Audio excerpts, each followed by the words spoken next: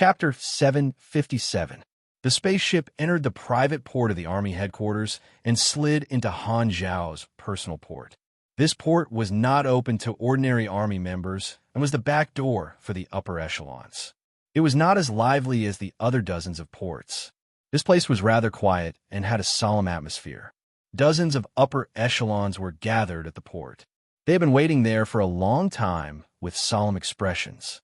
Among them, there were many calamity-grade supers fighting on the front lines. Due to the rumors of Han Zhao advancing to the beyond Grade A realm, the situation of the secret war took a strange turn. The two sides had been fighting for months, but as soon as this news came out, both sides tacitly gathered their troops and reduced the number of battles.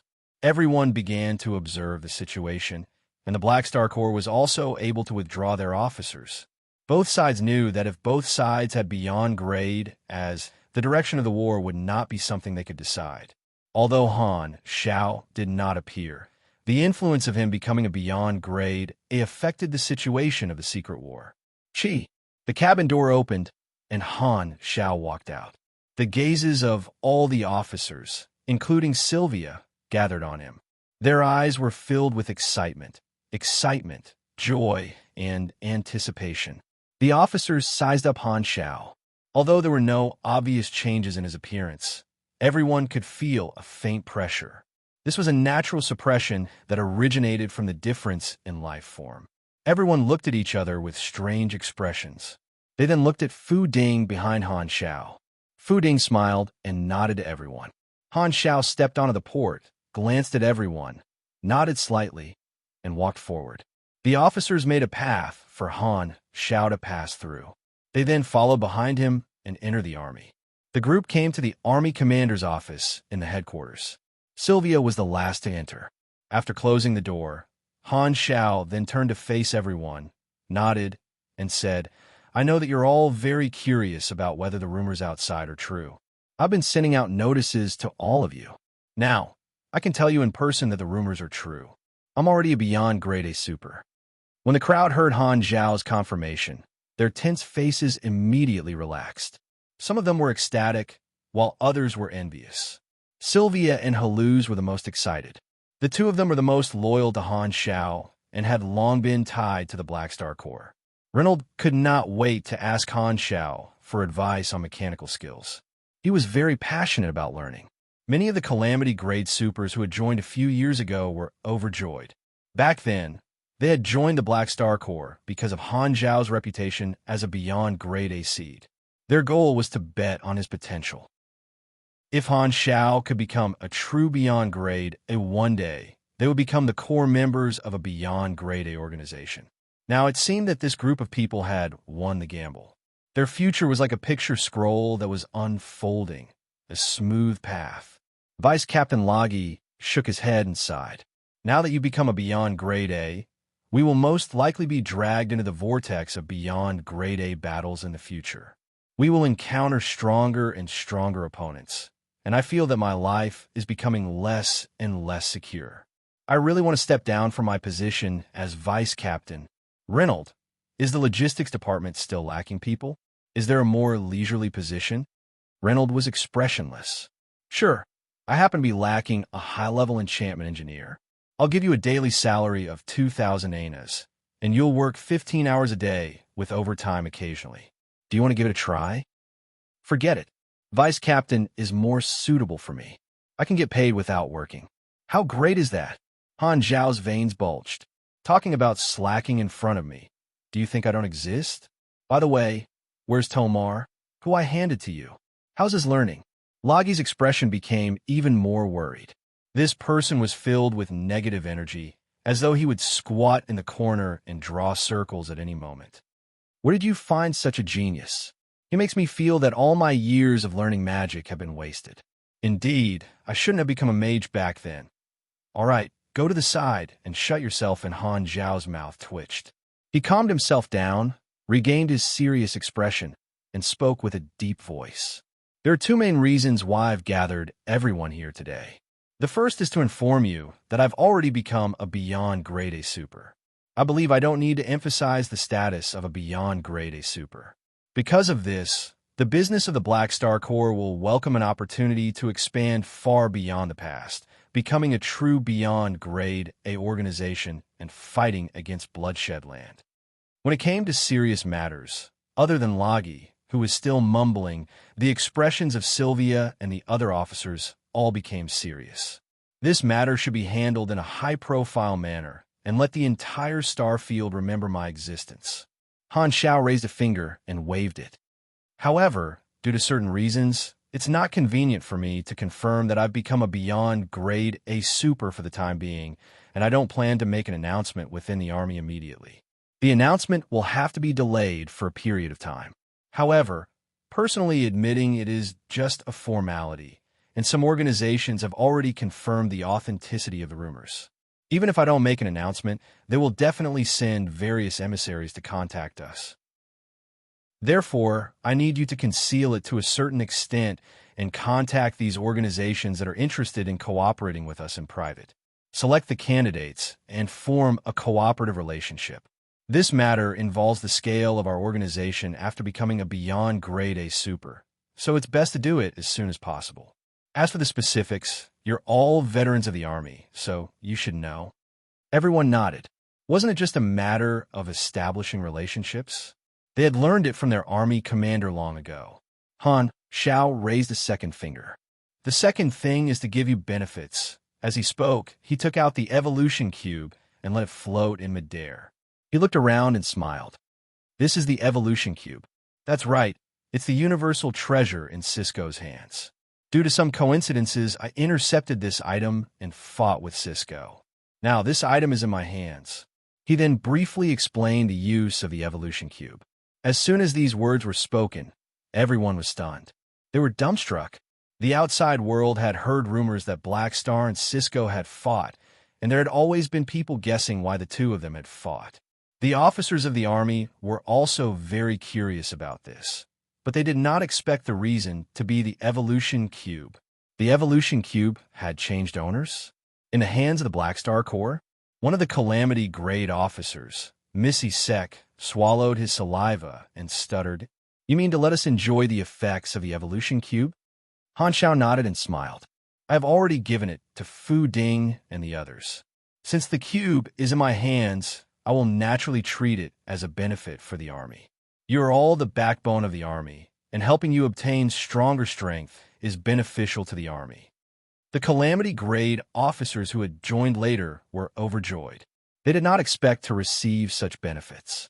For most of the Calamity grades, any method to increase their strength was something they were extremely passionate about. Lagi also did not remain silent.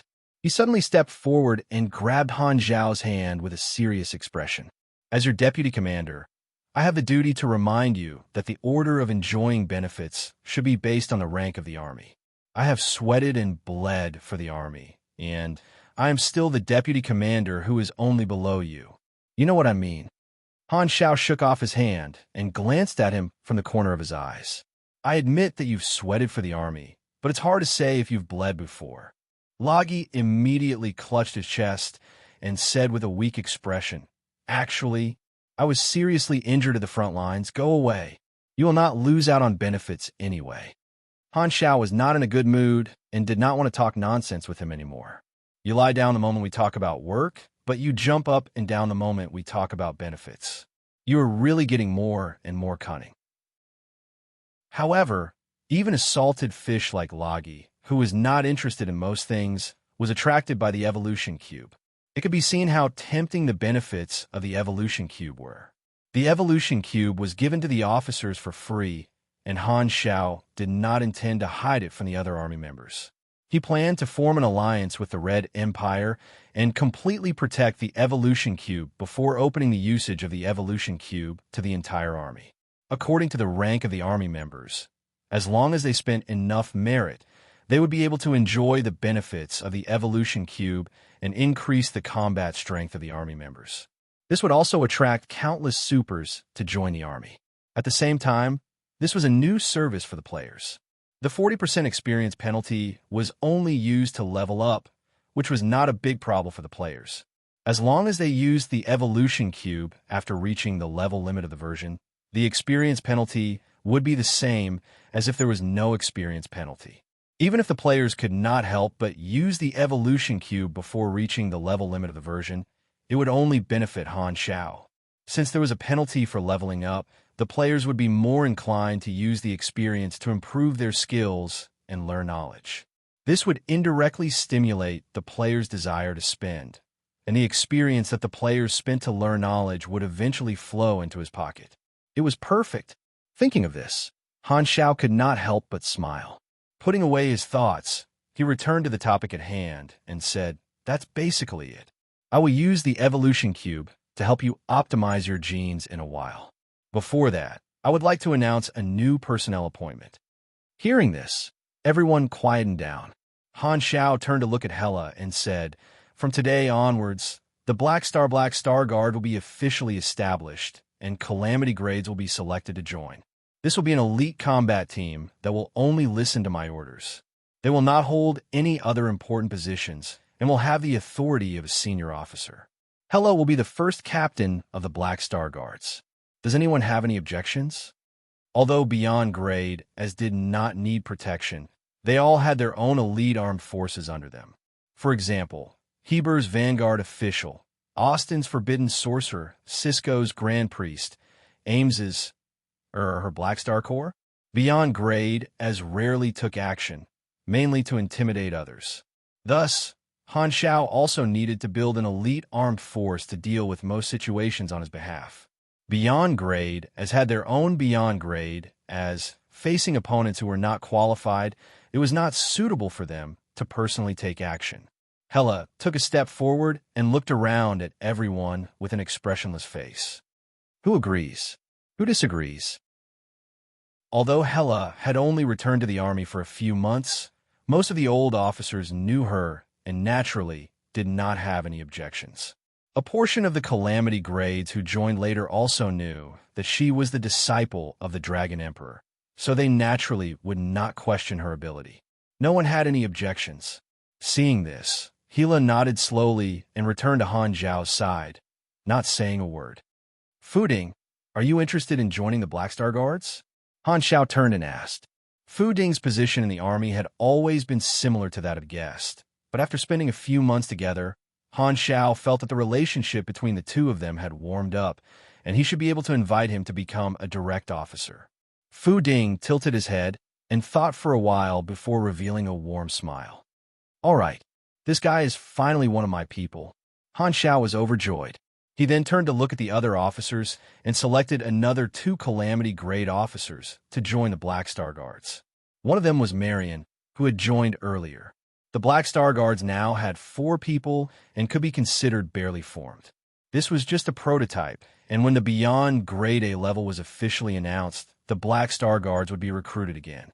After talking about official matters, Han Xiao activated the Evolution Cube and performed gene optimization on all the officers at once. As long as the energy output of the Evolution Cube was adjusted, it would be able to optimize many people at the same time. After completing all this, Han Xiao told everyone to disperse and locked himself in the machinery modification room. He began to build Beyond Grade A combat equipment in seclusion. This was the most important mission at the moment. No matter what, strength was the foundation. The other chores had to be prioritized after recovering his combat strength. The Mech Legion, personal mechanical suits, firepower weapons, and so on all had to be rebuilt and updated with Beyond Grade A standards.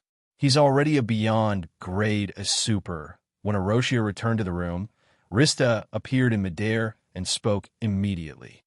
"He already has the ability to save our race. Aroshia, you have to find a time to talk to him." Aroshia slowly shook her head. "At the very least, we have to wait for him to get through the current crisis. Before the Black Star Corps stabilizes, he won't help. Why don't we wait a little longer? I've already waited for a long time. Thinking about how my compatriots are being oppressed by Manison every day, I don't want to wait a moment longer." Rista was a little dissatisfied. "I can see that Black Star has been holding us back." Aroshia calmly said, "I don't think that the 2 of us can make Black Star make up his mind to deal with another Beyond Grade A Super." She had already recovered her memories, and her past memories had completely merged with the current 3 personalities. She was still the same her, just not as muddle-headed.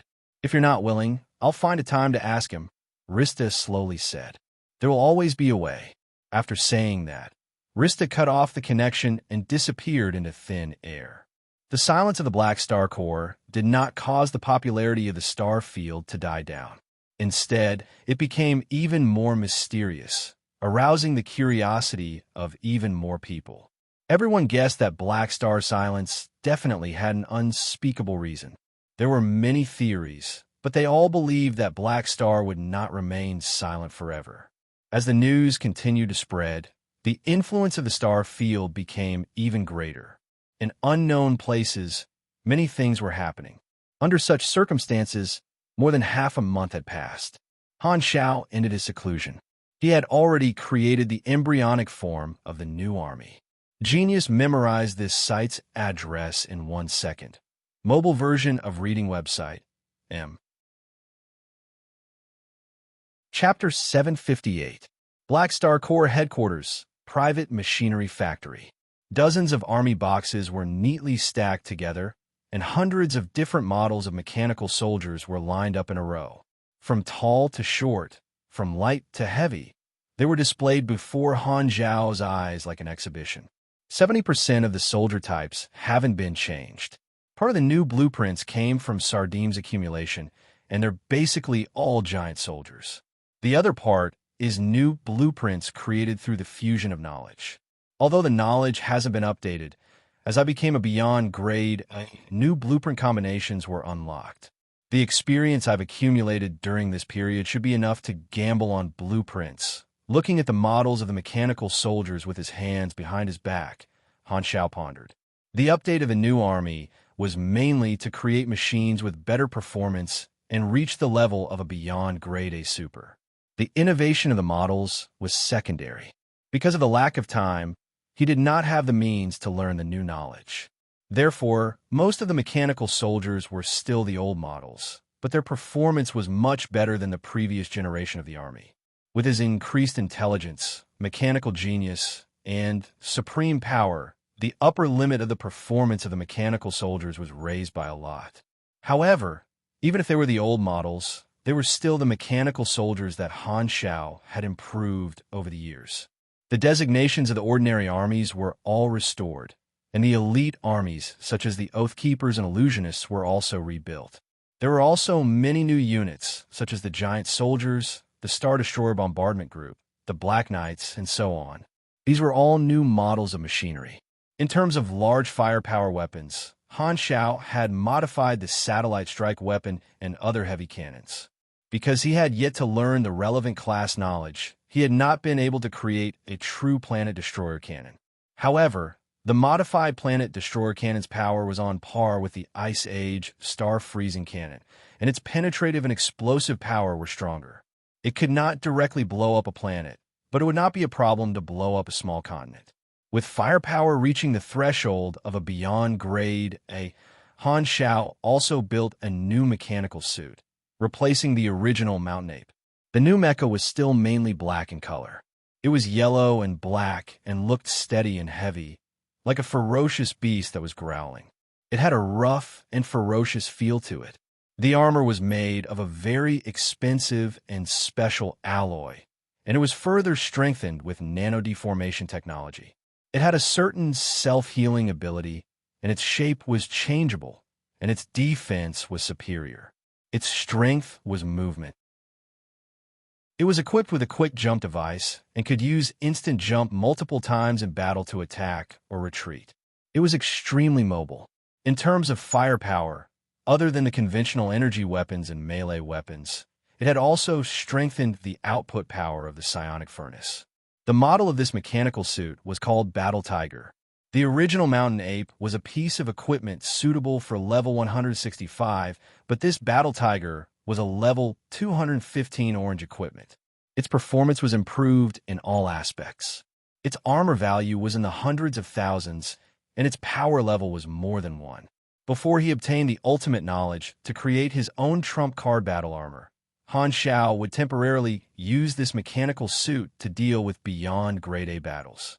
Among the supplementary abilities of the mechanical suit, there were many melee and charging abilities, mainly crushing strike, pounce, and grab. There was also a sonic attack named Tiger Roar, and so on. In terms of violence, it was above the mountain ape. Be it the power of the armor or the energy output, it was far higher than the mountain ape. It was a killing machine suitable for many battlefields. These machines have reached the beyond grade A combat level. As long as I stack them up, I will be able to fight normally. Han Xiao nodded. These were the normal combat methods of a beyond grade A mechanic. Some larger machines had not been built in time, such as Eternal Light and the new base. When he activated Secondary Dimension Army, he would be able to break through the restrictions of the compressed orbs. Then, he would not only be able to bring an army with him, but he would also be able to bring along large machines such as satellite bases. Boom! At this moment, the room shook slightly. What's the situation? Han Zhao's eyes narrowed, and he contacted Philip. What happened? Someone forcefully broke through the defense line of the headquarters and landed on the surface of the headquarters satellite. I will now connect to the satellite image for you. The next moment, Han Zhao's vision changed, and he connected to the headquarters satellite.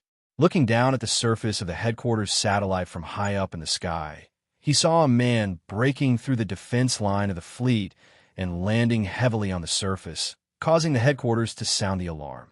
Countless army soldiers swarmed out like a tide and surrounded this person. Seeing the appearance of this person, Han Xiaoxin's heart skipped a beat. Hardaway, Master, your Black Star Guards have already rushed over. Do you want to deal with it personally? Han Xiao narrowed his eyes and suddenly raised his hand. The Battle Tiger mechanical suit turned into a stream of black particles and climbed onto his arm, turning into a bracelet. He then opened the door of the workshop and walked out.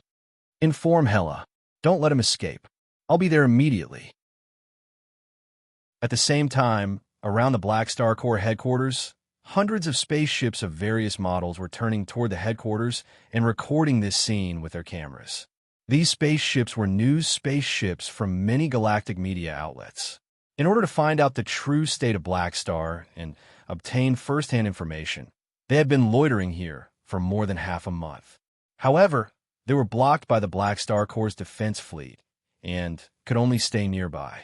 However, just a moment ago, a Calamity-grade super appeared and forcefully broke through the defense line of the Black Star Corps headquarters, landing on the surface of the headquarters satellite. This movement immediately attracted the attention of these galactic reporters, and everyone became alert.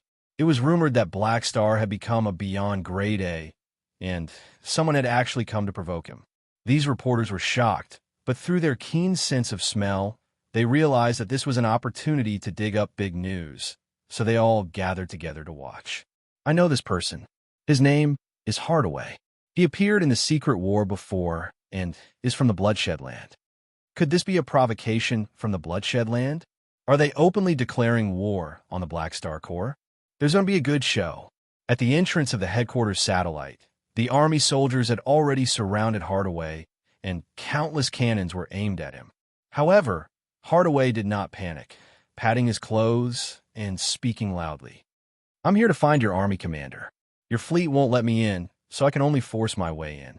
Because Han Xiao had given the order before he went into seclusion, he would not accept any visitors for the time being. These chores were all handed over to Sylvia and Haluz, and the defense fleet faithfully carried out this order. Even though Hardaway had announced his name, he did not receive any special treatment, so he had forced his way in. This was intentional. This time, a red light shot over from afar and landed in front of Hardaway. It was Hela. Don't move. Hela's face was cold, and her aura was overflowing with red light, attracting everyone's attention. Hardaway stopped in his tracks, sizing up Hela seriously. Who are you? Black Star's Black Star Guards Captain Hela. Black Star Guards? Hardaway's eyes sparkled. I haven't been in a good state for the past few days, and I suddenly had a social engagement tonight. I only wrote half of today's post. I'll post the rest when I get home tonight. Sorry. Remember the mobile version of the website. $7.67 an ounce, 1. Page 1/1. Bookmark for easier reading. Chapter 759. This was the first time Hardaway had heard of the Black Star Guards of the Black Star Corps. However, he was not unfamiliar with Hela. For a period of time, Han Shao had brought Hela to many front lines of the Secret War. Before Hardaway left Bloodshed Land, he had browsed through the intelligence on Hela. This was the first time they had met. He glanced around and saw that the army's warriors had blocked off all paths of retreat. Warships were floating above their heads. "Where is Black Star? I want to see him," Hardaway shouted. Hela acted as though she did not hear him and coldly said, "Our army commander is not someone you can meet just because you want to. Hadavi, you ambushed our army headquarters. Surrender immediately." Hearing this, Hardaway's gaze returned to Hela. He narrowed his eyes and said, "Otherwise, what? You're going to capture me?" "Who?" Hela had long since lost her patience. Hearing this, she brazenly took action. Blood-red energy gushed out and blasted into Hadavi's chest, sending him flying into the air and exploding in a circle of blood-red shock waves. The light dissipated, and Hardaway floated in midair. His frivolous expression disappeared, and his expression became serious. As a famous Beyond grade, a seed in the Shattered Star Ring, an ordinary Calamity grade would not be able to hurt him at all. However, a casual attack from Hela had caused a portion of his body cells to lose their activity due to the impact of death energy. It was as though his life force had been sucked away.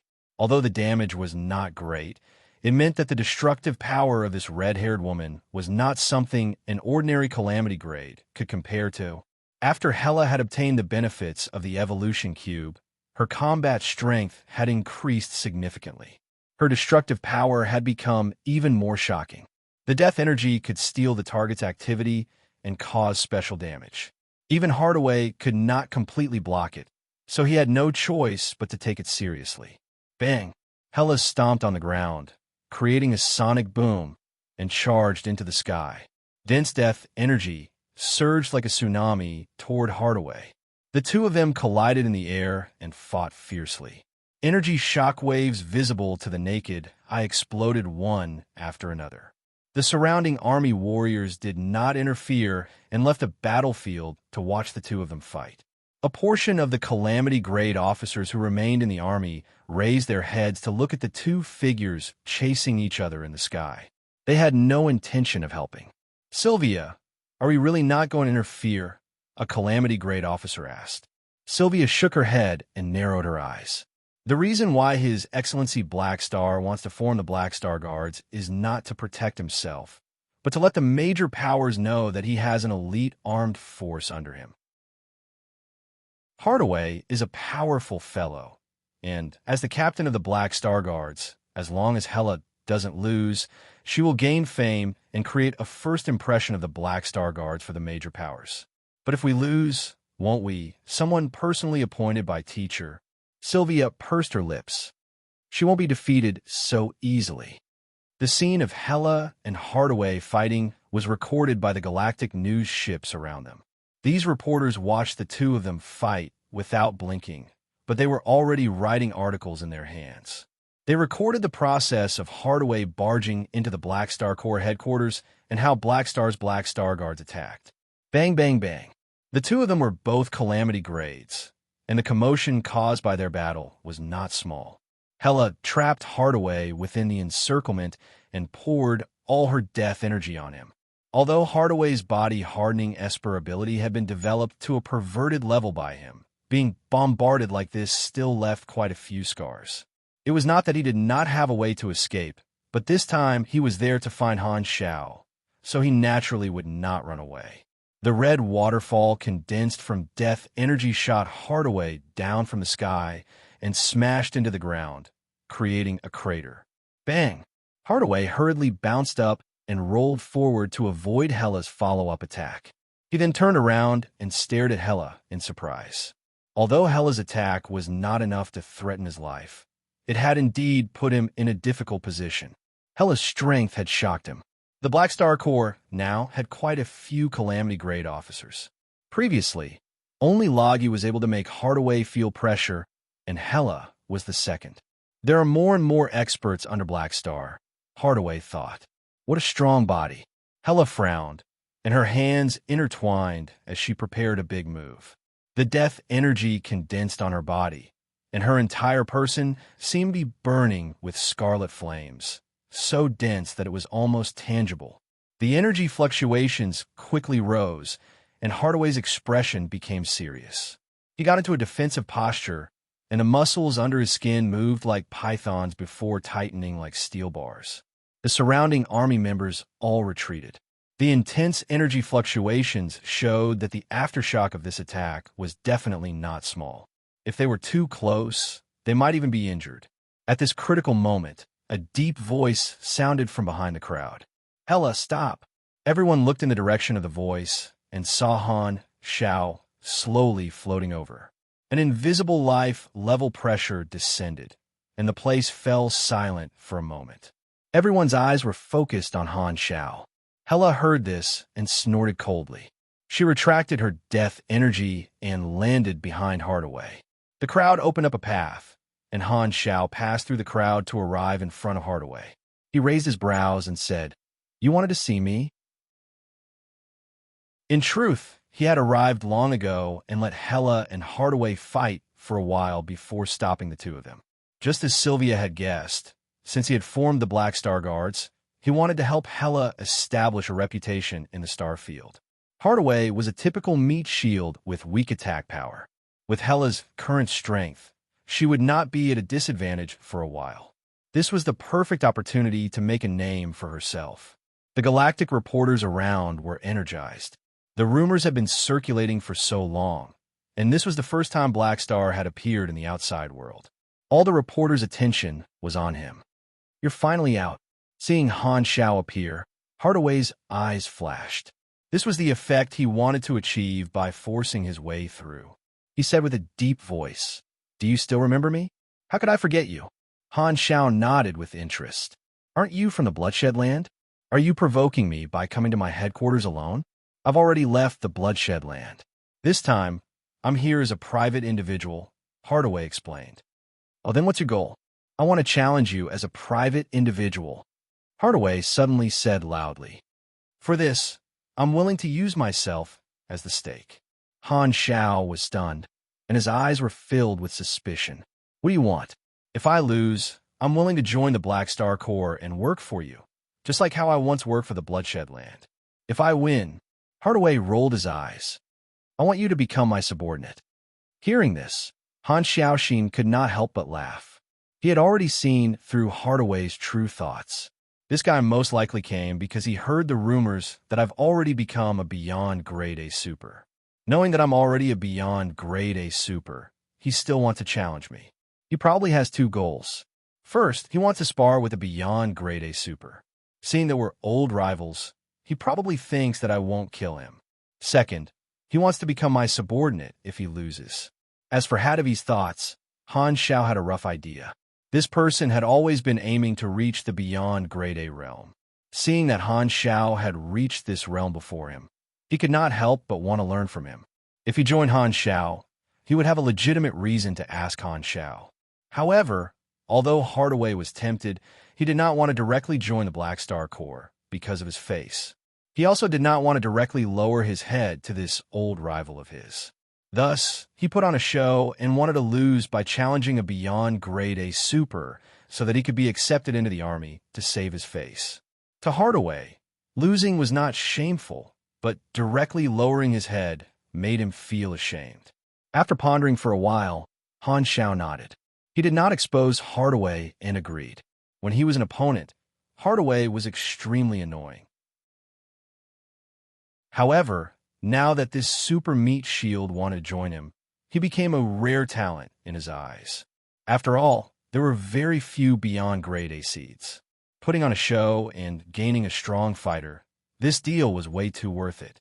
Furthermore, Han Xiao felt that he could use this opportunity to announce his beyond grade A strength to the star field by subduing Hardaway. With Hardaway's confirmation, his influence as a beyond grade A super would be even greater. He had already created the prototype of the new Mech Legion and could adapt to the battle between beyond grade As. Furthermore, the tyrant would not allow him to drag this out. Han Xiao knew the enemy's thoughts like the back of his hand. If this dragged on, Clint would announce that they did not dare to announce it because they were afraid of the tyrant.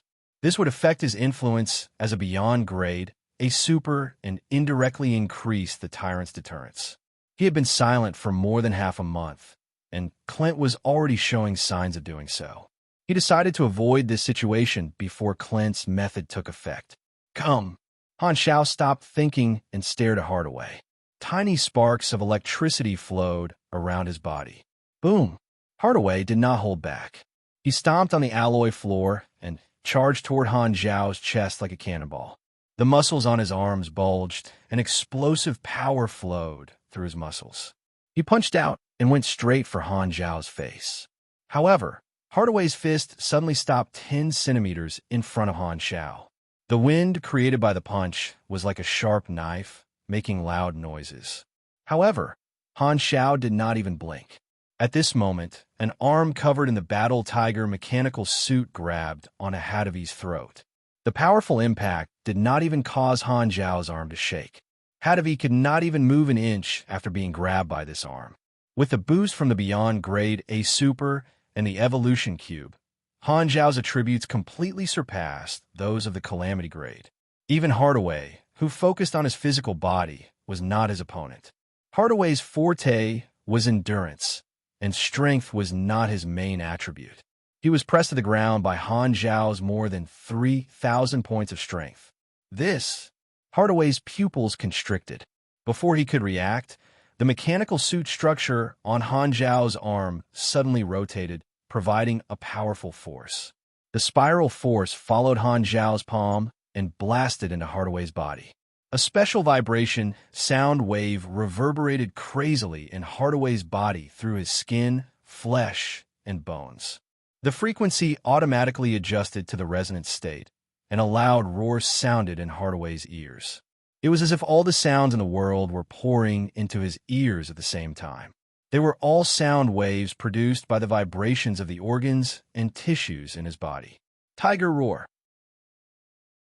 Restricting the special vibration sound wave within the target's body, directly using the target's body as a medium to form a special frequency vibration attack. The armor-piercing and vibration effects were extremely strong. It could be used in both close combat and long-range combat. In a vacuum environment, it could only be used in close combat. This was an attack device that Han Xiao had imitated Stephanie's Esper ability. Pooh! Hardaway spat out a mouthful of blood. Because it was not true damage, he was not immune. Immediately after, Han Xiao grabbed his throat with one hand and threw him to the ground. Bang! Hardaway smashed a hole in the ground and was embedded in it. Without waiting for him to get up, Han Xiao put his hands together and a dazzling electric light flowed out of his body. The scatter mechanical force merged with the alloy surface. Rumble! The next moment, the alloy surface suddenly moved.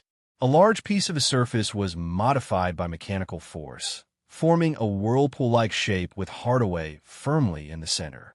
Layers of metal made the whirlpool rise, turning into a metal spiral mountain. The powerful pressure made Hardaway almost unable to move. Pa! Han Xiao snapped his fingers, and 2 planetary strike cannons opened up behind him. The muzzles were raised and locked onto Hardaway, who was controlled by the metal spiral mountain. If he fired from here, the energy cannons would shoot into outer space and would not destroy the headquarters. The muzzles of the cannons lit up, and an energy that made everyone's hair stand on end began to brew. My destructive power is completely different now, Han Xiao said slowly. If these 2 cannons hit you, you might be crippled. Admit defeat. Hardaway swallowed his saliva and was shocked. He had come to challenge Han Xiao because he wanted to see the difference between the Black Star and the Black Star of the past. In the end, he realized that the difference between the two of them had become a huge chasm. It seemed like he did not even have the qualifications to make Han Xiao take him seriously. Is this the change of a Beyond Grade A? Hardaway's heart became more and more excited. I admit defeat. Hardaway took a deep breath and decisively admitted defeat. Han Xiao had expected this, and turned around without changing his expression. Hella, take him down first. Clatter. The metal spiral mountain collapsed, and Hardaway landed on the ground. Hella immediately walked over and put on a pair of electromagnetic shackles. They did not have much effect and were mainly for show. She then escorted him into the army and left the scene. Han Xiao then turned around to look at the hundreds of news ships around him. He tilted his head and connected to the quantum network. The many reporters on the ships were recording and writing about how easily Han Xiao had subdued Hardaway. At this moment, every screen on every ship suddenly flashed, and Han Xiao's face appeared. Everyone was shocked. Then, Han Xiao's voice came from every screen. I know, you guys have been loitering nearby, because you want to hear the recent rumors from me personally. Yes, I'm already a Beyond Grade A Super. Please help me officially announce it to the entire star field. As soon as he said that, Han Xiao disappeared from all the screens, and the original interface was restored. The mouths of the reporters were slightly agape. They quickly rushed to the porthole and looked at the Black Star Core satellite. Han Xiao had already turned around and entered the headquarters, leaving behind only his majestic back. It's confirmed. Black Star confirmed it himself. All the reporters were overjoyed. After waiting for so long, they finally got first-hand news. After all, rumors were limited. However, an official announcement was different. Rumors ignited the flames of curiosity in the entire star field, and Han Xiao personally announced his status to the entire star field. This was equivalent to pouring oil on the fire. By personally creating momentum, the influence of a new Beyond Grade A Super would reach the peak. Recommended book, Building a Ninja Village in the Devil Era. Take the Naruto mobile game system and travel through the Devil Era in Japan. Build a ninja village, recruit ninja families, and develop top-notch ninjutsu. Are you afraid when you see the 10-tailed Jinchuriki behind me? Genius memorized this site's address in 1 second. Mobile version of reading website. Chapter 760. Hardaway was brought to her room by Hella and tied to a chair. Hella stood at the side with her arms crossed, staring coldly at Hardaway. Wait here. Black Star will be here soon. Hardaway did not struggle and sat there for a while. As if he felt that the atmosphere was a little cold, he looked up at Hella and curiously asked, What's your Esper ability? I've been in the Shattered Star Ring for many years, but I've never heard of you before. An expert like you shouldn't be unknown. What civilization are you from? Hella ignored him and did not intend to answer. Hardaway laughed dryly and said, Seems like you don't like to communicate with people. This time, the door opened, and Han Xiao walked in. He smiled and casually said, She's my compatriot. We're both Blue Star people. She has been training with Ames and only recently came out to help me. Dragon Emperor's student? Hardaway was stunned. He looked at Hella with envy. Blue Star was a surface civilization, and there were actually people like Black Star and Hella. Hardaway could not help but be surprised. Crack. Han Xiao moved his finger and removed the restraints on Hardaway. He suddenly said, Okay, you can go now. Hadavi was stunned, and his jaw dropped. You want me to leave? That's right. Han Xiao smiled. No matter what, we've fought so many times, and I recognize your strength. I'll let you go this time. Let's call off the bet. No. Hardaway stuttered. I'm a man of my word. Since I've lost, I'll definitely fulfill my promise and work for you. An expert like you shouldn't become someone's subordinate because of this. Han Xiao held back his laughter and said seriously, I'm a Beyond Grade now, but I still have respect for a Peak Calamity Grade Super like you. I won't force you. Hadavi was so anxious that his face turned red. He had originally thought that his plan had succeeded, and he would be able to join Black Star through the bet. However, he did not expect that Black Star would reject him like this. Furthermore, the reason was so ridiculous that he did not know what to say. You, Hadavi stuttered, unable to open his mouth. Directly say that I want to work for Black Star? Hardaway felt a little embarrassed. However, walking away just like that was not in line with his goal. He was in a dilemma and did not know what to do. Seeing this, Han Xiao smiled and said, I won't tease you anymore. If you're willing to join the Black Star Corps, I'll welcome you very much. If you want to use such a clumsy trick to fool me, then let's not talk about it anymore." Hardaway's face turned red. You already know? His thoughts had been seen through. He was so embarrassed that he only wanted to find a hole to hide in. Even Gila, who was standing at the side expressionlessly, could not help but smile at this scene. Han Shao raised his brows and said slowly, "Then I'll officially invite you. Hardaway, my army needs you. Are you willing to join me?" Hardaway found it difficult to speak. His lips trembled as though he had used all his strength to squeeze out his answer. I'm willing." After saying it, Hardaway felt his entire body go soft. It was as though he had gone through 10 battles of life and death. "Okay." Han Shao nodded and smiled. "On behalf of the army, I welcome you to join us." Seeing that Han Shao was no longer teasing him, Hardaway heaved a sigh of relief. Suppressing the shame in his heart, he asked, "What position do you need me to take?" Han Shao thought for a while before pointing at Hela. "You'll join the Black Star Guards and listen to her orders." With Hardaway's fame, joining the Black Star Guards would indirectly increase the prestige of the Black Star Guards. Black Star Guards? Hardaway scratched his neck. "All right, but I have a request. I hope you can impart some of your experience regarding the Beyond Grade A realm to me." Han Shao nodded, then shook his head and pretended to be serious. "The advancement of every Beyond Grade A is different. Everyone has their own path, so I can't impart my experience to you. However, I'll allow you to spar with me and feel how extraordinary a Beyond Grade A is. It might give you some inspiration." "Is that so?" Hardaway nodded helplessly. "All right." Although it was a little different from what he had imagined, being able to spar with a Beyond Grade A super was in line with his expectations. He had always liked to squeeze out his potential through battle. Ordinary people would not be able to make him feel threatened, but facing Black Star, Hardaway would always recall the fear he felt when facing a wild beast when he was at his weakest. This fear was the best catalyst for his potential. Han Shao waved his hands and told Hela to bring Hardaway to meet with his other companions. He now had a total of 5 Black Star Guards. Among them, Hela, Hardaway, and Fu Ding were the strongest. They were all high-level calamity grades. The other 2 were Marion and a pugilist called Deluno. Their combat strength was also extraordinary. Although they could not be considered big bosses among the calamity grade supers, they were at least at the level of small bosses. From this, it seemed that the members of the Black Star Guards were all elites. After dealing with Hardaway, Han Shao called Sylvia over to discuss the expansion of the Black Star Corps.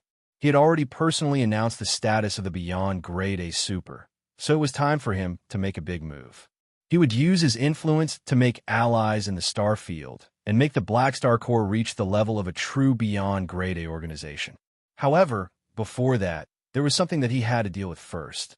"Sylvia, help me prepare a fleet. I'm going out." "Okay. Where are you going, teacher?" "Floating Dragon Island." Han Shao paused for a moment, and his tone was inexplicable. Countless galactic media outlets published the news that Han Shao had personally announced that he was a Beyond Grade A super. In an instant, 95% of the news channels in the Shattered Star Ring were talking about this matter, setting off a new wave of public opinion in the star field. With the official news confirming it, this matter was already confirmed. During this period, almost all the media outlets in the Shattered Star Ring were flooded with this news.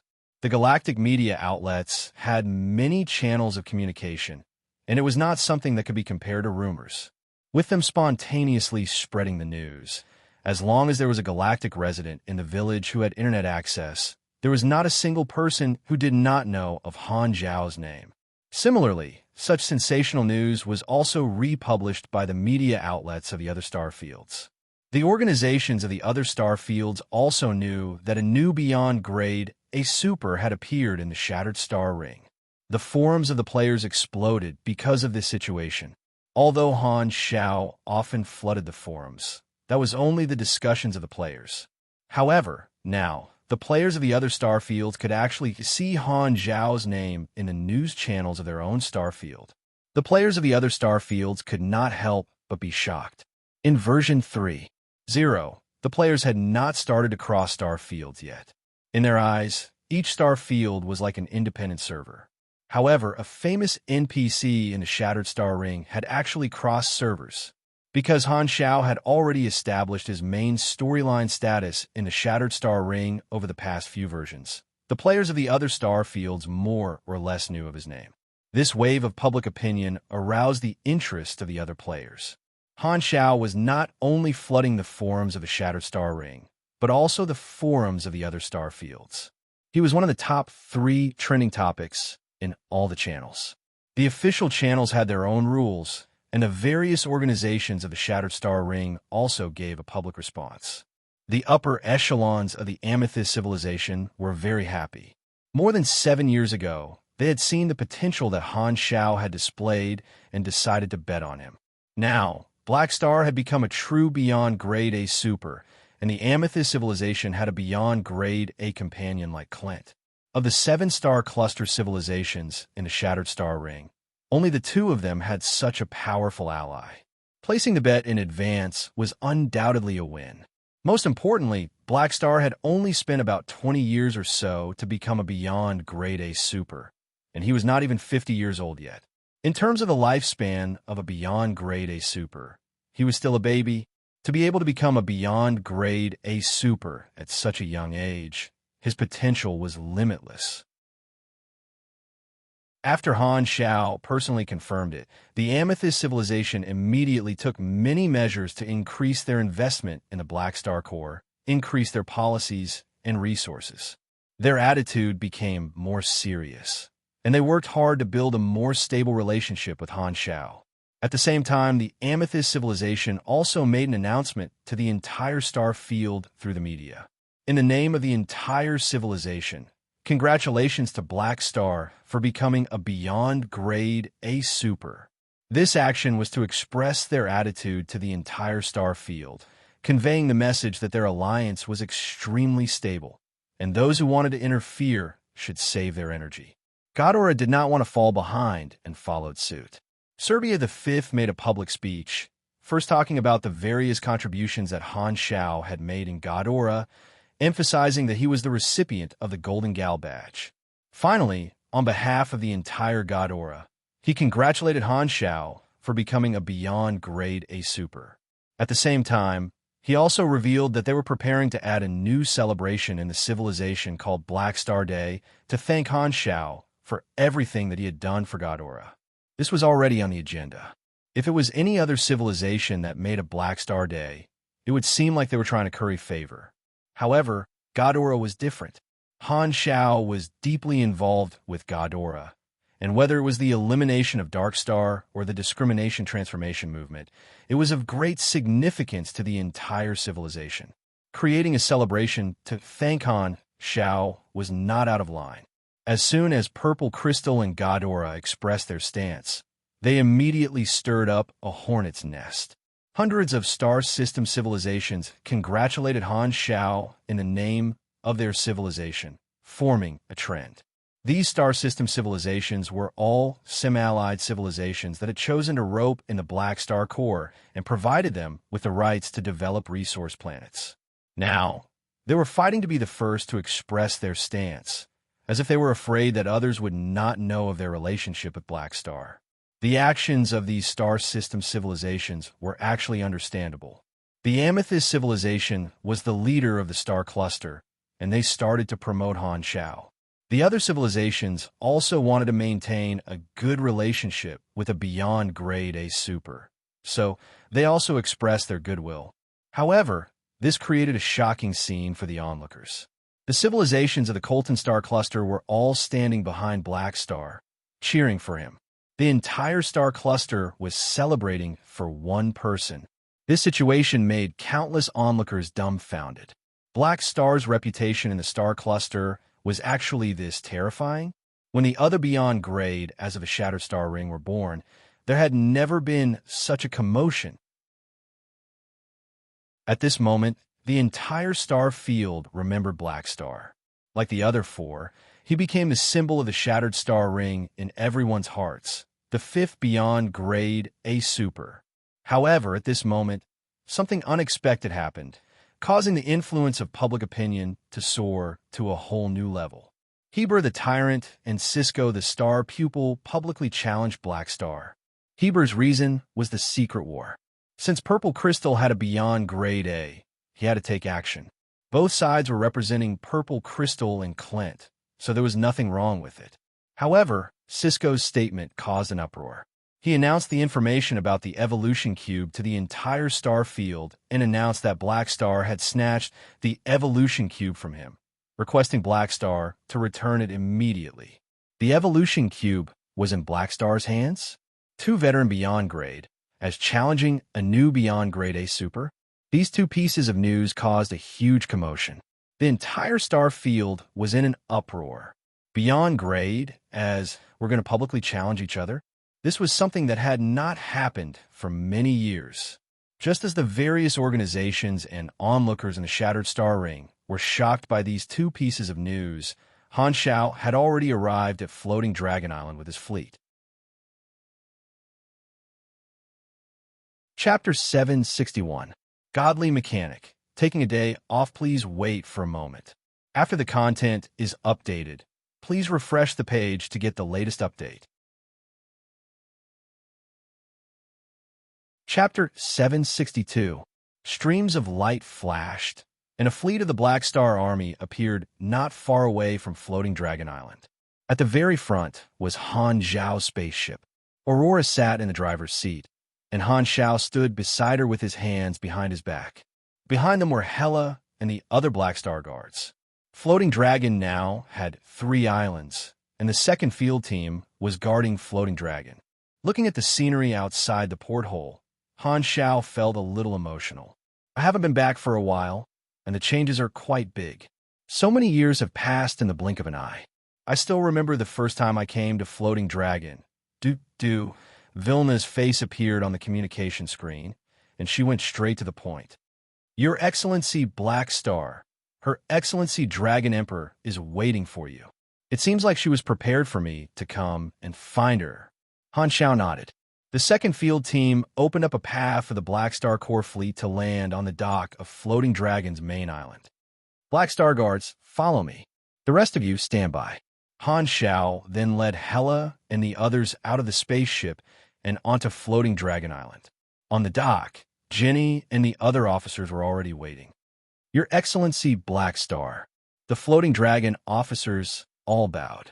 Although Han Shao was once their colleague, Han Shao had become a Beyond Grade A Super, and his position in the galaxy far exceeded theirs.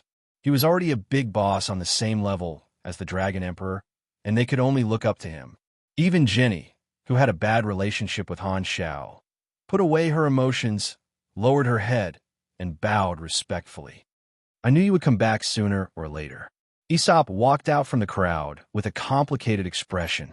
This day still came. Han Shao looked around and scanned the faces of his colleagues.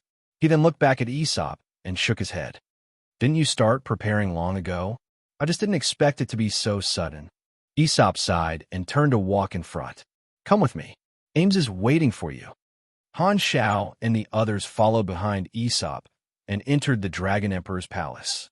When they arrived at the main hall, they saw Ames sitting on the floating dragon bone throne.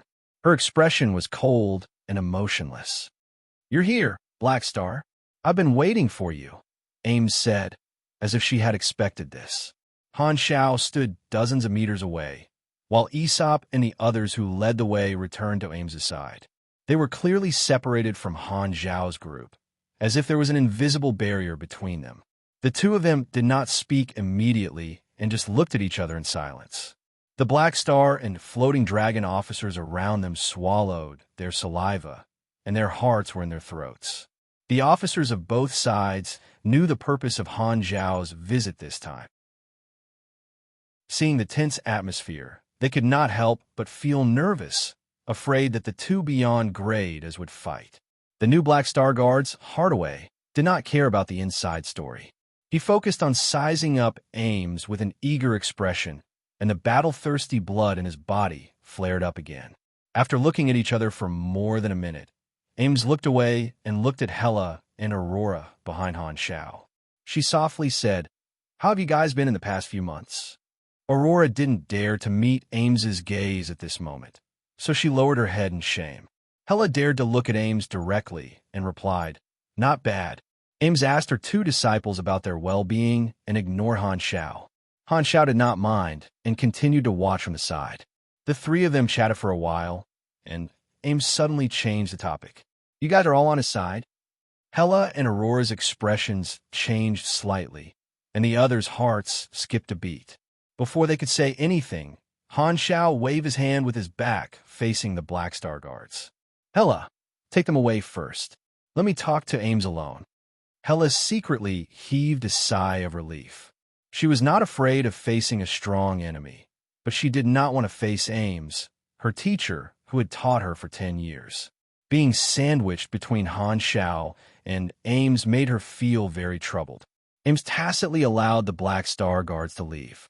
Upon seeing this, although Aesop was unwilling, he could only give Wilsander and the others a look and leave with his officers.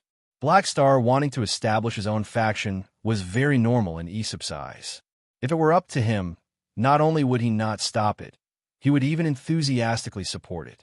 Unfortunately, Ames was the one in charge. She had always been willful, and Black Star was the officer she had relied on the most.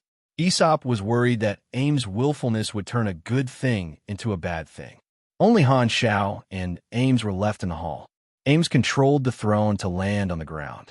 Her long black dress dragged behind her as she walked in front of Han Xiao. Her beautiful eyes stared at Han Xiao, and her expression gradually became complicated. "When I first met you, I never thought that one day you would be on the same level as me." Hearing this, Han Xiao's eyes flashed. The memories of their first meeting more than 10 years ago resurfaced in his mind. At that time, Ames was high above, controlling his life and death. Compared to her, he was as small as a speck of dust. Today, more than 10 years later, he was standing in front of Ames as an equal. Everything is still in the process of development. Everything is possible. Han Xiao started with a materialistic argument right from the start. Ames smiled gently. "I know this feeling. A long, long time ago, I never thought that one day I would become a beyond grade A." Han Xiao stroked his chin and did not speak. After pausing for a while, Ames asked in a tone as though she already knew the answer. "Why are you looking for me today?" "There are three main things." "Three?" Ames raised her brows slightly. "What's the first thing?" Han Xiao took out the evolution cube. "This treasure is in my hands now. I plan to let you and all the officers of Floating Dragon enjoy the evolution cube." Ames was a little surprised and did not answer immediately. Instead, she asked, "What's the second thing?" "I request to leave Floating Dragon and establish my own Black Star Corps," Han Xiao said directly, without hesitation. "Humph, that's your main purpose today, right?" Ames snorted, but was not angry. She had been mentally prepared for many years, but hearing Han Xiao say it personally still made her feel a little uncomfortable. She said expressionlessly, "I have a question to ask you." "Speak.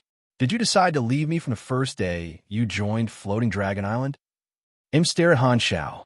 When she visited the Black Star Corps headquarters a few years ago, she already knew that she was not suitable to be Han Xiao's leader.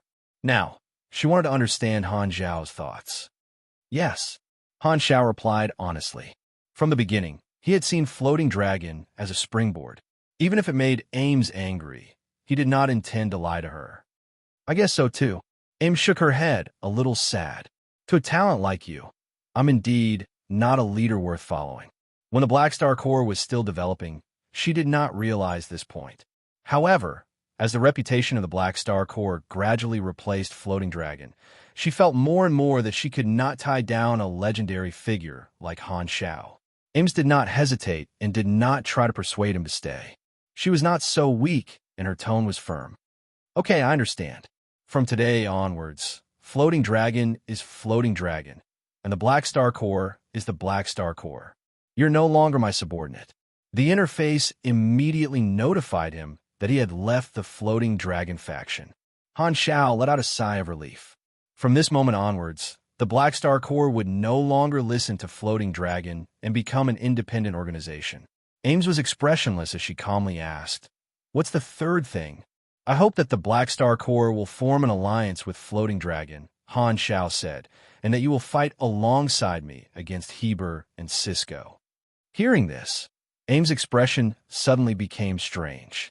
She had heard about the Beyond Grade A battle that had shaken the Shattered Star Ring recently, but she was surprised by Han Zhao's actions. Since you want my help, why did you establish your own organization first? If you still stay on Floating Dragon, you know that I will definitely help you. Han Shao smiled and said in a carefree tone, I know, so I gave you a chance to choose. Ames was stunned for a moment before suddenly understanding what Han Shao meant. Her expression became complicated. The way she saw it, if Han Shao stayed on Floating Dragon, he could tie the two of them together and guarantee that she would help him deal with the other two Beyond Grade As. However, Han Shao did not use his identity as an officer of Floating Dragon to do so, but established his own organization first before asking her for help. This meant that Han Shao did not want to make use of her. Otherwise, he could have used Floating Dragon's strength to deal with Heber and Cisco first before establishing his own organization. This was equivalent to squeezing all of her value before leaving. In fact, before this meeting, Ames had considered this possibility. In fact, if Han Shao really did so, she did not know if she would reject him or not. However, the direction he was taking now surprised her. Aren't you afraid that I will reject you?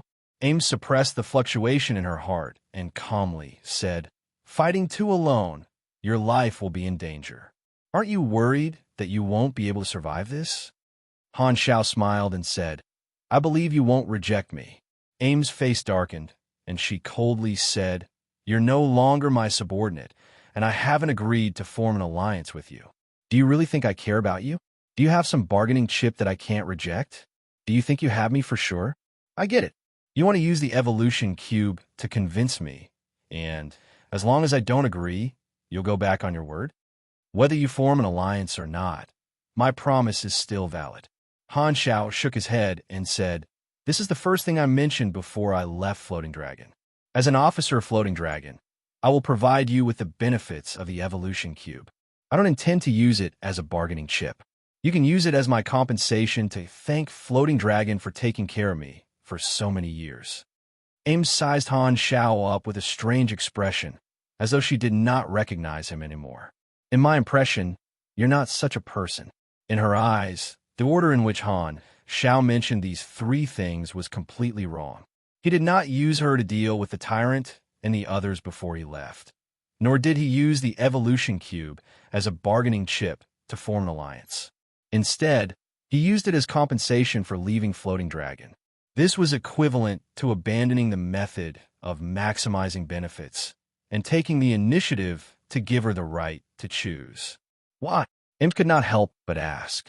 Han Zhao's actions had completely overturned her impression of him. Han Shao smiled. I just feel that between us there shouldn't be so many calculations of benefits.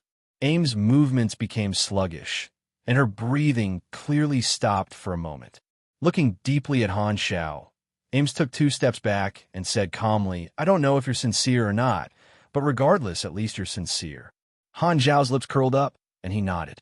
It seems like we've reached a consensus. I agree. I'll form an alliance with you. Ames' eyes flashed, and she slowly said, Furthermore, I've wanted to fight with Heber again for a long time. Although you're a new Beyond Grade A, with your strength, I believe you won't be a burden. Haha, you're still the Ames in my impression.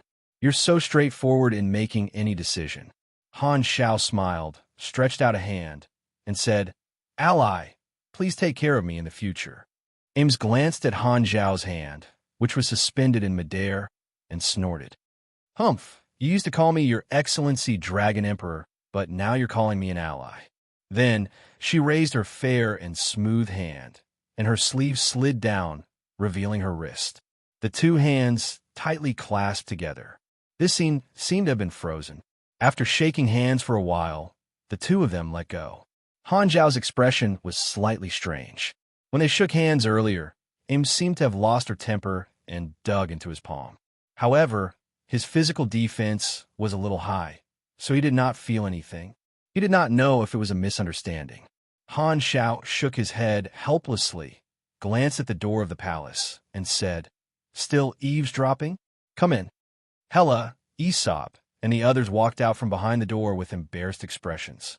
They were worried that the two of them would fall out, so they did not really go far and had been eavesdropping outside. Now that they were called in, they felt a little embarrassed. Actually, their little actions could not escape the senses of a beyond grade A, but Han Xiao and Ames were too busy talking to care about it. Seeing that the two of them had settled things peacefully, the atmosphere relaxed, and everyone heaved a sigh of relief. Although the Black Star Corps had left Floating Dragon Island, the two of them had formed an alliance, so they were still on the same side. The relationship between the officers of both sides was not bad to begin with. Aesop was even more relieved.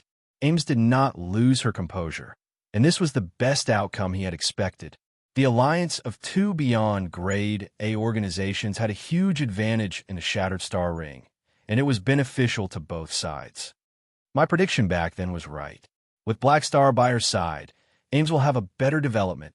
Aesop nodded. He had thought that Black Star would become the Dragon Emperor's right-hand man and help her reach a higher level.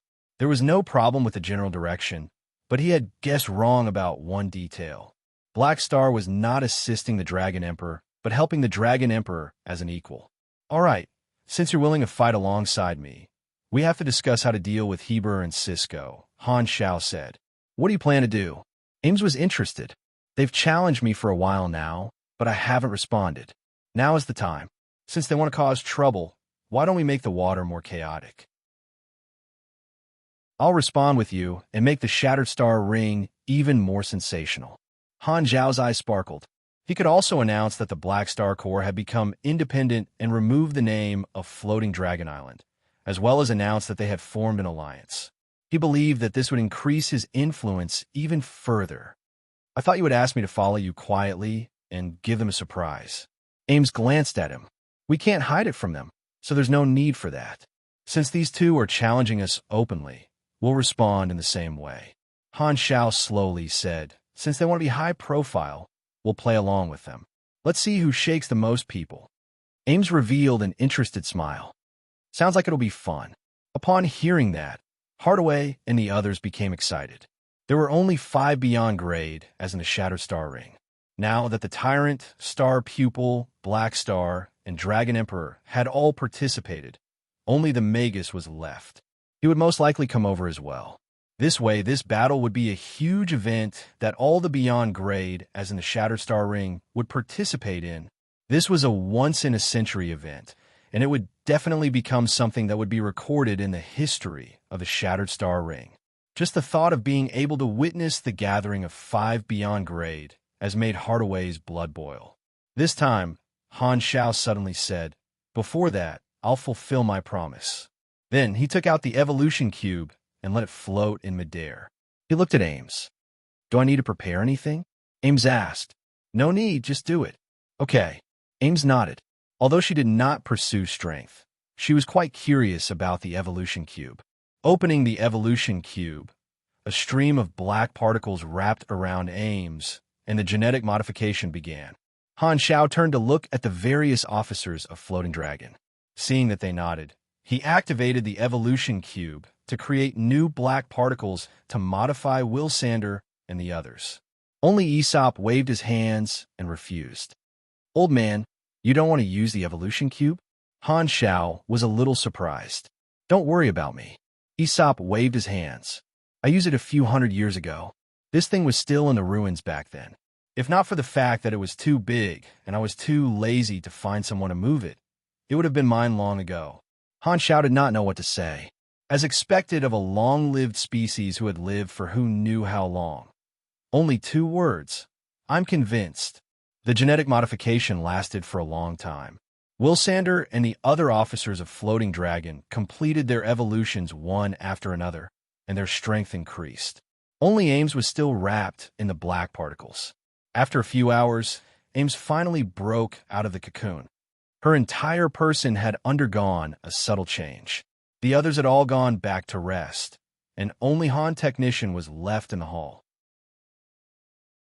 He had occupied Ames' throne and was sitting on it, browsing the silly pictures on the forums for fun. Seeing this, He closed the interface and walked to Ames with a curious expression. "How do you feel?" Ames did not answer. She frowned as if she was feeling something. Suddenly, her figure disappeared into thin air. Han Xiao was stunned. He suddenly felt the space around him fluctuate. Without saying anything, he released all his senses. At his level, other than sight, hearing, touch, and so on, he could also sense all kinds of special phenomena, such as various spectra, radiation, energy waves, and so on. His senses were very rich. After releasing all his senses, Han Xiao was slightly stunned. In his void vision, Ames was walking in the void dimension, curiously circling around him. "You can enter the void dimension?" Han Xiao was surprised. He also walked into the void dimension and stepped into the boundary between reality and the void dimension. "Seems like this is my new ability." Ames was excited. Floating Dragon Island was built on the bones of the Void Dragon race. Ames had also consumed the Void Dragon marrow before, so there was a certain amount of Void genes in her body. Through the catalysis of the evolution cube, she mutated and obtained some of the abilities of the Void race.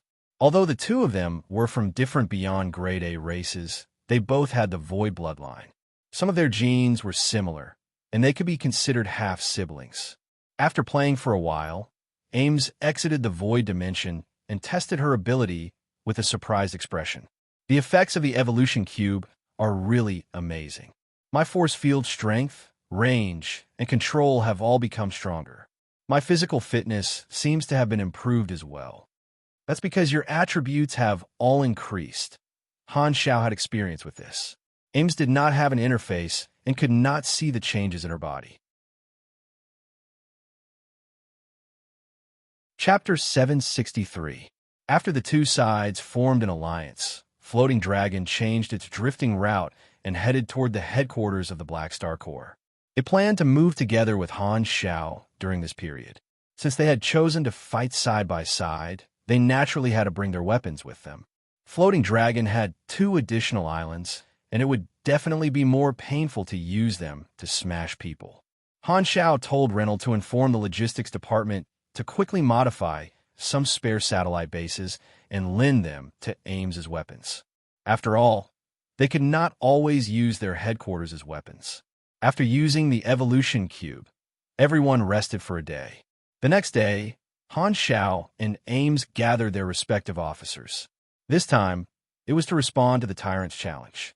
Before making a public response, Han Xiao decided to contact the Tyrant privately. After fighting the secret war for so long, the two of them had never contacted each other. The last time they met was at the Tyrant's party more than 10 years ago. At that time, he was only Ames' follower, and Heber had even tried to invite him to join the Bloodshed Land. Han Xiao did not have the Tyrant's private communication number, but Ames had it in her contact list. This time, he borrowed Ames' communicator to talk to Heber, and Ames did not have any objections. Looking at the officers around him, Han Xiao opened Ames' communicator and pulled the Tyrant's number out of the long-term blacklist. Because of Heber's frequent courtship, Ames had always blocked the Tyrant's communication. Han Xiao sent a call request to the Tyrant. Beep beep. After a few seconds, the call was connected, and Heber's figure turned into a 3-dimensional projection and appeared on the communicator. "Ames, are you ready to accept me?" Black Star?" Heber frowned. It was a call from Ames. He had thought that Ames, who had been blacklisting him, had finally thought it through and agreed to become his spouse. He did not expect it to be a call from Black Star. "Ames has formed an alliance with you?" Heber quickly reacted. Han Xiao nodded. Heber narrowed his eyes, but no emotions could be seen on his face. Since a few years ago, many organizations have been secretly spreading rumors of the Black Star Corps splitting up with Floating Dragon Island. After Han Xiao became a beyond Grade A super, Heber knew that splitting up was almost inevitable. The best result would be for Black Star and Floating Dragon Island to become enemies, and the result he did not want to see the most was for the two to form an alliance. "It seems that the little tricks of those forces were unable to shake your friendship," Heber said indifferently, his tone unhurried. "You don't seem to panic at all." Han Xiao raised his eyebrows. "To me, it makes no difference." Heber said slowly, "Tell Ames that I'm giving her one last chance. If she's willing to stay out of this, I can ignore her. Otherwise, I won't go easy on her. Don't think too highly of yourself. No one asked you to go easy on her, Ames said coldly. Heber ignored her and continued to stare at Han Xiao.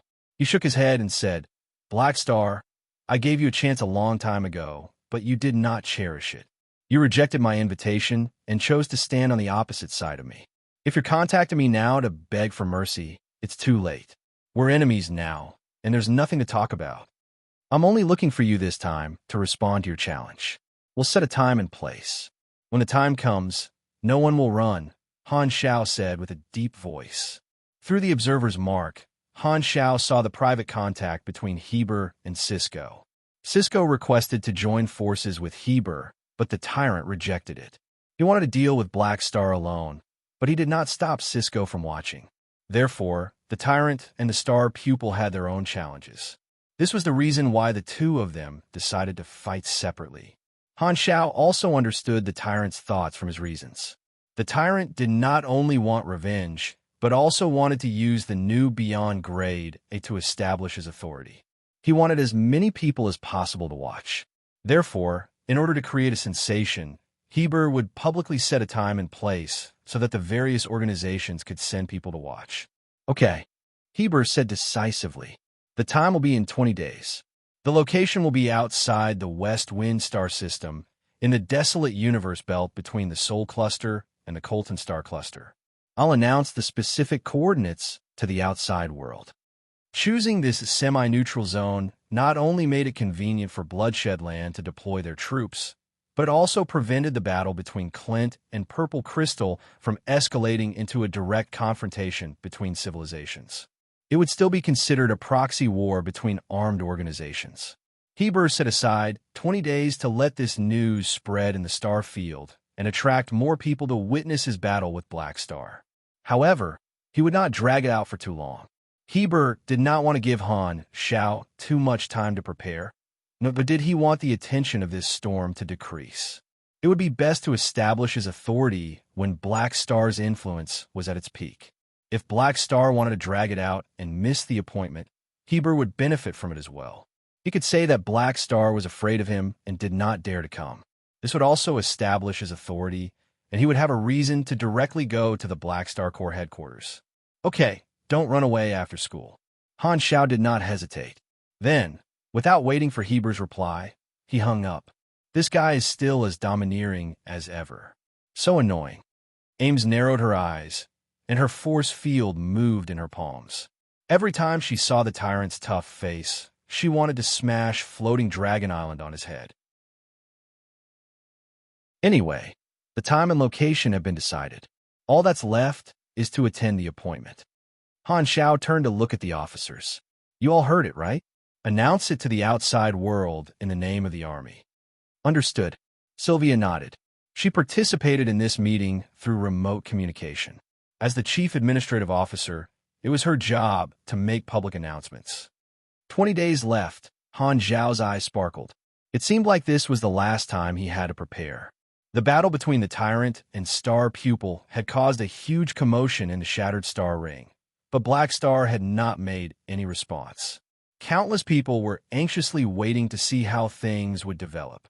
Due to the commotion caused by the battle, many supers who had originally planned to join the Black Star Army held back their restless hearts and waited patiently.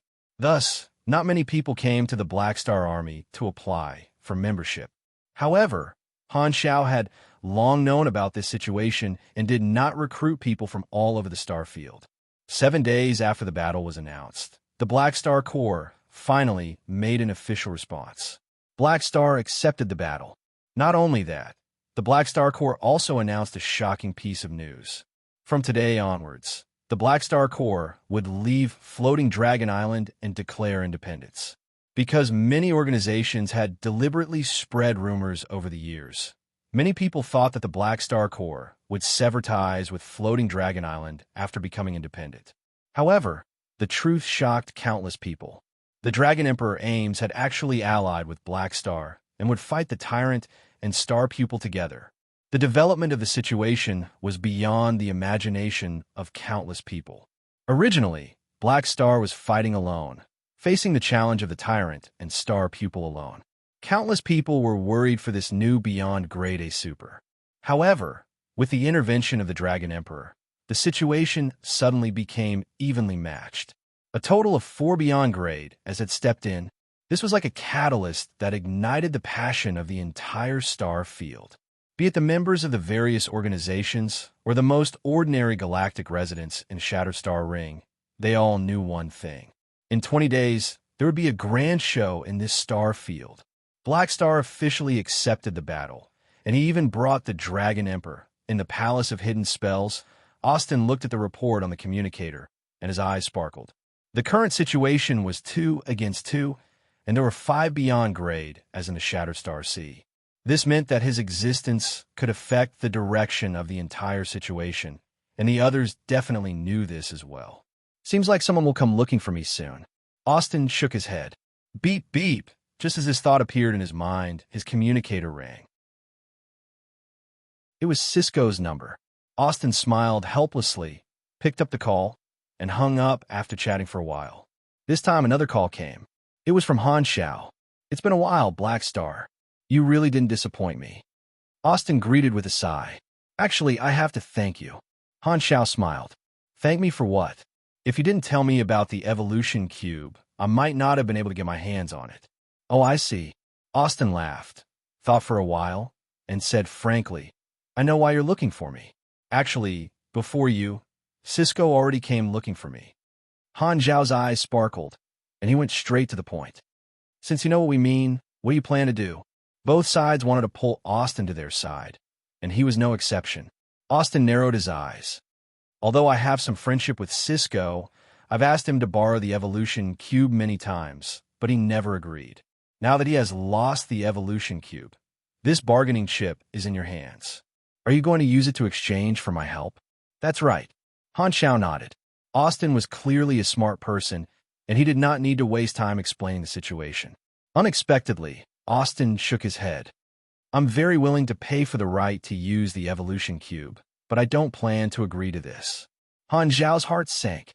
However, Austin immediately explained, Don't worry, I don't plan to help Cisco either. You still want to remain neutral? Han Xiao was a little surprised. Austin laughed. The shattered star ring that has been silent for so many years has finally been stirred up by you guys.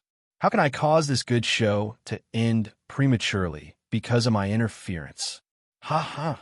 This old man really wants to see the world burn. Han Xiao clenched his teeth. Austin's interest was to be a bystander. He felt that with Black Star's personality, there would be plenty of opportunities to exchange for the right to use the evolution cube in the future. Thus, this time, Austin did not plan to join either side to break this balance. For a Beyond Grade, a like him who was used to remaining neutral, in order to satisfy his interest of staying out of the show, he could give up some benefits. At the Beyond Grade A level, he had the capital to squander and did not need to restrict his personality at all. Furthermore, both sides were Beyond Grade as. Helping either side would anger the other. Austin was not stupid. Only by remaining neutral could he remain aloof. Austin's attitude was firm, and it was basically impossible to convince him. Han Xiao had no choice but to hang up after chatting for a while. Although he did not succeed, Han Xiao was not too disappointed. Austin was not part of his consideration in the first place. If he succeeded, it would be a surprise, but if he did not, it was within expectations. At the very least, he had failed on Cisco's side. The situation was already clear. The confrontation between Beyond Grade as would not change, so he could only think of a solution from the other organizations. On the mother planet of the Clint Kingdom, the Red Empire's Clint Diplomatic Embassy. Clint wants to ask for our help to deal with Black Star. In the office of the Diplomatic Embassy, Zoel looked at the Clint emissary in front of him and could not help but reveal an inexplicable smile. Yes, Black Star stood on Purple Crystal's side in the Secret War and killed hundreds of our Calamity-grade supers. This is a huge blow to the high-level combatants of our alliance. Now that Black Star has advanced to Beyond Grade A, he will become an even bigger obstacle for us. Our strength is limited, so I hope the Red Empire can provide some help, the Clint emissary said respectfully. Zoel tapped his fingers on the table and stared at the other party without saying a word. He was the emissary sent by the dynasty to Clint and had been there for many years. The emissary from the Red Empire that Han Shao had met at the Tyrant's party was him. The races of the Red Empire had long lifespans. More than 10 years was not a long time for them. When Clint publicly sided with the Red Empire more than 10 years ago, Zoel went from the dark to the surface and built a diplomatic embassy on the Clint mother planet, representing the Red Empire to negotiate with the Clint rulers. At the same time, he had the authority to mobilize part of the Red Empire's army stationed in the Shattered Star Ring. The three universal civilizations had their own secret military factories and fleets in every star field. The size of the army in every star field was enough to fight with 2 to 3 star cluster civilizations at the same time. Being able to command the dynasty's secret armed forces in every star field proved that Zol's position in the Shattered Star Ring was extremely high. He was one of the most powerful emissaries of the dynasty. Zoel thought for a while before saying, "I will consider Clint's request. Please leave first." The Clint emissary could only bow and leave, gently closing the door for Zoel. Black Star, huh? Zoel thought to himself. Zoel naturally knew about this new Beyond Grade A who had caused a commotion in the Shattered Star Ring recently. In fact, during the 10 years of the Secret War, Black Star's shocking achievements had already been recorded in the dynasty's database by Zoel. Clint was not willing to let Purple Crystal have a Beyond Grade A ally. Since their ally, the Tyrant, had already agreed to a battle, they had secretly sent someone to request the Red Empire's help, wanting to get rid of Han Shao completely. As the dynasty's emissary, Zol's standards were naturally very high. However, he was not arrogant. Even if the Red Empire had many Beyond Grade as their national pillars, he would not underestimate the other Beyond Grade as. It was because he understood that he knew that every Beyond Grade A was not to be trifled with. Zoel did not want to help Clint deal with a Beyond Grade A in his own star field. He was very interested in Black Star. Completing the path to Beyond Grade A in 20 years, no one in history has ever done that. He still has a very long lifespan, and his future potential is unpredictable. Zol's eyes sparkled. Furthermore, such a person had even snatched the evolution cube that the Arcane Church had hidden. Maybe he could get in touch with him. As for Clint's thoughts, there was no need for the dynasty's emissary to explain to his star cluster civilization. At this moment, the internal communicator rang, and the face of one of his subordinates appeared. "Your Excellency Zoel, a special person is looking for you. Would you like to transfer the call?" "Who is it?" "Black Star. He actually took the initiative to look for me." Zol's eyes sparkled, and he pondered for 2 seconds before nodding. "Transfer it in." Chapter 764. After waiting for a while, the screen of the communicator in Han Zhao's hand flashed, and the figure of Zoel appeared. Han Zhao raised his brows. The Red Empire Diplomatic Office did not reject his request, which meant that they were interested in talking to him. This was a good start. In his plan, forming an alliance with the Red Empire was a very important part. With a smile, Han Zhao said, "It's been a long time since we last met, Ambassador Zoel." "That's right. The last time we met was more than 10 years ago.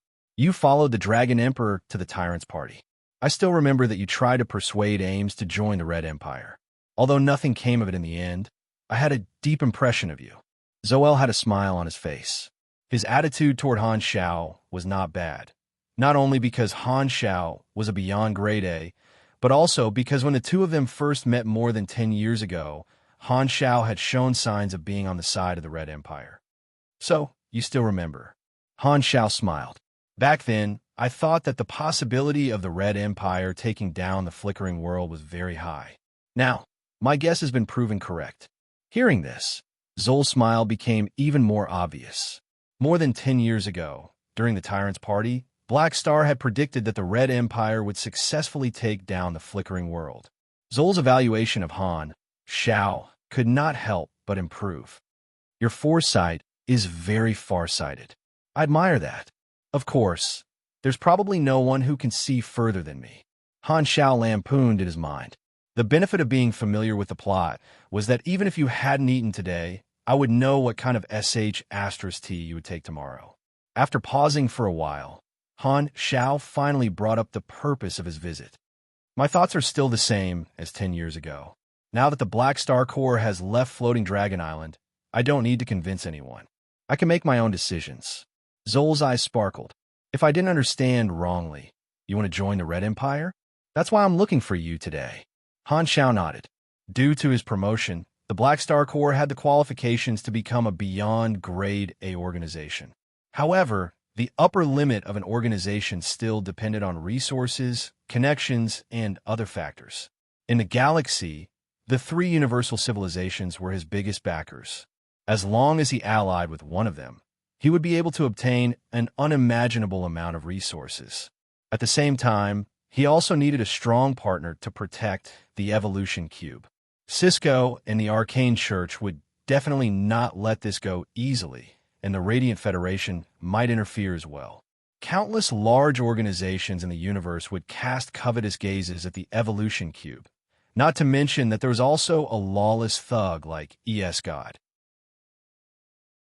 Just the Black Star Corps, which was only at the star cluster level, would not be able to defend against so many malicious intents. Among the 3 universal civilizations, the Red Empire was the most suitable ally in Han Xiaoxin's eyes. He would be able to obtain the ticket to the flickering world in advance and use the upper echelons of the Red Empire to destroy Clint's plan and obtain victory in the secret war. These were all important factors that had to do with vital interests. Of course, there were other reasons as well. Han Xiao was someone from the Red Empire in his previous life, so he remembered more about the Red Empire's storyline and opportunities. Furthermore, among the 3 universal civilizations, he admired the Red Empire the most. The history of the 3 universal civilizations could be traced back to the origin calendar before the exploration era. The 3 civilizations were not born at the same time. Among them, the Radiant Federation was the oldest, followed by the Arcane Church, and the Red Empire was the youngest. There was a gap of thousands to tens of thousands of years between them. The origin calendar was a period of chaos and lack of records. At that time, there were no strong civilizations that could unify the galaxy, and there were no connections between the various star fields. All civilizations were alone, exploring and developing on their own in the dark forest. At that time, the 3 universal civilizations were far from reaching their current heights. The star fields they were in had other civilizations that were stronger than them. After many years of development and war, the 3 universal civilizations finally eliminated their opponents in their respective star fields and obtained the hegemony of their respective star fields. They began to explore the outside world beyond the desolate universe belts. The central galaxy, where the 3 universal civilizations stood today, was the starting star field of the 3 universal civilizations. They happened to be right next to each other, so they naturally discovered each other. As the saying went, how could one allow others to sleep in one's bed? The 3 universal civilizations all wanted to kill each other, so the universal war between the 3 universal civilizations broke out. This was the turning point from the origin calendar to the exploration calendar, and the 3 universal civilizations worked together to open a new era. At the beginning of the exploration calendar, the 3 universal civilizations explored the outside world while fighting. With the central galaxy as the center, the flames of war spread outward, and more star fields were discovered. In the process of exploring the star fields, more civilizations were forced to participate in this war. The war became more and more intense, and countless civilizations fell because of it. The war that swept across the entire universe was extremely tragic. Currently, there were a few desolate universe belts on the map of the galaxy. They were originally normal star fields, but they were forcibly turned into desolate universe belts during the Long War. Back then, the 3 universal civilizations did not have the overwhelming power that they had today. There were still a few powerful civilizations that were on the same level as them, and the evolutionary civilization was one of them. If these civilizations had survived to this day, it was very likely that they would have developed into universal civilizations and had the status of the three universal civilizations. Unfortunately, they had long been wiped out in the Exploration Calendar War. Only the Radiant Federation, the Arcane Church, and the Red Empire survived and obtained hegemony. They stopped fighting each other, allowing the era to catch a breather and enter the peaceful galaxy calendar. Only then did the universe become what it was today. After many years of peace, the development of the Radiant Federation and the Arcane Church in terms of technology, system, and race had more or less stagnated. Their strength had weakened to varying degrees. Only the Red Empire had not fallen in peace and had always maintained its ambition and aggressiveness. Therefore, Han Xiao had high hopes for the Red Empire. A civilization full of ambition would always create more opportunities for development. Forming an alliance with it would be very promising. Zoel heard Han Xiao's confirmation but did not immediately respond. Instead, he fell in a deep thought. He had originally planned to contact and test the waters, but he did not expect Black Star to take the initiative to ask to join the alliance. A beyond grade, joining a universal civilization was nothing new, but it was undoubtedly beyond his authority. He had to report this to the upper echelons. Zoel secretly estimated Han Xiao's value. Black Star's strength and potential are unquestionable. He has been in the Dynasty's faction for more than 10 years, so he is not a fence-sitter. The Black Star Corps' influence in the Shattered Star Ring is considerable. After forming an alliance, it will become a new layout point for the Dynasty in this star field, which will be beneficial for developing the Flickering World. Furthermore, he has the Evolution Cube in his hands. Right? The Evolution Cube needs to be discussed. The Evolution Cube originally belonged to Cisco and was protected by the Arcane Church. Now that it was in Han Xiao's hands, it was an important bargaining chip. Thinking of this, Zoel directly asked, "There's something I need to understand. How do you plan to deal with the Evolution Cube?" Han Xiao smiled. "This thing is, of course, part of the conditions of our alliance. We can deal with it in a shared way. The Red Empire will support me in keeping the Evolution Cube, and you can send people to me to use it." He was talking about the cooperation between Cisco and the Arcane Church, but he did not plan to share the benefits of the Evolution Cube with the universal civilizations like Cisco did. Cisco had used the agreement of sharing the Evolution Cube to exchange for the Arcane Church's support for the Star Pupil Protoss race. Han Xiao did not have a race to raise, so he did not have too many burdens. Using the Evolution Cube to attract allies from other civilizations was more beneficial to him. Not bad. Zoel nodded. This was within his acceptable range. The Dynasty's upper echelons should accept this condition. We can help you deal with some external obstacles. Apart from this, do you have any other requests? Han Xiao's eyes sparkled. This was the beginning of the negotiation. I have a few requests. Han Xiao put away his smile and said seriously, "First, I want the Red Empire to support me in the Black Star Corps." "No problem," Zoel replied without hesitation. "With the Evolution Cube, we are willing to give you more resources. Second, I hope the Black Star Corps can join the team exploring the Flickering World." "Haha, even if you didn't say it, I think the Dynasty would ask you to go," Zoel joked. Han Xiao nodded. That was true. The Shattered Star Ring was the closest to the Flickering World. If the Red Empire needed pioneers, the organizations in the Shattered Star Ring would be their first choice. The entrance ticket to the Flickering World was not a problem. Third, I hope the Red Empire will not speak for the Clint Kingdom regarding the Secret War.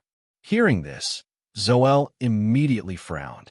This is the decision of the upper echelons and not within my authority. I can't make any guarantees. This question was both out of his expectations and within reason. The Secret War had been going on for so many years, so it was not strange for the Black Star to want to win. However, Clint was also an ally of the Red Empire. This was a multiple-choice question, and Zoel could not guarantee the decision of the upper echelons. "It's fine."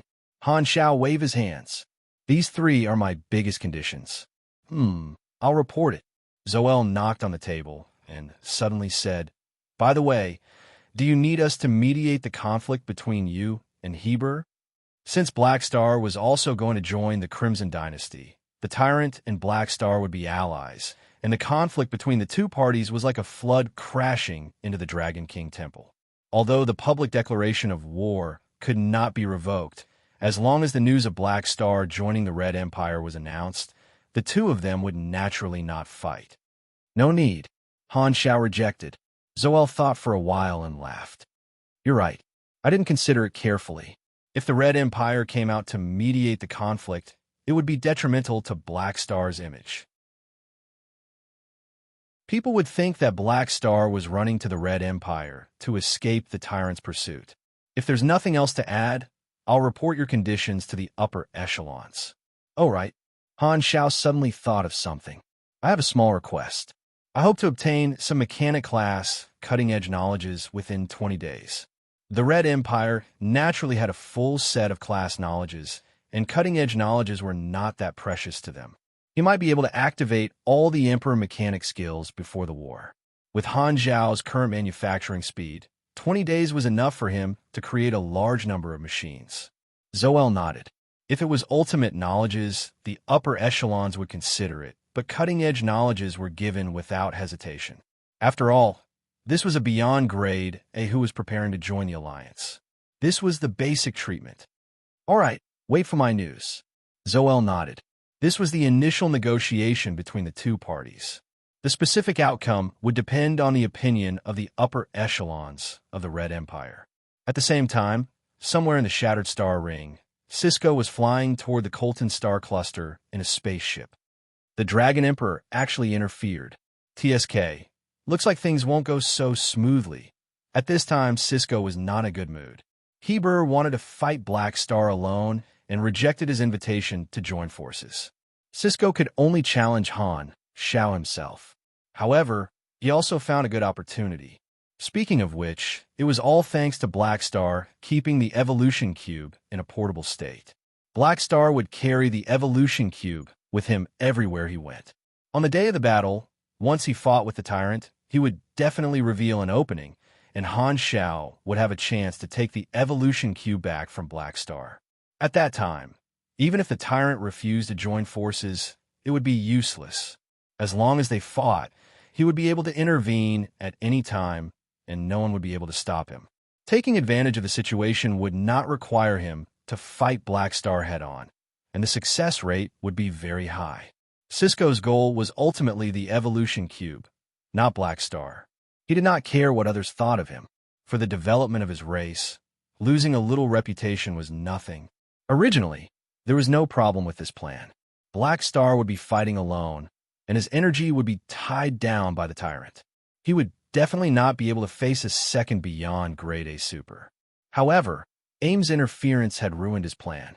Black Star had a teammate, and if he wanted to ambush him, Ames would definitely stop him.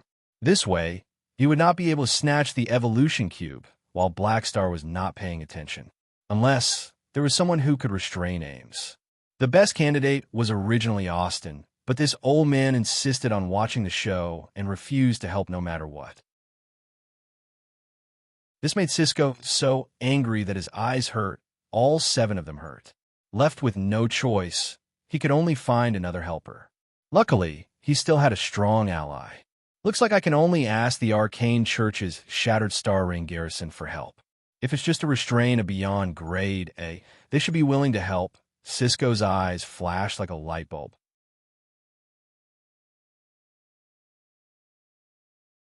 Chapter 765. After the date and location of the battle between Black Star and the Tyrant was announced, the entire Shattered Star Ring went into an uproar. All of a sudden, hundreds of millions of spaceships from various star clusters and star systems rushed to the battle location at the border of the Colton Star Cluster's West Wind Star System. Be it the Galactic Residents or the various large organizations or civilizations, no one was willing to miss such a rare event in the star field. They all rushed to the location to witness it. As the party involved, the Bloodshed Land deployed a large fleet in the desolate universe belt at the border of the West Wind Star System and marked out the battle location. Purple Crystal firmly supported Han Shao and acted as his backup. The troops of Section 0 were also stationed at the battle location to face off against the Bloodshed Land. The Black Star Corps was not idle either. Under the orders of the various officers, countless fleets escorted armed satellite fortresses from different star systems to the battlefield to support their army commander. The Bloodshed Land and Section 0 faced off against each other. The area between the two was the designated battlefield, which was extremely vast. Around the battlefield, countless spaceships piloted by the galactic residents who had come to join the fun were parked neatly in all directions. All kinds of spaceships were densely packed together, forming an ocean. Despite the vastness of a universe, the ocean of spaceships was still boundless. From afar, it looked like a nebula formed by the lights of spaceships. It was an extremely spectacular sight. Furthermore, more and more people arrived in spaceships every day and found their own seats to be spectators. The number of spectators was constantly increasing. Hundreds of thousands of galactic media outlets from various star systems heard the news and were already waiting at the battle location, adjusting the broadcast equipment. The date of the battle was still early, and all the beyond grade as had yet to arrive. However, there were already countless people waiting there in advance, showing the scene of a sea of people. This was not just a conflict between beyond grade, but also a super event in the Shattered Star Ring. A beyond grade, it had a transcendent status. In the hearts of the galactic residents, a beyond grade, it was like the biggest star in a star field. Almost everyone knew about them, and everyone wanted to see their strength with their own eyes. The 20 days of reserve time allowed the attention of this event to increase even further. Almost 60 to 70% of the Shattered Star Ring citizens had privately discussed this topic. As the date of the battle approached, the galactic residents became more and more excited and could not wait. The galactic gambling industry would not let go of such a good business opportunity, and the various gambling companies controlled by the financial groups began to take action. The bets between the Tyrant and Black Star were opened very quickly. Countless people eagerly participated, and a huge amount of money flowed into the gambling industry. Countless gambling companies gave different odds, but overall, Heber's odds was lower than Han Zhao's odds, which meant that most people favored Tyrant's odds were higher. Although they were both beyond grade, as Han Zhao was still a newcomer, and he only had one battle record against beyond grade, which was to escape unscathed from Psyker. Tyrant was the supernova superstar. Superstar Gamer was Super's Tyrants was Tyrants. Most mercenaries were gambling dogs. Although it was their boss's battle, the warriors of the Black Star Corps could not help but place their bets. Even the officers were no exception. Haluz placed the most bets, all on Han Shao. Most of the officers placed their bets on their army commander like him. The amount of money was not important. The most important thing was to express their loyalty and trust. There were only a few exceptions. You placed all your bets on the Tyrant. Sylvia's eyes widened in disbelief as she stared at Reynolds. According to probability and my calculations, the Tyrant's chances of winning are 13% higher than His Excellency Black Star, Reynolds said with a straight face. Sylvia helplessly face-bombed. Don't you have any trust in your teacher? I only believe in science, Reynolds said with a serious expression. Rosalind, who was by the side, leaned on the sofa gracefully. She was wearing a gorgeous black robe with the Black Star Corps' logo embroidered on it. She looked elegant and noble. While drinking, she listened to the conversation between the two of them with great interest. Rosalind was now the Black Star Army's great educator. She was in charge of educating the members of the Army, spreading the culture of the Army, and increasing the sense of belonging of the employees. She had been in this position for many years and was very fertile. At this moment, Rosalind smiled and interrupted. According to what I know, our deputy commander also placed his bets on the Tyrant, and he placed a lot of them. Loggy. Sylvia was furious. She pushed open the door and stormed out to find Loggy. She was the chief administrative officer with real power. Although Loggy was the deputy commander, he basically did not care about anything. Sylvia had the confidence to confront Loggy. As the deputy commander of the army, he actually placed his bets on the enemy. When Leonard heard this, his expression changed slightly. *T. Lagi also placed his bets on the tyrant. The army commander's chances of winning will probably increase by at least 10% because of this. Rosalind smiled mockingly. Yo, don't you believe in science? Magic is also a part of science. Reynolds was helpless. However, bets were just bets.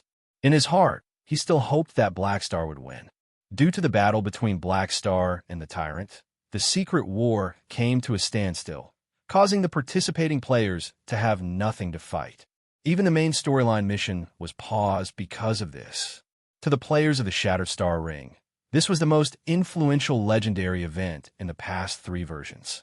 Black Star was already the faction leader in the hearts of many army players. Now that he had advanced to the Beyond Grade A realm, his position in the hearts of the players was even higher. Although Han Shao did not issue any faction missions, the 2 to 3 million army players scattered all over the world followed the army fleet and headed to the location of the battle to support their army commander. This was not the first time that the players of the Black Star Corps had participated in a large-scale faction activity. This was the only time that it was organized spontaneously. Furthermore, it was the faction activity with the largest number of players in history. Countless posts on the forums were analyzing the cause and effect of this event. There was a theory that was most widely acknowledged by the players. This battle was the turning point of the Black Star Corps' fate. The Black Star Corps was now the main faction in the hearts of the players of the Shattered Star Ring. Since version 2.0, it had been the guiding faction. Its influence continued to expand, and the resources and benefits that the players enjoyed also increased with the version. It almost satisfied all their needs for leveling up, missions, skills, knowledge, equipment, and so on.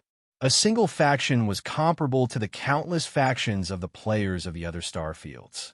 This allowed the players of the Shattered Star Ring to save time farming favorability with the other factions. Therefore, the Black Star Corps was once considered to be the only faction in the Shattered Star Ring. Therefore, there had always been people analyzing the future prospects of the Black Star Corps. According to the experience of the players of the other star fields, some people were worried that the Black Star Corps would not exist forever. Perhaps after a certain version update, the Black Star Corps would suffer an unprecedented blow. The benefits that they enjoyed now and the things that they had experienced would become a thing of the past that could not be recovered. The members of the army would then part ways and join different factions, just like the players of the other star fields. Would they really be able to stay in the Black Star Corps forever? No one knew. This kind of conjecture had always existed, but it was rarely mentioned. Every popular thing would be viewed with pessimism by some people, but most players were not interested in worrying about it. Only the hardcore players who liked the storyline liked to ponder about this kind of prediction. Summer Night Flowers was an example. In the heated discussion on the forums, this battle was used as an important reference to predict the future. In the eyes of the players, if the army commander won, the Black Star Corps would very likely soar into the sky. The faction would grow again and become a higher-level organization, continuing to appear in the next version. However, if the result of this battle was not satisfactory, the feelings that the players had toward the army would also change subtly. The discussion on the forums affected Porkbon. The Black Star series videos were his most popular works.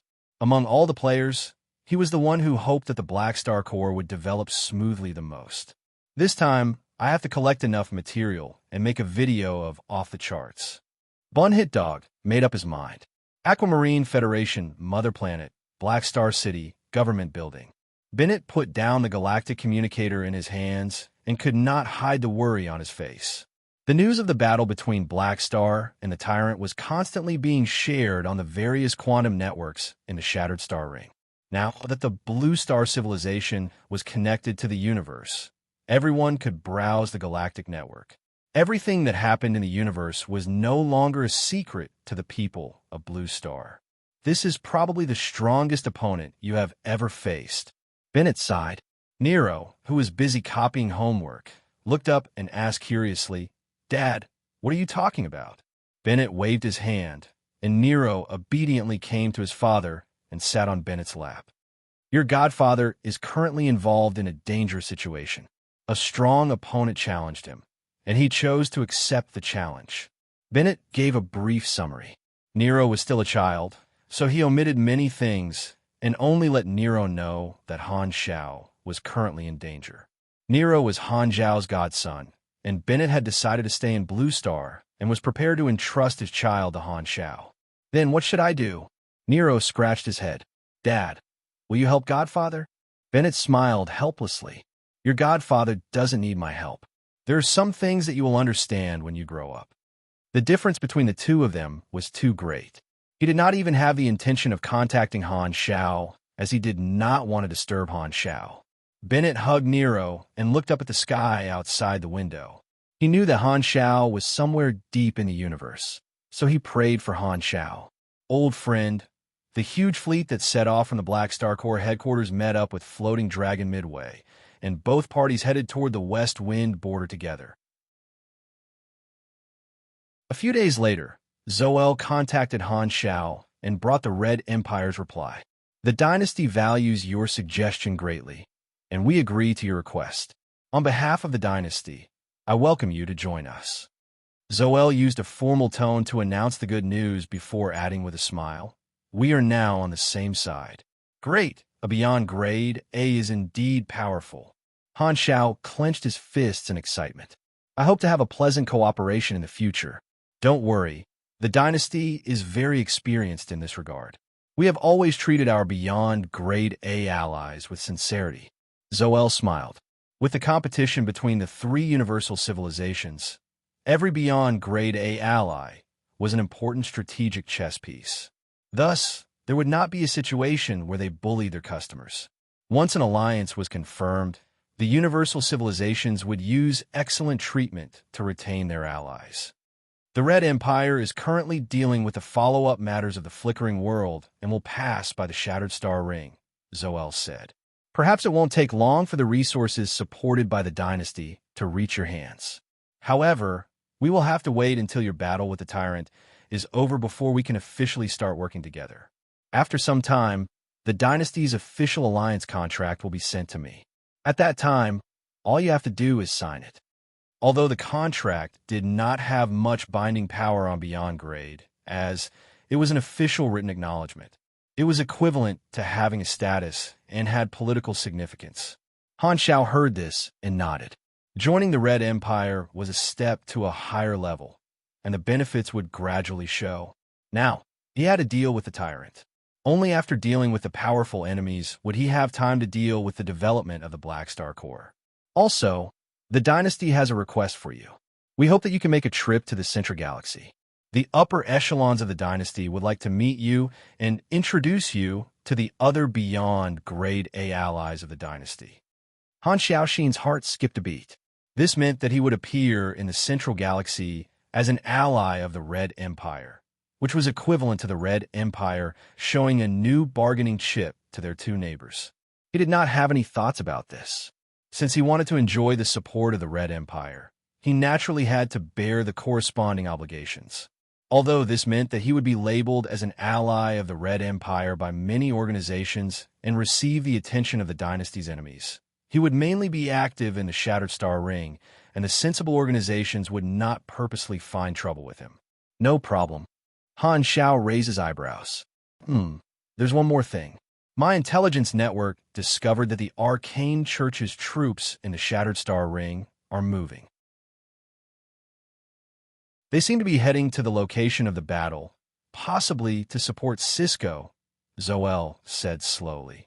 Therefore, I've mobilized the troops of the Red Empire, and they will also arrive at the battlefield. This is the condition we agreed on previously. They will help you resist external resistance. You guys are going to watch the battle too? Han Xiao stroked his chin. Is this okay?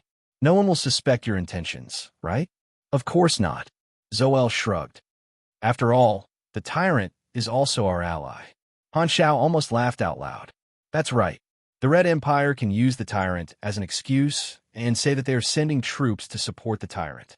No one will suspect their intentions, and no one will guess that they are actually here to help me. The Red Empire would not interfere in the battle between Han Xiao and the tyrant. This was an internal conflict, although the tyrant himself was still kept in the dark. However, Cisco was not one of them and was an external threat. He was also an unstable factor in this battle. The Arcane Church's target was obviously the Evolution Cube, and the Red Empire would not allow the Evolution Cube to be snatched back. There's one last thing. Zoel knocked on the table. Your application for cutting-edge knowledge has been approved. I'll send the information to you later. Han Zhao's eyes sparkled. Compared to the resources that he had yet to obtain, this was the real benefit. There were a total of 9 cutting-edge knowledges for the mechanic class. He had already learned 4 of them from Purple Crystal, and there were still 5 that he had yet to learn. He had specifically listed them out and given them to Zoel. He wondered how many cutting-edge knowledges the Red Empire would give him. May I ask how many cutting-edge knowledges the Red Empire has decided to give me? How many? Do you have some misunderstandings about universal civilizations? Zoel shook his head and laughed. They're all yours.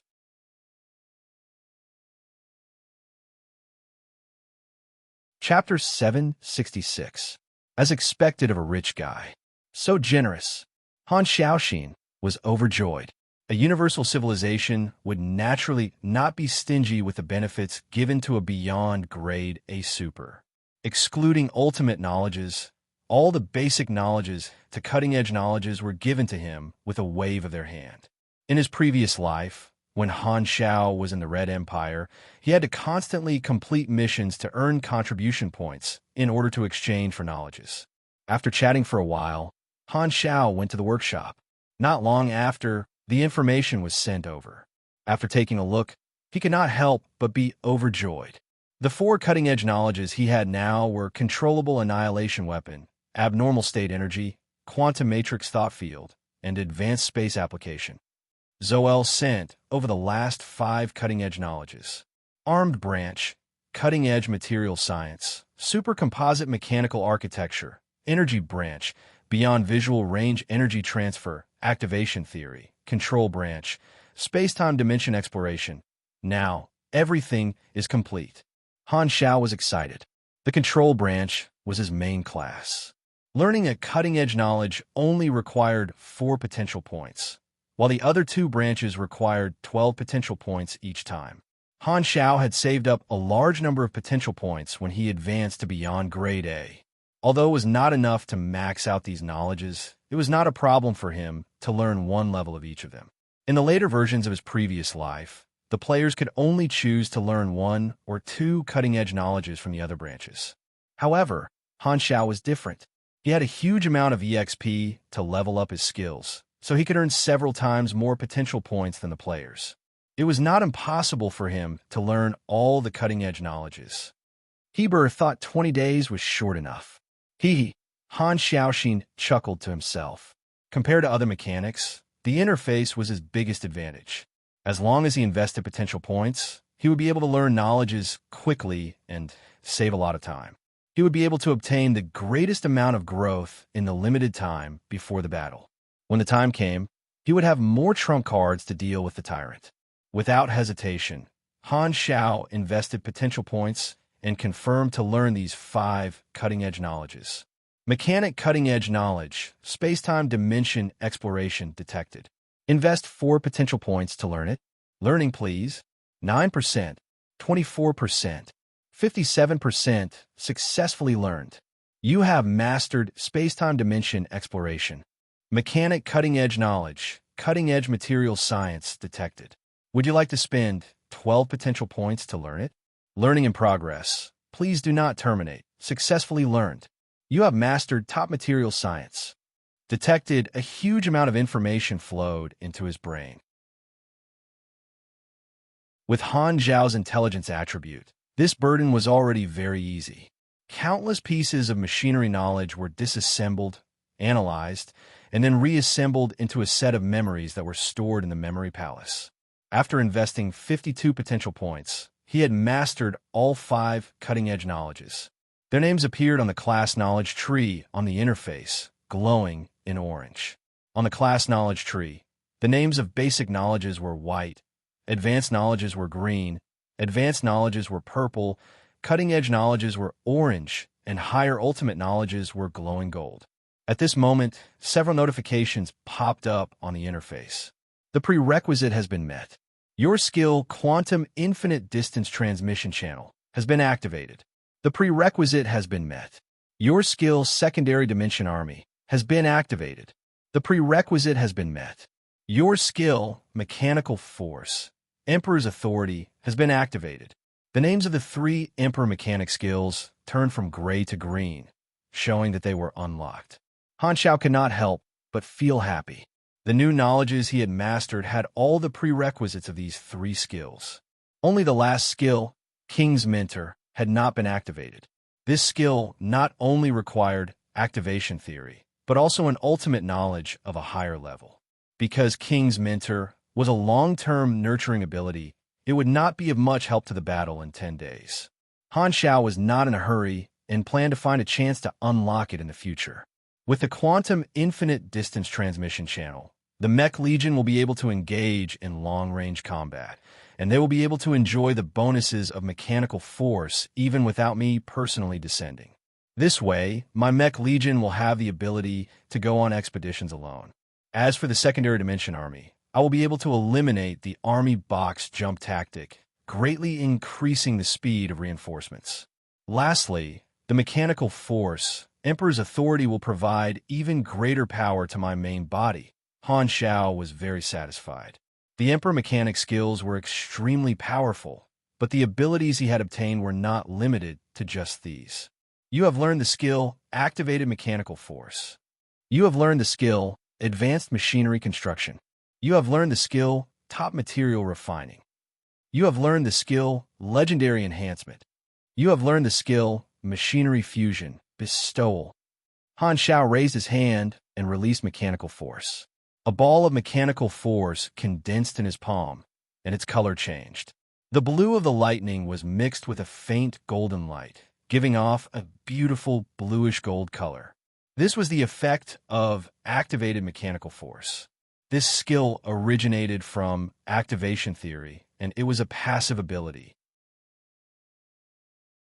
Its interface effect was plus 150% machinery affinity, and when it was maxed out, it would become plus 280%. Its introduction was to give the mechanical force the activation characteristic. As a result, the appearance of the mechanical force changed. The mechanical force turned into bluish-gold lightning, which complemented the name of the Emperor Mechanic. Perhaps it was because of the enhancement from the light effect halo, but it looked much better than before. Advanced Machinery Construction was the advanced version of basic machinery construction. It greatly increased the speed of machinery construction. As long as there were enough raw materials, he could quickly turn the materials into parts through mechanical force and assemble them into machines according to the blueprint. It could be said that even if he did not bring any machines, as long as there was still metal around, he would not lack weapons. The other effect of this skill was to increase the effect of waste modification. Originally, it could only restore a broken machine 4 times, but now the limit was increased to 8 times.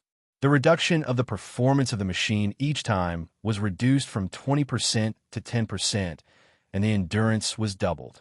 Top Material Refining and Legendary Enhancement were both advanced basic skills of a mechanic. They increased his ability to synthesize new materials and strengthen machinery. The last skill, Machinery Fusion, was similar to King's Mentor. It also came from the cutting-edge knowledge activation theory, and was also an ability to nurture soldiers. The effect was to give a mechanical soldier the ability to devour other machines, decompose the target, load the opponent's armor and equipment onto itself, and repair its own hardware or enhance its performance. Generally speaking, this was the evolution and growth mode of mechanical life forms. However, these 2 skills did not overlap. The foundation of King's Mentor was the activation of mechanical force within the machine, and it cultivated energy. Machinery Fusion, was the fusion of external hardware. To put it simply, King's Mentor was equivalent to increasing the energy bonus of the mechanical soldier, while Machinery Fusion, give increased the physical strength and basic attributes of the mechanical soldier. The two complemented each other, and this was the normal growth channel for the mechanical soldier to become a mechanical life. These skills are important for me to increase my combat strength at this stage, Han Xiao thought to himself. Due to the 10-month experience penalty from the evolution cube, Han Xiao did not plan to waste any extra experience to increase his overall level. He decided to use all the experience to increase the level of his skills and increase his chances of fighting the tyrant. After carefully browsing through the new skills and leveling most of them up to the maximum level, Han Xiao closed the interface. These new cutting-edge knowledges could be used on the Mech Legion. There were still more than 10 days left, and his combat strength could still increase to a new peak in the short term. At this time, the fleet and floating dragon were on their way. Han Xiao handed all the matters to his officers and stayed in the machinery workshop, immersing himself in building machines. The others knew that he was preparing for war, and even Ames did not disturb his seclusion. More than 10 days passed in the blink of an eye, and the day of the battle arrived. The desolate universe belt outside of the West Wind Star system had become extremely lively, and it had long become an endless sea of spaceships. After 20 days of rushing, countless spaceships had arrived from various nearby regions. They were densely packed and seemed endless. And in the various star regions, star clusters, star systems, and planets, the number of people watching the broadcast was countless times that of the live audience. When all of them were added together, it was an astronomical number that couldn't be calculated. This battlefield had become a stage where everyone was paying attention to. At this time, not a single Beyond Grade A had arrived. Everyone was waiting excitedly for the main character to arrive. The Bloodshed Land and Section Zero's fleets were still in a standoff. Clint and Purple Crystal had also sent their official fleets to the scene to maintain stability. The atmosphere was on the verge of exploding, and the secret war could turn into an official civilization war at any time. However, the official fleets of both sides were extremely restrained and did not clash. There are too many people here. In a Star Diamond grade flagship, Ralph looked at the endless crowd of spaceships through the porthole.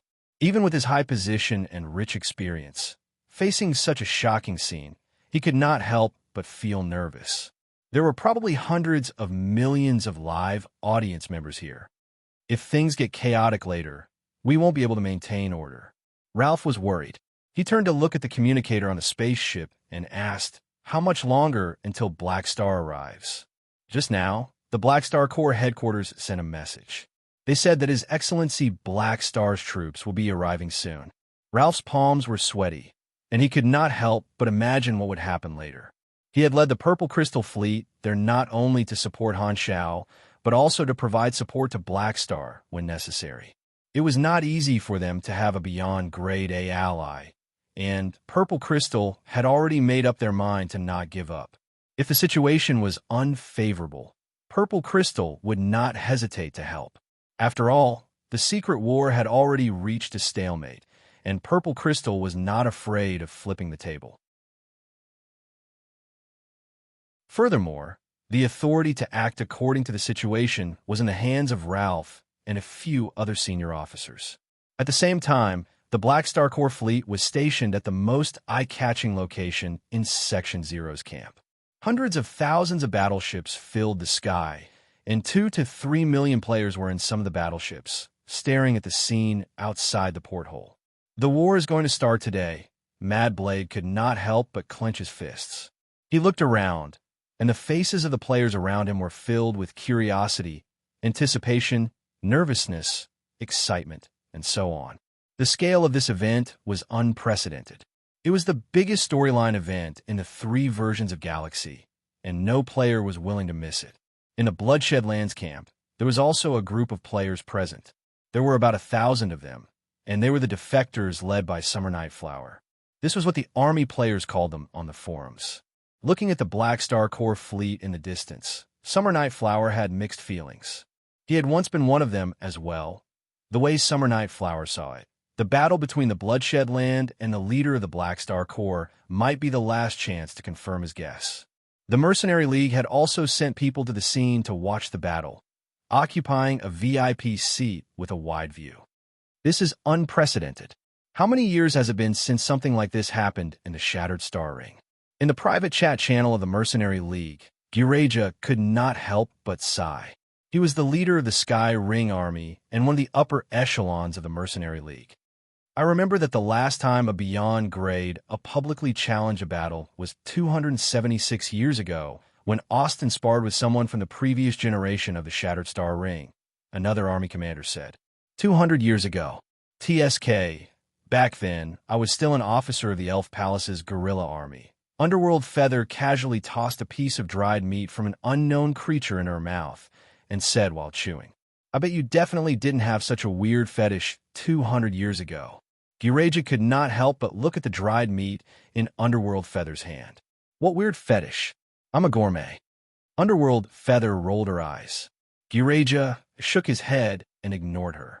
Since Black Star has become a Beyond Grade A, no matter what the result of this battle is, I have to invite him to be the chief director of the Mercenary League. Everyone will have more opportunities to develop under his name. All the army commanders nodded, and no one had any objections. The Mercenary League was also a well-known large organization in the Shattered Star Ring, and the Black Star Corps was one of the founders. No one minded Black Star becoming the leader of the Mercenary League in name.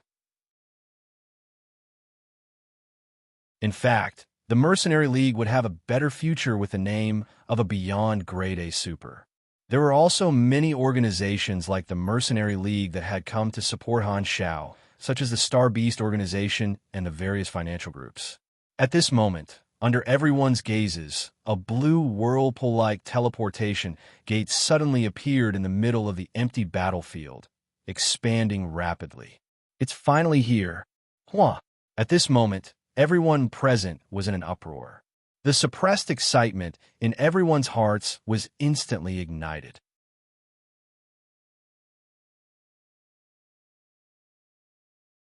Chapter 767.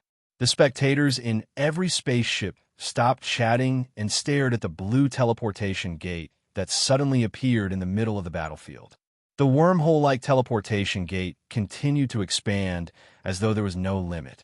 The largest spaceship on the battlefield was the armed satellite base of the Black Star Corps, and the size of the teleportation gate exceeded the size of the satellite base. The radars of all the spaceships buzzed as they detected the rapidly rising energy waves. The next moment, a majestic, enormous castle slowly squeezed out of the teleportation gate, wrapped in a colorful magic shield. The spherical translucent shield was covered with countless runic circles made of light patterns. The complicated magic circles looked as gorgeous as decorations and were flickering at a breathing rate, constantly absorbing the dark energy of the universe to refine energy for the castle. The hidden red robe Abby's treasure, the palace of hidden spells. Austin is here. He actually teleported his base here. That's too high profile. Is he here to watch the battle or to help one side? Although the first to arrive was the only Beyond Grade A in the Shattered Star Ring who had nothing to do with this battle, the spectators were still excited. Even Austin was here, which meant that 5 Beyond Grade as would be gathered together for the first time. It was unprecedented. This guy is here to join the fun too? Ralph was shocked. He was afraid that Austin would come to disrupt the situation. The commander of the Bloodshed Land Troops was Jode, and his heart was also in his throat. I wonder if Austin is a friend or foe. Jode swallowed. The one who contacted Austin privately was Cisco, so he did not know why Austin was here. The Palace of Hidden Spells quickly arrived, and the teleportation gate shrunk rapidly, turning into a dot of light and disappearing.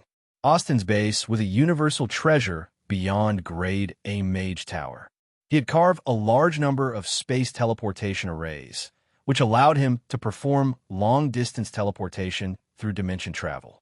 Countless mages living in the Palace of Hidden Spells walked out of the castle, came to the open platforms, and gathered to watch the battle. Austin led the Forbidden Sorcerer troops and appeared above the Palace of Hidden Spells, hovering in the air. He controlled the palace of hidden spells to fly to a good position at the edge of the battlefield while observing the endless group of spaceships with interest. Fisk, why am I the first to arrive? These youngsters nowadays have no concept of time at all. Austin's chubby little hand held his chin as he lamented. He had rejected both parties' requests to form an alliance. This time, he had specially come to watch the battle. In order to watch the show comfortably, he had even moved his hometown here. It could be said that he was a high-end, grand, and high-class shut-in. While countless people were whispering to each other and guessing Austin's purpose for coming, a commotion was spreading at the edge of the fleet far away. A huge fleet appeared and headed toward the battlefield. When the spectators saw the insignia of this fleet, they were all shocked and hurriedly drove their spaceships to make way. The outer armor of the spaceships of this fleet was engraved with an emblem that everyone in the universe knew. It was the national emblem of the universal civilization, the Arcane Church. The Arcane Church also came. This was a part of the Arcane Church's garrison in the Shattered Star Ring. The small frigates were all standard ships of the Arcane Church, mainly in the shape of a disc. They were very thin, black, and dark purple, with matrix-like patterns engraved on them. There were 3 huge hollow holes in the hull of the ship, which were distributed in a triangular shape. A red and black ball of dark energy was floating in each hole, which was extremely dense. It was both an energy furnace and an annihilation weapon. The large flagship was in the shape of a butterfly, with a sphere in the center and hundreds of pairs of butterfly wings connected to the sides. These butterfly wings were currently in a retracted state, stacked together. It looked like there was only one pair. Although the material was metal, it was some kind of alloy with extremely good ductility, soft, and light like cloth. If it entered combat mode, these butterfly wings would all open and slide along the surface of the sphere in the center, turning into the shape of a sun. This Arcane Church fleet entered the battlefield without any obstructions. A spaceship flew out, and the hatch opened. It was Cisco, the second beyond grade A to arrive. He floated in front of the Arcane Church's fleet and stared at the purple crystal fleet and Section 0 in the distance. Although his size was as small as a grain of sand compared to the huge fleet, he attracted the attention of everyone present. The countless people watching the battle sucked in a breath of cold air. Cisco is here. The Arcane Church fleet is actually moving together with him. Is this the attitude of a universal civilization? The Arcane Church was behind the star pupil Protoss, and this was not a big secret. However, a universal civilization had not expressed their stance on this matter in the past few days and suddenly appeared at this time. It was obvious that they wanted to interfere in this battle, and no one was mentally prepared for this. Be it the spectators at the scene or the audience watching the broadcast, they were all shocked. They had originally thought that this battle was mainly a conflict between beyond grade As, but now that a universal civilization had interfered, the situation instantly became complicated. This is not good. The Arcane Church is here to help Cisco. Ralph immediately acted as if he was facing a great enemy. This Arcane Church fleet was extremely powerful and was enough to fight against Purple Crystal and Section 0. Furthermore, this was a universal civilization, so they did not dare to make a move. On the other side, Jode could not help but feel apprehensive. Originally, the star pupil Protoss race was too far away and did not send any reinforcements. Almost everyone thought that Cisco had come alone. However, the appearance of the Arcane Church made Cisco the strongest person present. Because of the special status of a universal civilization, all the organizations present kept quiet out of fear. However, before everyone could accept the changes in the situation, another wave of waves rose up and another fleet descended. Seeing who it was, every spectator was dumbfounded. Red Empire, another universal civilization. The spaceship technology of the Red Empire was very different from the Arcane Church. The spaceships of the Arcane Church had a magical style, while the spaceships of the Red Empire had a heavy industrial style. The spaceships of the spaceships were filled with the beauty of machinery and steel. Just looking at them from afar made one feel pressured. The Red Empire fleet squeezed into the center of the battlefield and hovered beside Clint, facing the Amethyst civilization together with the Arcane Church fleet. It looked like they were here to help the tyrant. More than 10 days ago, Zoel had agreed to the request of the Clint upper echelons to send troops to help the tyrant. Seeing that his backer was here, Jode also relaxed. He looked at the Black Star Corps with a cold smile. "Do you see that, little brother? Do you have a backer? We have two here." On the other side, in the Star Diamond Grade flagship, Ralph slammed his hands on the table. His face was pale, and his knees were weak. He did not expect the situation to turn out like this. The current situation was not only bad, but also hopeless. If a conflict really broke out later, how were they going to fight against two universal civilizations with their weak arms and legs? At this moment, the countless spectators who were in a daze finally regained their senses. Their hearts were filled with shock. The Red Empire and the Arcane Church are both here. Two universal civilizations are standing on the opposite side of Black Star. Black Star only has the Amethyst civilization as his backer. It looks a little too pitiful. A newbie on grade A actually has to face such a situation. He's probably in for a bad time. In everyone's eyes, the current situation was clearly two universal civilizations against Black Star. The alliance between the Tyrant and Star Pupil was too strong, and Black Star's situation took a turn for the worse. Countless people could not help but worry for Black Star. They became more and more pessimistic. This indirectly affected the various betting stations. The Tyrant's bets rose crazily.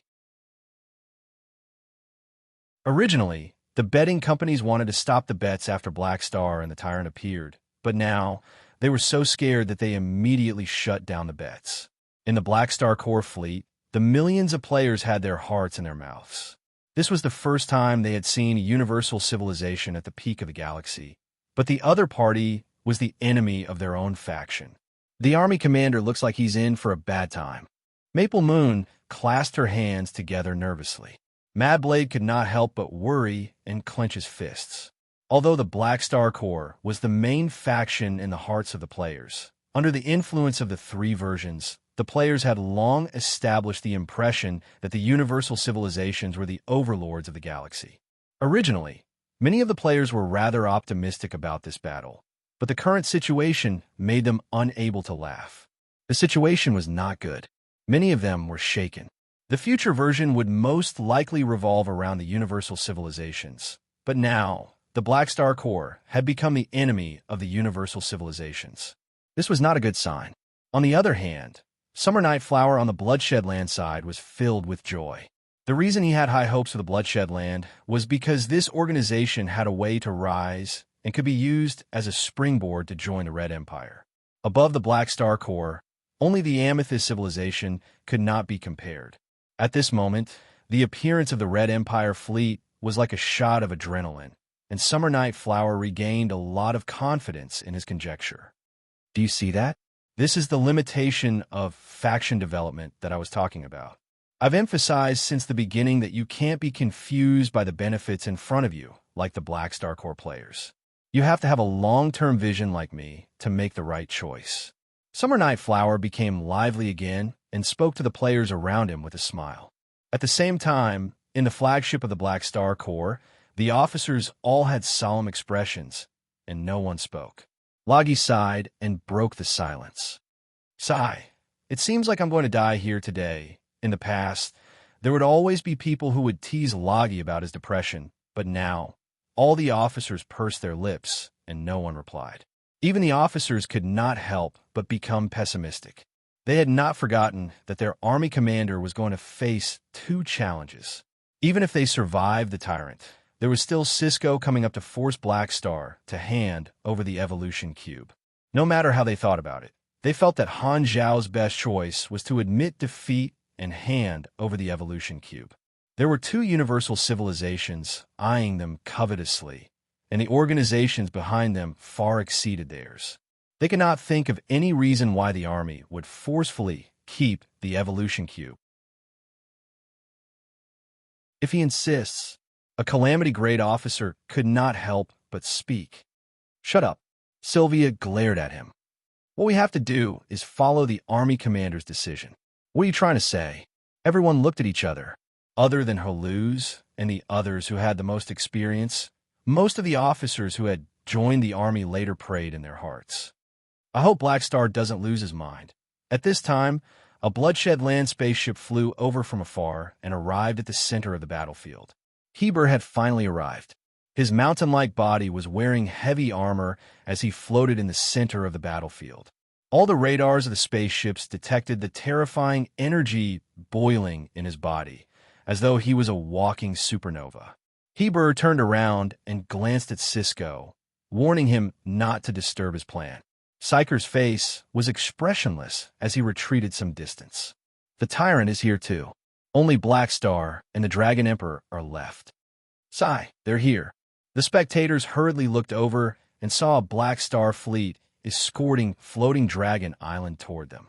As Floating Dragon Island could not travel that fast, Han Xiao and Ames were the last to arrive. The surrounding spaceships all made way for the enormous Floating Dragon Island to pass through and enter the battlefield smoothly. Everyone is finally here. Everyone was energized. Ames slowly rose into the air and flew above Floating Dragon Island. At this time, Han Xiao also flew out from the main ship. The two of them faced off against Heber and Cisco from afar. Not far away was Austin, who was watching the show. Blackstar had filled in the gap of the mechanic class. The 5 beyond grade, as of the Shattered Star Ring, happened to be supers of different classes. The countless spectators suddenly felt a sense of ritual, as though they were the witnesses. Han Xiao turned around and exchanged glances with Ames. They nodded to each other. Then, he glanced at the crowd, and his mouth could not help but twitch. Why are there so many people, and they're so close? Aren't they afraid that we'll randomly kill a few lucky spectators? Han Xiao raised his head and glanced at the Palace of Hidden Spells. He had nothing to say to this old man, so he shook his head and looked at Heber. After sizing him up, he connected to the tyrant's communicator, and his voice sounded in Heber's armor. I'm here. Little Tai Tai, how do you want to fight? What did you call me? Heber did not react in time. I'll call you whatever I want. Han Xiao raised his brows and chuckled. Heber could not be bothered to reply and said condescendingly, Blackstar, I've had high hopes for you since more than 10 years ago. It proves that my eyes were right. Unfortunately, you rejected my invitation and made the wrong decision. I gave you a chance, but you didn't know how to cherish it. Han Xiao curled his lips. Don't say such useless things.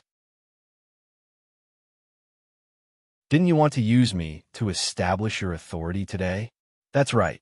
Heber did not hide anything. You were able to survive until now because you didn't have any value to me in the past. You didn't disappoint me and kept your life until today so that I can use your blood to color my throne.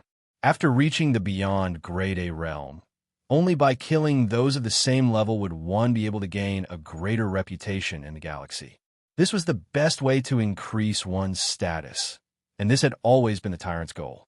In his eyes, as long as his reputation grew, there would be an endless stream of talents joining him.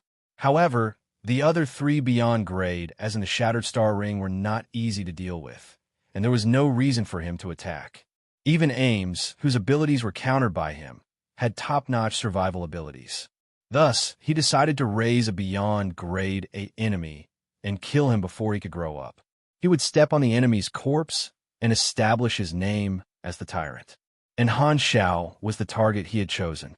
Since he likes to raise pigs so much, be careful not to be killed by them.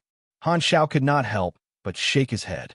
At this time, a new notification popped up on the interface. You have triggered the Grade S mission, Tyrant Heber. Mission introduction. Beyond grade, as are the top experts standing at the peak of the galaxy. They have unparalleled strength, and Heber is one of them. Are you sure you want to fight him? Mission requirements. Last as long as possible in the hands of Heber. Combat mode is unlimited. You can only leave combat for a maximum of 30 minutes. If you exceed this limit, the mission will enter the final phase. There is no limit to the number of times you can leave combat. Reward. This mission reward is in stages. You will receive a corresponding reward for every requirement you meet. Only 1% of the time you leave combat will be counted into the judgment time. Last for 10 seconds. 10,000 experience lasts for 30 seconds. 23,000 experience lasts for 1 minute. 45,000 experience lasts for 2 minutes. 70,000 experience lasts for 3 minutes. 90,000 experience plus 1 legendary point lasts for 5 minutes. Character summon card. Tyrant Heber 3000 experience lasts for 20 minutes. Randomly draw a talent or ability from the Tyrant. 85000 experience plus 1 legendary point. It's actually such a mission. Han Zhao's eyes sparkled. A beyond grade A was a true big boss, an insurmountable mountain. Even if the players had his current level, they would not be able to defeat a beyond grade A with a full set of molding talents. The only difference was how long they could last. In the later versions of his previous life, there were also players who challenged a beyond grade A, and some of them had a chance of triggering a special grade S mission. The reward would be given according to how long the players could last in the hands of the boss. In his previous life, it was extremely difficult for most players to last even a minute in a head-on battle with a beyond grade A. The only way was to leave combat and kite. Because only 1% of the time left combat was counted, this meant that each time they left combat, they would only gain 18 seconds of judgment time. To the players, if they wanted to complete the requirement of lasting 20 minutes, they would have to leave combat more than 60 times and not be caught by a beyond grade A within 30 minutes. In other words, they would have to stall a beyond grade A for a total of 30 hours. Han Xiao had also challenged a beyond grade A before, and his best result was only a few minutes. However, the evaluation of the interface mission had always been based on the strength of the players, and Han Xiao was the only exception. He did not even need to leave combat. He could directly face the boss head-on. With his endurance, 20 minutes was just enough for him to warm up.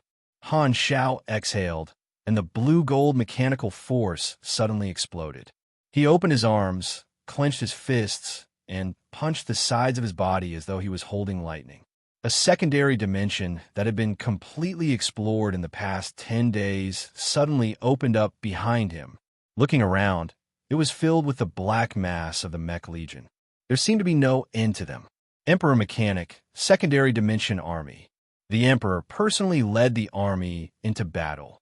Seeing this, Heber twisted his neck, and flames erupted from his body like a supernova, dazzling like a star. The next moment, the Mech Legion surged out and welcomed a star-like figure.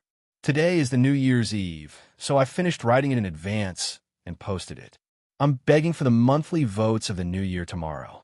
Also, I wish you all a new start in 2019. Good luck, prosperity, prosperity, prosperity. Another year.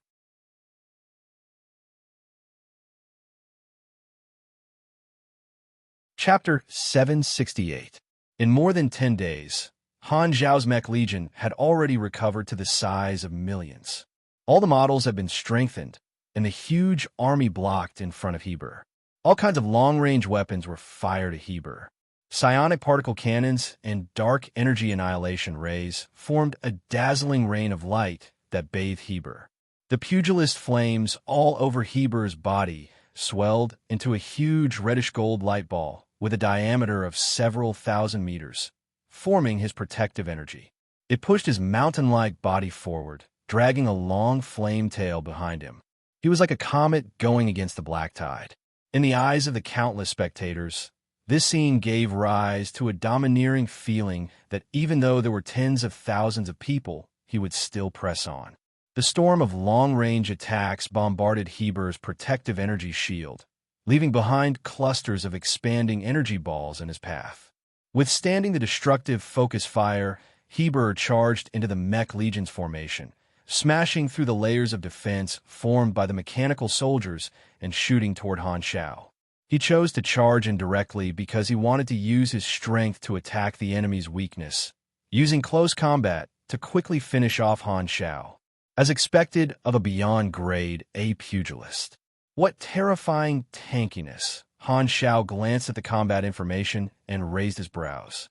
Heber's level, attributes, and health were all question marks. The interface showed that several molding grade abilities on Heber's body had been triggered. They were low damage immunity, true damage immunity, fixed damage reduction, the huge damage reduction brought by super toughness, and the damage reduction of a beyond grade 8 pugilist protective energy shield. This meant that Heber was immune to true damage and normal attacks that did not exceed a certain limit. The limit was equivalent to that of an ordinary calamity grade. Only explosive attacks could cause actual damage to Heber. Due to the special fixed damage reduction, only the damage that exceeded the limit would be calculated. If the limit of damage immunity was 100 and you dealt 110 points of damage, it would be 110 minus 100 points.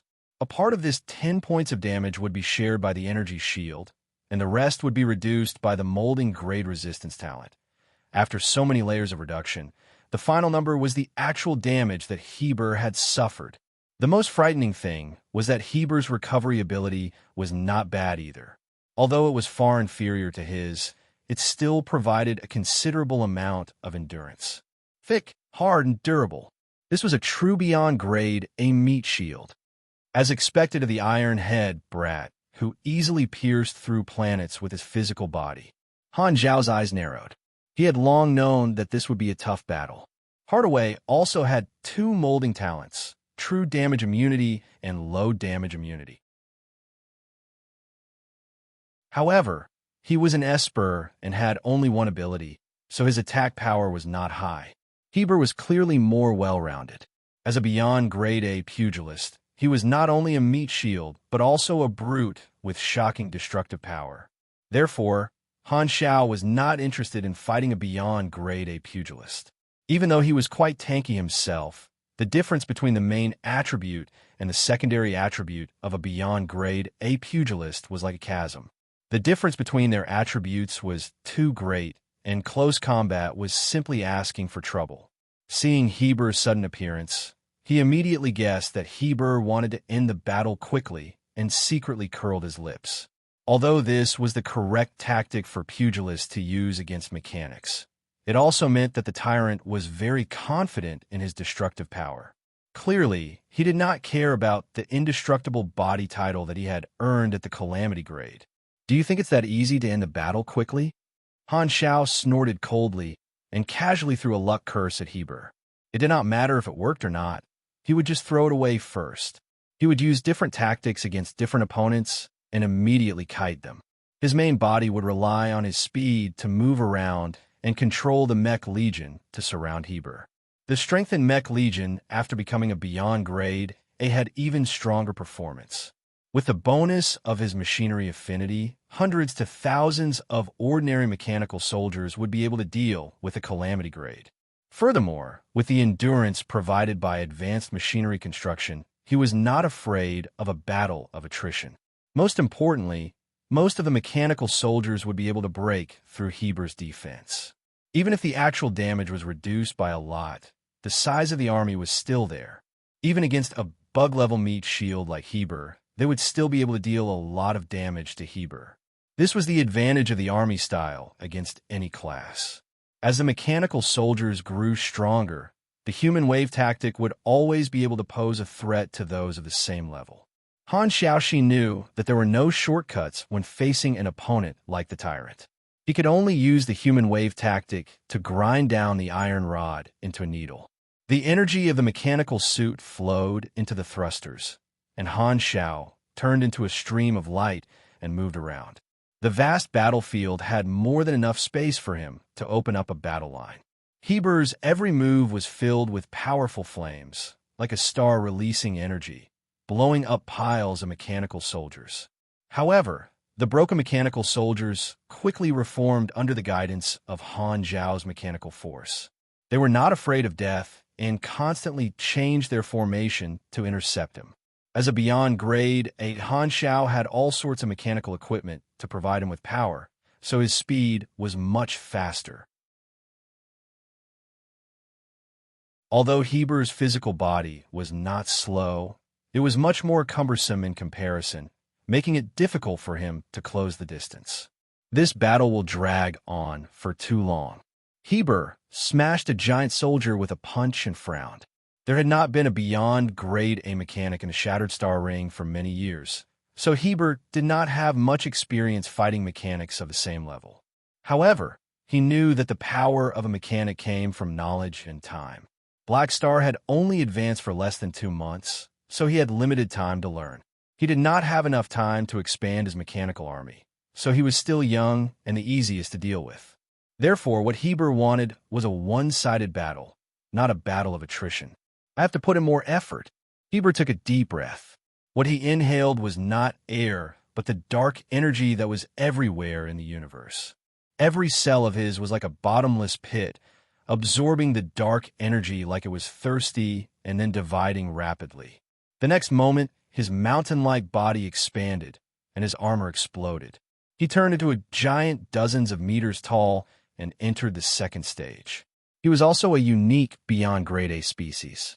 Furthermore, when a pugilist advanced to beyond grade A, he would basically have a special characteristic, a genetic limiter that removed the physical body. In other words, there was theoretically no limit to the strength of his body. Heber stretched out his palm, aimed at Han Xiao in the distance, and shook his head. You are indeed talented. If given time, you might have a chance to become an existence like the Mecha Empire in the future. What a pity. The next moment, everyone's vision turned white. A dazzling light shot out from Heber's palm. This shockwave blast was extremely fast, and it was not as simple as shooting out. It could be remotely controlled by Heber and had a tracking effect. Han Xiao dodged more than 10 times, but he was still hit by the beam of light. His whole body was bathed in reddish-gold pugilist flames. Assessing energy level. Failed. Your energy level is lower than the opponent. You have entered the energy lock state. You are unable to release energy. Han Xiao was shocked. The pugilist flames around him exerted a suppressive force that caused a mechanical force in his body to become completely silent. It shrunk in his cells, unable to be released. His mechanical force connection with the mechanical army was cut off. He tried to break through the pugilist flames around him, but he was met with a terrifying resistance. His body moved extremely slowly, almost as if he was fixed in the reddish-gold beam of light. This is Han Xiao's pupils constricted. Come here. Heber pulled with his palm, and the reddish-gold beam of light quickly shrunk, pulling Han Xiao in the distance toward him. Pugilists tempered and refined their own energy. Energy was an extension of their limbs and could be bestowed with many attributes. In terms of the density of their energy, pugilists were at the top of the 5 major supersystems. They were masters of using energy. To pugilists, the so-called skills were different pugilist moves. There were more than 100 billion pugilist schools in the universe, and the number of moves was endless. This move was to compress one's pugilist energy and release a shockwave that would form a special energy field after hitting the target. Using one's own pugilist energy to suppress the target's pugilist energy was like laying down layers of barriers around the target's pugilist energy, forcibly blocking the target's pugilist energy within the body. This was a kind of pugilist control technique. Unless one's energy level was higher than or equal to Heber's, there was no way to avoid it. Heber was a veteran beyond grade who had been around for many years, and his energy level was unfathomable. The Mech Legion focused their fire on Heber under the control of the artificial intelligence. However, without Han Zhao's mechanical force bonus, they could not even break through Heber's defense. The hovering guard behind Han Xiao released a tractor beam, wanting to pull him out of the reddish-gold beam of light. However, Heber's arm muscles bulged, and he injected more energy into the beam of light. Countless light bullets shot out from the reddish-gold beam of light, blowing up any machinery that approached. Han Xiao thought quickly. I have to think of a simple way to break this move. Heber definitely won't only use it once. The cooldown for Void Hyperdrive is too long. I can escape once, but I can't escape a second time. Suddenly, he had an idea and activated the talent that he had not used for a long time. Chaos Body Release. His entire person turned into a gray mist, turning into his chaos body state. He then used Void Hyperdrive to leave the reddish-gold beam of light and returned to his human form.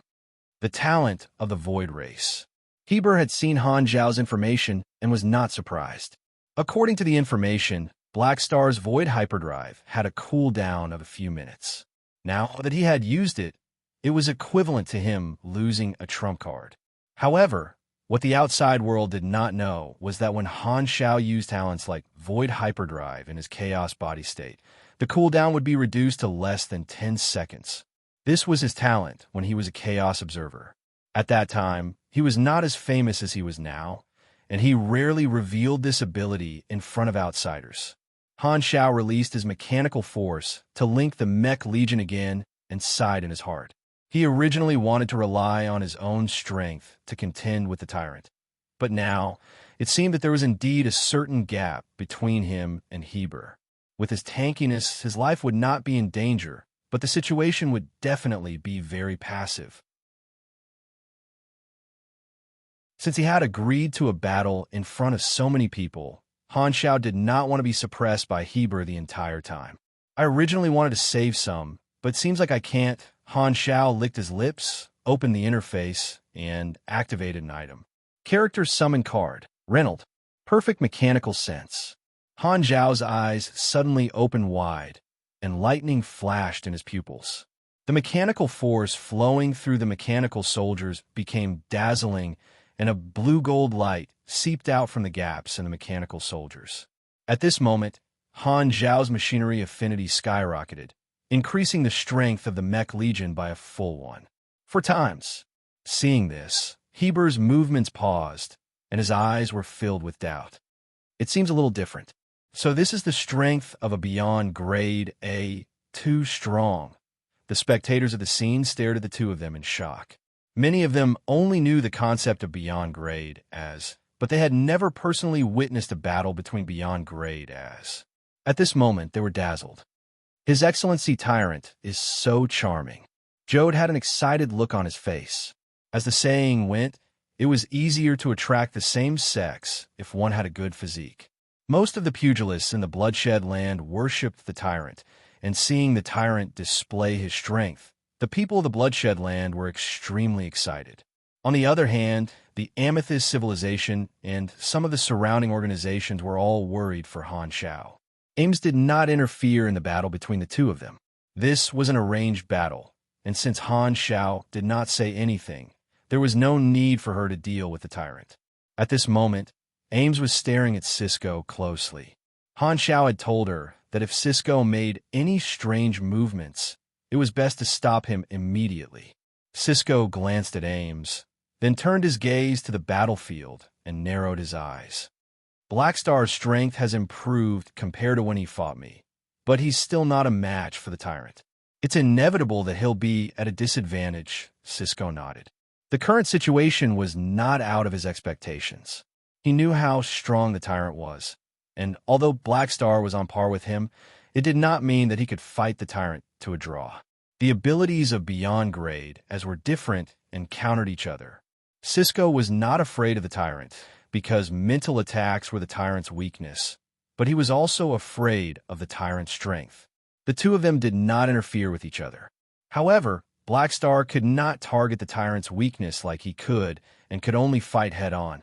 The Tyrant's strength naturally exceeded that of a new Beyond Grade A Super. If it was a normal new Beyond Grade A, the Tyrant might have really killed him. However, Cisco had fought with Black Star before, so he was the only one who knew about Black Star's strength and did not reveal it to the Tyrant. Black Star also has a body that's extremely durable even among Beyond Grade as not much weaker than Heber's. He should be able to last for a long time. They're still testing each other. When their condition deteriorates, it'll be time for me to make my move. With that thought, Cisco turned around and looked at the Arcane Church's flagship behind him. He knew that in the flagship's command room, the fleet commander was waiting for his signal. Right at this moment, a meteor-like figure flashed past his vision and flew into the Bloodshed Lands formation not far away, smashing 7 or 8 spaceships. Psyker turned his head to look and was immediately shocked. The one who was sent flying was the Tyrant? Cisco was a little stunned. He turned around and looked at Han Xiao, who had activated his perfect mechanical sense. It seems like I still underestimated you. A new year has begun. Happy New Year, brothers. P.S. You can't write onomatopoeia in battles in the universe. It feels like something is missing.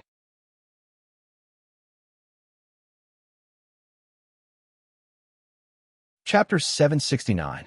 At this time, Han Zhao's energy level suddenly increased, and the power of the Mech Legion increased.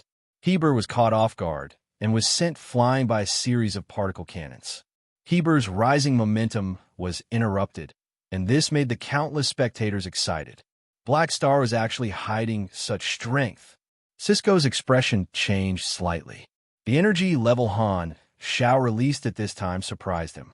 He was very sure that Black Star did not have such strength when they fought more than a month ago. Is this his trump card? Ames could not help but glance at Han Xiao, and a look of surprise flashed across her eyes. Seeing that their boss had created a gap in their formation, Jode's expression changed. The excitement of the Bloodshed Land officers was instantly extinguished. Although Heber only suffered a small loss, the opponent was only a new beyond grade A. The Bloodshed Land officers originally thought that the tyrant would have the upper hand and beat Black Star into a sorry state. However, the situation before their eyes shocked them. The Mech Legion chased after him, and this time Heber stabilized his body. His expression was solemn, and he was a little angry that he had suffered a small loss without being prepared. He punched out with a bang, sending out thick martial Dao waves. An authentic star-shaking fist went up against the mechanical army. The mechanical soldiers in charge of defense moved from the back to the front, and they released psionic energy, forming a huge psionic shield in front of the army. The star-shaking punch hit the psionic shield, and a dazzling reddish-gold light expanded rapidly like a supernova explosion. Everyone was blinded by the light, and their vision was completely white. The Mech Legion was stopped by the star-shaking punch, and Heber took the opportunity to rush out. He circled around and moved the battlefield back to the Bloodshed Lands formation. Han Xiao followed closely behind, controlling the Mech Legion to entangle with him once again. The Mech Legion, which was enhanced by perfect mechanical sense, had a huge increase in both offense and defense, and they were locked in battle with Heber. Millions of mechanical soldiers surrounded one person, and the light of psionic energy flashed again and again on the battlefield. Heber suddenly slowed down, enduring the bombardment, and once again used energy lock on Han Xiao. However, this time, Han Xiao had experience and escaped the control of the Void Jump Punch with his Chaos Body, which surprised Heber. He thought that Han Xiao's Void Jump was still on cooldown. The same trick is useless against me. Han Xiao secretly smiled. Heber frowned, knowing that he had made a mistake. His control skill was broken, and he could only patiently deal with the Mech Legion while thinking of other ways. Punches, kicks, and shockwaves shot out in all directions. The mechanical soldiers were severely damaged, and some were even killed instantly. Heber was not completely unscathed either. Wounds gradually appeared on his mountain-like body. There were cuts made by the sharp blades and burn marks from the particle cannons. He used his energy to increase the activity of his cells, and the old wounds healed continuously, but new wounds also appeared continuously. The mechanical soldiers that were destroyed by him were repaired by Han Xiao time and time again, with waste modification and advanced machinery construction. Perfect mechanical sense is truly a godly ability. Feeling the mechanical force flowing in his body, Han Xiaoxin was excited. The 4 times machinery affinity bonus was an overpowered molding grade ability, and the damage that the Mech Legion dealt to Heber was obviously on another level. The difference in strength between him and the Tyrant was more than made up for by perfect mechanical sense. Unfortunately, this molding ability came from Reynolds' character summon card and was not his own ability. He had a total of 3 chances to use it, and this was the second time. After fighting for a while, Heber's expression became more and more solemn. He originally thought that no matter how talented a new beyond grade A was, the upper limit of their combat strength would not be too ridiculous. However, Han Zhao's current combat strength had broken this logic. His strength had suddenly skyrocketed, and the pressure that the mechanical army brought to him had also increased. The situation suddenly became evenly matched. Heber's intention to end the battle quickly was crushed, and he was forced to fight a protracted battle where he had to dismantle machines with his bare hands. It was a battle of attrition. Attrition battles were the strength of the army-style mechanic, and Heber knew that the battle was dragged into Black Star's rhythm. If this continued, the situation would not be good for him. He wanted to establish his dominance, but if he was evenly matched with Black Star, the situation would be reversed. At that time, not only would he not be able to achieve his goal of establishing dominance, he would also lose his reputation and be used as a stepping stone. This would instead make Black Star famous. Black Star was a new beyond grade, a super, and lacked a strong foundation. So it was definitely a positive thing for him to fight to a draw with a famous veteran like him. It was like trying to steal a chicken, only to end up losing the rice used to lure it. Furthermore, he was the one who initiated the battle. If he could not do anything to Black Star and had to leave with his tail between his legs, it would definitely be extremely embarrassing. Close combat was the trump card of a pugilist. Although Heber also had long-range attacks like the Star-Shaking Fist, a beyond grade A mechanic had too many ways to block long-range attacks. If he wanted to heavily injure Black Star, the only way was to give Black Star a series of explosive attacks in close combat. Heber's close combat damage was extremely terrifying. Looking at all the beyond grade as an entire galaxy, not a single one of them could remain unscathed after being hit by a beyond grade A pugilist. Even Heber did not dare take a series of attacks from a pugilist of the same level. He did have a move that could allow him to instantly close in, but this move could only be used once after a long interval. Black Star had so many evasion and control skills, so he could easily increase the distance between them again, which made him feel quite troubled. Slippery fellow. Heber frowned.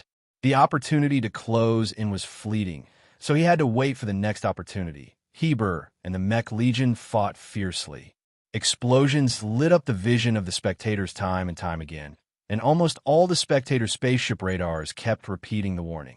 High energy reaction detected. Please leave immediately. Detected. This meant that Han Zhao and Heber were fighting in space.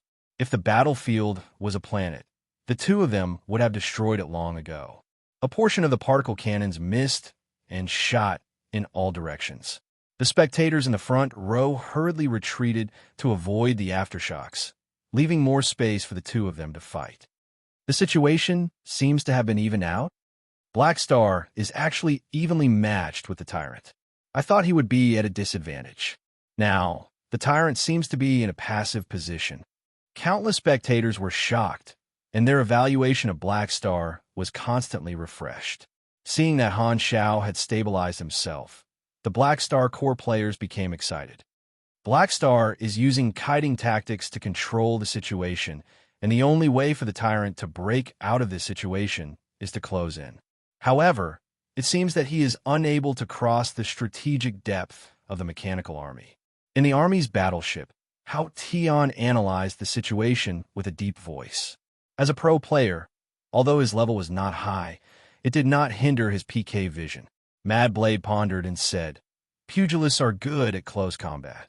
As long as the army commander keeps using kiting tactics, he will be invincible, provided that the Mech Legion can sustain the consumption."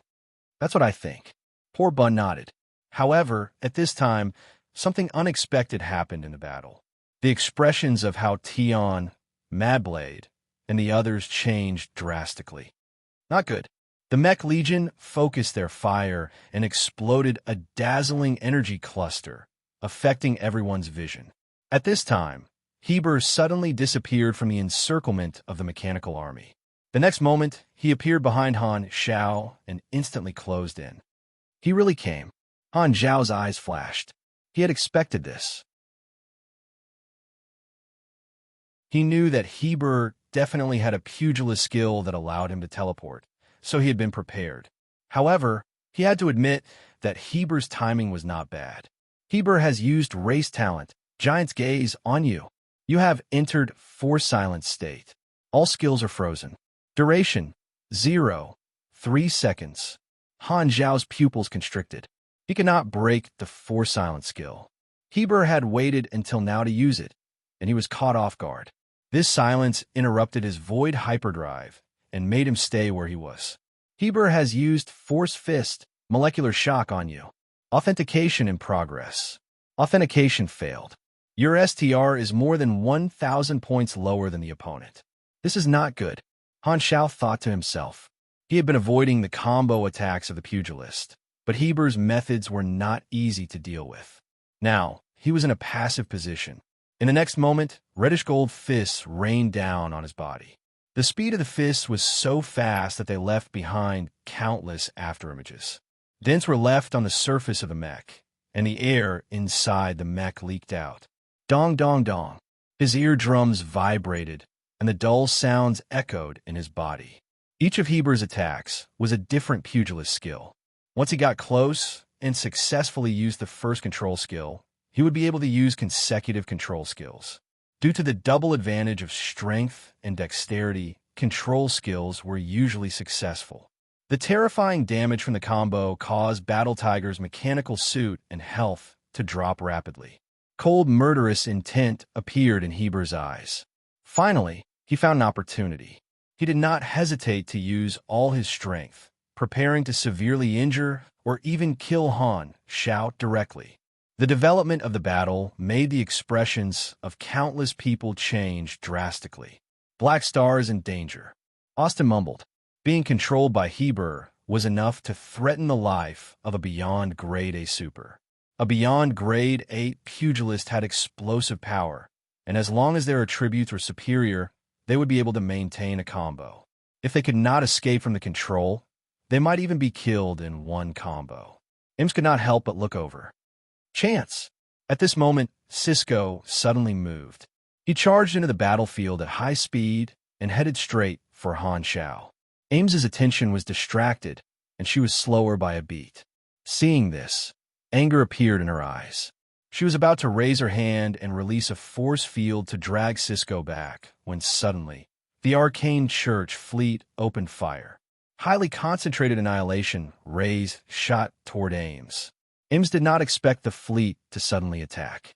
She hurriedly turned around and set up a force field defense in front of her, blocking the fleet's attacks.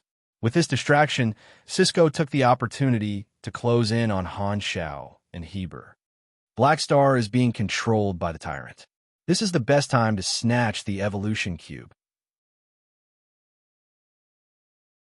The sudden change in the situation shocked everyone. In everyone's eyes, the Arcane Church had broken the rules and used their fleet to restrain Ames while Cisco attacked together with Heber. The two beyond grade as surrounded Black Star. It was as if Black Star was in a desperate situation. Teacher, Black Star, Army Commander.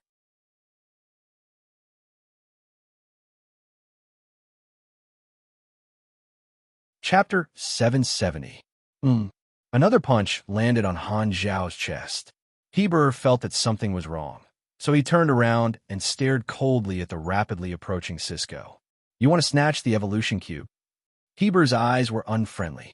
Cisco had made his goal clear by publicizing the information about the evolution cube. Although Heber was also interested, he did not have a means to locate the evolution cube. He had refused to work together because he did not want others to interrupt his one-on-one battle with Black Star and ruin his plan to establish his dominance.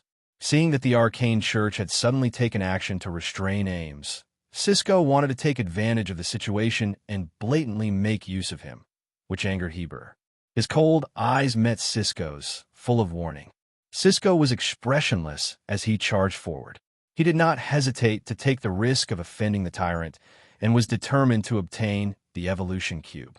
In his senses, the evolution cube was currently on Han Xiao, and his psychic power had already attacked Han Xiao. As long as he got the evolution cube back, he would immediately retreat and not waste his energy on attacking Han Xiao. Seeing that the other party had ignored his warning, the hostility in Heber's eyes intensified. However, he could not abandon Black Star and turn around to attack Cisco. Cisco had imitated his challenge and openly stood on the opposite side of Black Star, indirectly standing on the same side as him.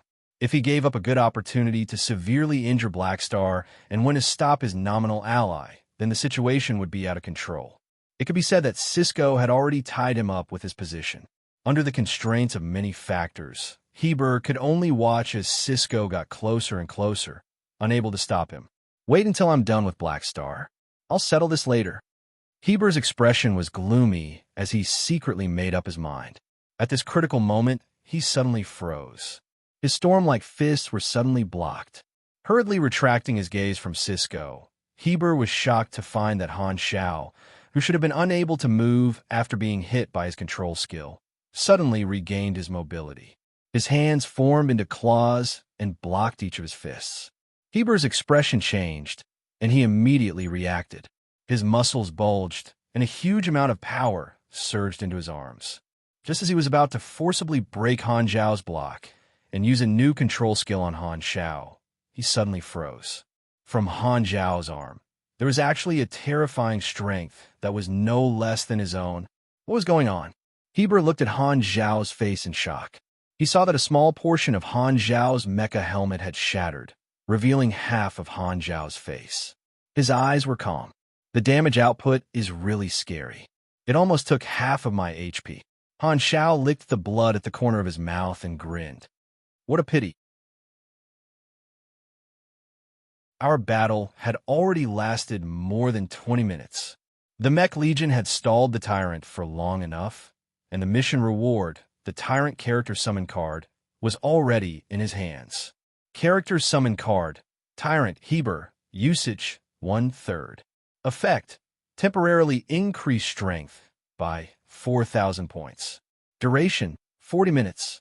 He had relied on his increased strength attribute to avoid the control skill that Heber was so determined to use.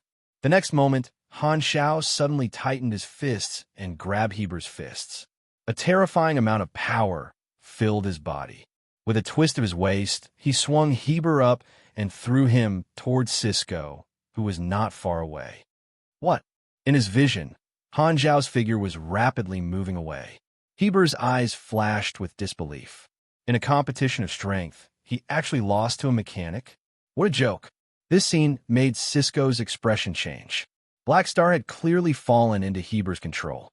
He did not expect him to be able to break free so quickly, and in close combat at that. This should be the strength of a beyond grade A pugilist. Not far away, the Mech Legion recovered their mechanical force bonuses and fired at Heber and Cisco. Cisco could only stop far away and release a psychic shield to block the bombardment. At the same time, he used his psychic power to grab Heber, who was flying backward, to help him stabilize his body. The fierce bombardment exploded on the psychic shield, and the expanding light blocked their vision. Before the two of them could make their next move, a sense of pressure suddenly appeared in their hearts. Turning around, they saw a huge black armed satellite passing through the bombardment outside the psychic shield and smashing toward them. Heber did not have time to think about anything else. He crazily absorbed the dark energy, and his body expanded to the size of a giant. His fists met the armed satellite head-on, and flames shot out from behind him, wanting to block the satellite's impact. However, the difference in size was too big. Together with Heber and Cisco, who was behind him, they were all slammed into the surface of the satellite. Ames's eyes glowed with a dark green light. Her force field pushed the armed satellite forward like a marble, drawing an arc in the air and smashing toward the Arcane Church's fleet. Because of the Arcane Church's fleet, she was unable to stop Cisco immediately. Ames was quite annoyed. Luckily, Black Star had resolved the danger with his own strength. She did not hesitate and immediately supported him, treating the Arcane Church's fleet as a target of attack. Facing the huge armed satellite, the Arcane Church's fleet decisively opened fire. Dark energy annihilation cannons rained down on the armed satellite like a storm, blowing it up. This was the largest explosion since the start of the battle. The expanding light stung the eyes of countless spectators, and they could not help but close their eyes. Only the intermediate and high-grade supers could barely open their eyes. The aftermath of the explosion dissipated, and everyone finally saw the current situation clearly. Han Xiao and Ames were in the center of the battlefield, standing together.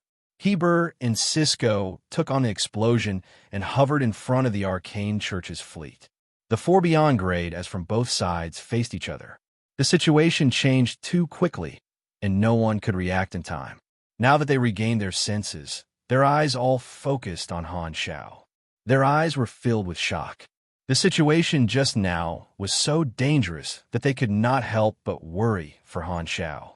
They could still clearly remember that Han Xiao had used his strength to counter Heber.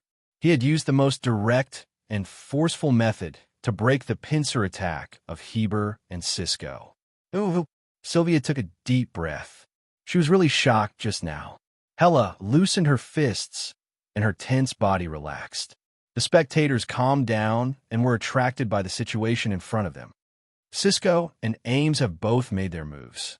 I'm afraid it won't be a one-on-one battle, but a chaotic one. The Arcane Church has also intervened. Not only the Beyond Grade, as the fleets of both sides will probably start fighting. The Red Empire will definitely react. There might even be a war. I think we should retreat a little more. Countless people were nervous. It was originally a battle between Beyond Grade but the intervention of the Arcane Church had changed the situation. In terms of strength, Heber's side, which had the Red Empire and the Arcane Church's support, completely crushed Black Star's side. If the fleets also started a chaotic battle, Black Star's side would definitely be at an absolute disadvantage. Cisco's expression was not good, and he was unwilling. His sneak attack had failed, and his plan to take advantage of the situation had failed. He had also made his move, and he could no longer watch from the side. Now he could only snatch the evolution cube head-on, which would be much more difficult. He turned to look at Heber, only to see that Heber was also looking at him with a sharp gaze. Cisco knew that his previous actions had offended the tyrant, and the two of them were now at odds. He sighed inwardly and sent a message to Heber via telepathy. Ames has already intervened. You can't continue fighting Black Star alone. They'll fight you two against one, and you need help. We'll talk about what happened just now later. Let's work together first. I have the Arcane Church, and you have the Red Empire. We'll send out our fleets to start a war. If you help me get the evolution cube back, the Arcane Church, and I can give you enough benefits. Heber frowned.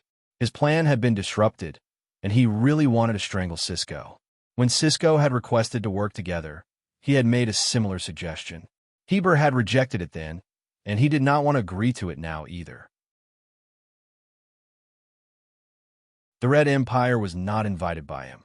They had made some kind of deal with Clint. Heber was not very clear about the details.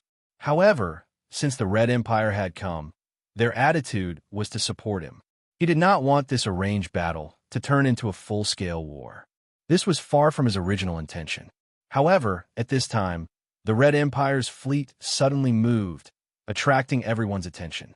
The Red Empire's fleet turned around, and countless cannons were aimed at the Arcane Church's fleet. Before anyone could react, the Red Empire's fleet suddenly opened fire. Countless particle cannons bombarded the Arcane Church's fleet. The Arcane Church's fleet was caught off guard by the sudden attack from the side. At this moment, no matter which side they belonged to, everyone was dumbfounded. What's going on? Upon seeing this, Han Zhao's eyes sparkled. Zoel has made his move. I've not been in a good state recently. I feel like I'm suffering from orgasm impotence.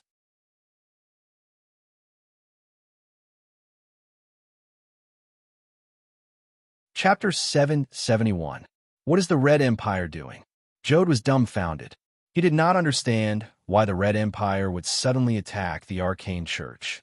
Weren't we on the same side today? Ralph was also shocked by the sudden situation. The Red Empire and the Arcane Church were both enemies. So why did they suddenly turn against each other?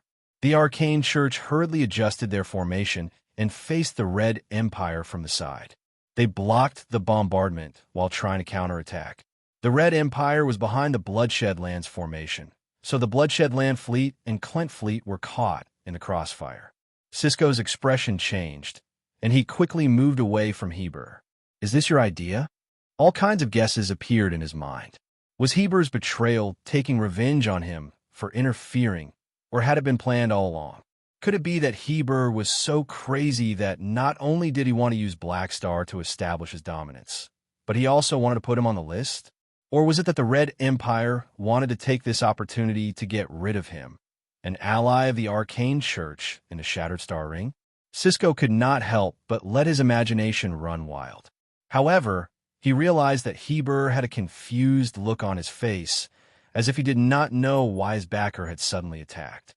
Heber did not have the time to care about Cisco's thoughts. He turned into a meteor and flew back to the Bloodshed Lands formation, entered the nearest spaceship, and borrowed the communicator. Jode, contact the Red Empire and ask them what they are doing. Your Excellency Tyrant, their commander asked us to cooperate with them to attack the Arcane Church, but he did not say why. Jode quickly replied in the communication channel. Heber's eyes were solemn. Contact the Clint people and ask them to ask the Empire's envoy, Zoel, and find out the reason. Okay, Clint has responded. The officials on the mother planet are trying to contact Zoel. Zoel had been staying in the Red Empire's diplomatic embassy on the Clint mother planet. He had only dispatched the Red Empire's troops and had not personally come to the scene. The two garrison fleets of the two universal civilizations fired at each other. Many spectators nearby were caught in the crossfire and were blasted into pieces, turning into fireworks. The other spectators retreated in panic. Countless spaceships turned around, activated their thrusters, and left the edge of the battlefield. The scene suddenly became chaotic. Everyone was busy dodging the stray bullets, and no one paid attention to the people involved. On the other side, the Black Star Corps and the Purple Crystal Fleet were not affected. They watched as the opposite side turned into a mess. Han Shao did not announce the news of him allying with the Red Empire. Currently, only Han Shao and the Red Empire knew about it. Due to the sudden change, Heber and Cisco's attention was diverted, and they did not have time to care about Han Shao. Han Shao and Ames, who were in the middle of the battlefield, did not chase after him either. They looked at the chaotic battle between the Red Empire and the Arcane Church from afar. Han Shao suddenly smiled. The Red Empire has made their move. This storm is about to end. So this was done by you? Ames turned to look at Han Shao and said, You joined the Crimson Dynasty. She was also kept in the dark. Before this, she had thought that she was Han Zhao's biggest ally today. Han Shao slowly said, The tyrant wants to step on me to establish his authority, and Cisco wants to take back the evolution cube. I also want to use today's opportunity to expand my influence. I'm a new beyond grade A, and I need to accumulate a lot of achievements before I can have a reputation like the tyrant's. It will take too long. The tyrant's opportunity is also my opportunity. I can use this battle to gain a lot of prestige and fame. Ames raised her brows and said, It sounds like you don't need my help to deal with the danger today. Or do you think I'm not important enough? Don't misunderstand. I'm just used to being prepared. Han Shao smiled helplessly. He did not like to put all his eggs in one basket. The Red Empire and the Arcane Church fleet did not engage in an all-out battle. They soon stopped fighting and faced each other. The atmosphere was tense. Many of the spectators stood far away, still in shock. Their gazes were all focused on the Crimson Dynasty's fleet. Everyone was filled with questions, wanting to know the reason behind the Crimson Dynasty's actions. At this time, the hundreds of billions of spaceships present received a message from the Red Empire. This was a notice posted on the civilization's exclusive public communication channel, marked with the official authority of the Red Empire. The civilization's exclusive public communication channel was a public channel used by civilizations above the star system level. It represented an official letter. When a message was sent out, all quantum network terminals in a certain area would receive it. Simply put, this was equivalent to a loudspeaker for the entire server. This is the Red Empire's Shattered Star Ring Garrison K-004 Fleet Commander to Shulio. We hereby issue a warning to the Arcane Church. Firstly, this battle is under the supervision of the Red Empire. Any organization that breaks the rules and interferes will be stopped by us. Your interference has already violated the rules. Secondly, the Black Star Corps is an ally of the Red Empire. The Evolution Cube currently belongs to the Red Empire. Any organization that wants to fight for it will be viewed as an enemy by the Red Empire. Hearing this announcement, be it Clint, Bloodshed Land, Amethyst Civilization, Black Star Corps, or the other spectators, all of them widened their eyes in shock. Since when did Black Star become an ally of the Red Empire? After all this time, the Red Empire was not here to help the tyrant, but to help Black Star. Everyone was in an uproar. Heber's expression changed drastically.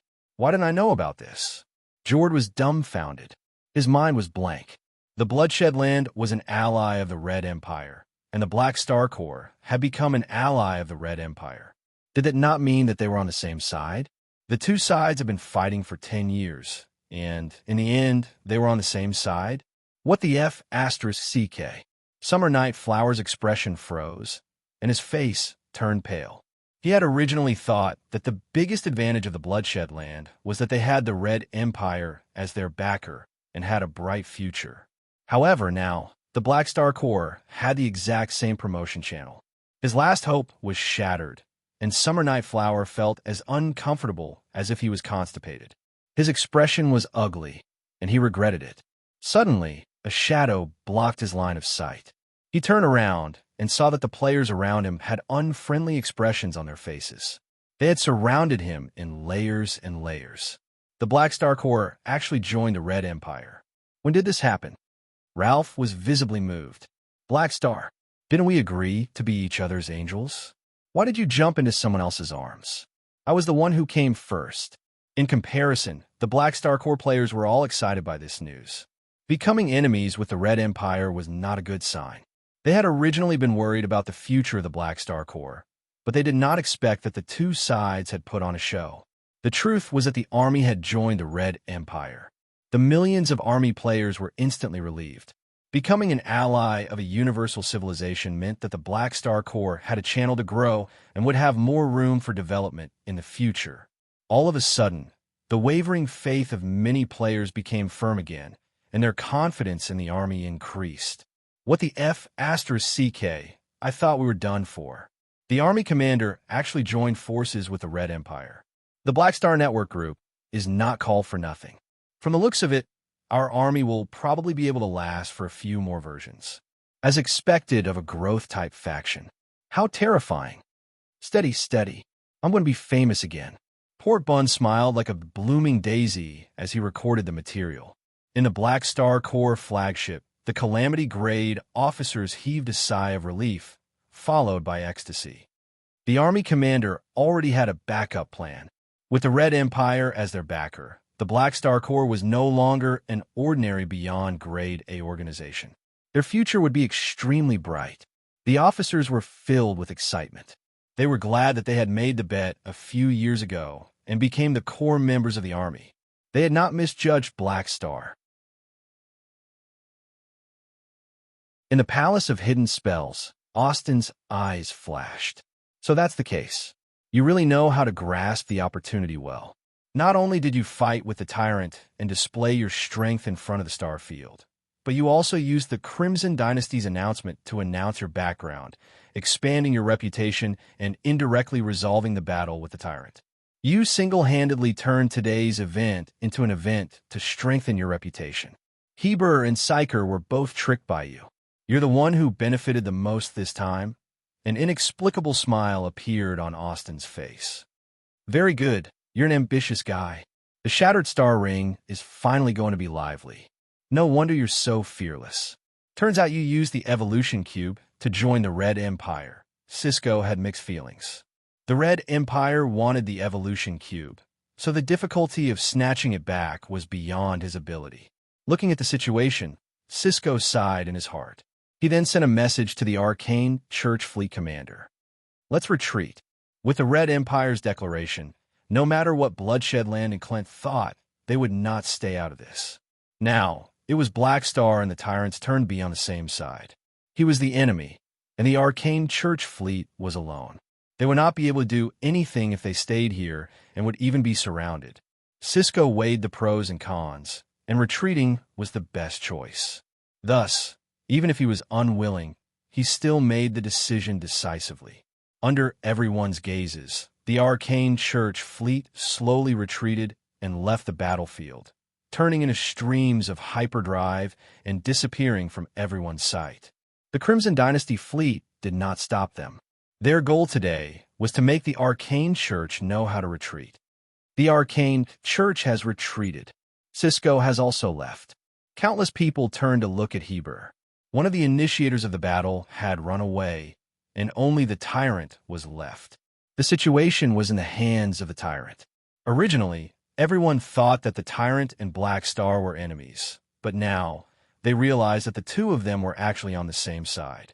This battle had become an internal conflict between the allies of the Red Empire. Thus, the tyrant's situation became awkward. The tyrant's confusion earlier did not seem to be fake. Most people were more inclined to believe that Heber was not aware of this situation before. Then, was he still going to fight Black Star? The situation today was full of twists and turns. No one knew what would happen next. Bloodshed Land waited for orders. Heber did not immediately return to the battlefield to continue fighting Han Shao. He narrowed his eyes and looked at Han Shao from afar. Han Shao also stared at him without blinking. Sparks flew between their gazes. Heber did not move, and the battlefield fell into an eerie silence. In the spaceship, Heber asked Jode, "Is there a response from Clint?" "They're still negotiating with the Red Empire." Jode could tell that Heber's tone was not friendly, so he replied weakly. At the same time, on the mother planet of Clint, the Red Empire's embassy in Clint, Envoy Zoel, "What do you mean by this? Didn't the Red Empire agree to deal with Black Star together with us? Why did you accept Black Star's alliance?" The Clint official's protest came from the communicator. Zoel looked up and slowly said, "I don't think I ever agreed to this request. I only sent the garrison troops to the scene to help our allies. Clint is our ally, and so is Black Star. We're only targeting Cisco and the arcane church behind him. You misunderstood me. But you didn't inform us that Black Star is joining us." "Oh." Zoel raised his brows and said, "Do we have to inform you immediately when we form an alliance with any organization? Then, do you want the dynasty to open up all military secrets to you?"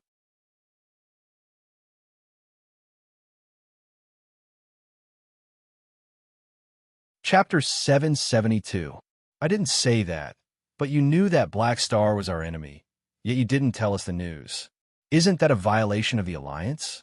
If we had known that Black Star was on our side, we would have definitely asked the tyrant to cancel this battle, and today's joke wouldn't have happened. You're exaggerating. Zoel was not angry and said with a smile, "Hiding the news was Black Star's request, and I personally agreed to it. I sent the garrison troops to the scene to prevent the situation from escalating. Furthermore, isn't the result today good? The entire star field knows that you and the Black Star Corps have turned from enemies to friends, which is beneficial to both parties' influence. Overall, not only did you not lose anything, you actually gained something. After all, a grand event like today is rare." "Then, it seems like we misunderstood you." The Clint official clenched his teeth and smiled. "That's right. Sai, you can't say that. I'm indeed responsible for this. How about this? I'll apologize to the dynasty's upper echelons and apply for resource compensation for you. What do you think?" Zoel said with a smile. "You're exaggerating. We misunderstood you first. You're not responsible. All right, but to express my apologies, please accept the resources as compensation." "Okay." After hanging up, Zoel's smile disappeared, and he nodded with satisfaction. Clint was very tactful. Not bad. Not long after, the Bloodshed Land at the scene received a message from Clint. Jode swallowed and stammered. "Your Excellency Tyrant, there's a result from Clint." "Speak." "They said that it was Zoel's idea to allow Black Star to join the alliance. Clint wants us to stop the battle and immediately retreat." Clint knew that they had been tricked by the Red Empire, but what could they do? They still wanted to develop in the flickering world, so there was no way they could cancel the alliance. Thus, they could only swallow their pride. Black Star's bargaining chip was too tempting. Clint knew that the Red Empire would not reject the evolution cube, so they could only admit that they were unlucky. Thankfully, the battle was mainly the tyrant's idea, and Clint did not lose much. Thus, they compromised very quickly. Hearing this, Heber closed his eyes. After a while, he opened his eyes again. His cheeks were puffed up as he squeezed out a word. Retreat. As the order sounded in the Bloodshed Land's command channel, the many Bloodshed Land officers instantly became listless and listless. Jode's face twitched. However, there was nothing he could do. The Red, Clint, and Bloodshed Land's fleet, leaving, and the Black Star Corps fleet. The Bloodshed Lands retreated. In the countless battleships were the Black Star Corps' the atmosphere. The player's ST2N AIM saw this. Her eyes curved into crescents, and she smiled. Although Han Zhao's concealment made her a little unhappy, seeing Heber suffer in the hands of her and Han Zhao made her feel a lot better. In the pugilistic world, you have no choice. Han Zhao's expression under the helmet was rather playful. Tyrant? Hee. The battle between the two of them had been interrupted for some reason, and there was no clear victor. However, in the previous battle, he had not been at a disadvantage and had fought to a draw with the tyrant. No one would think that he had joined the Red Empire, because he was afraid of the tyrant. The tyrant was the one who had agreed to the battle, but in the end, he had left with his tail between his legs. This was equivalent to him becoming a stepping stone, stepping on the tyrant's name and establishing his position in the Shattered Star Ring. He would no longer be looked down upon because of the name of a new beyond Grade A Super. At this time, a notification of legendary points appeared on his interface. You have received 3 legendary points. Starfield legendary points. Shattered Star Ring Battle of the Tyrant. Your battle with Heber the Tyrant is known to everyone in the Shattered Star Ring. This battle will become a legend in the Starfield, and your name will be passed down. Starfield legendary points. Shattered Star Ring Red Empire's ally. Universal civilizations are the largest organizations in the galaxy. You have formed an alliance with one of them. The Red Empire and all the organizations in the Starfield will be wary of you.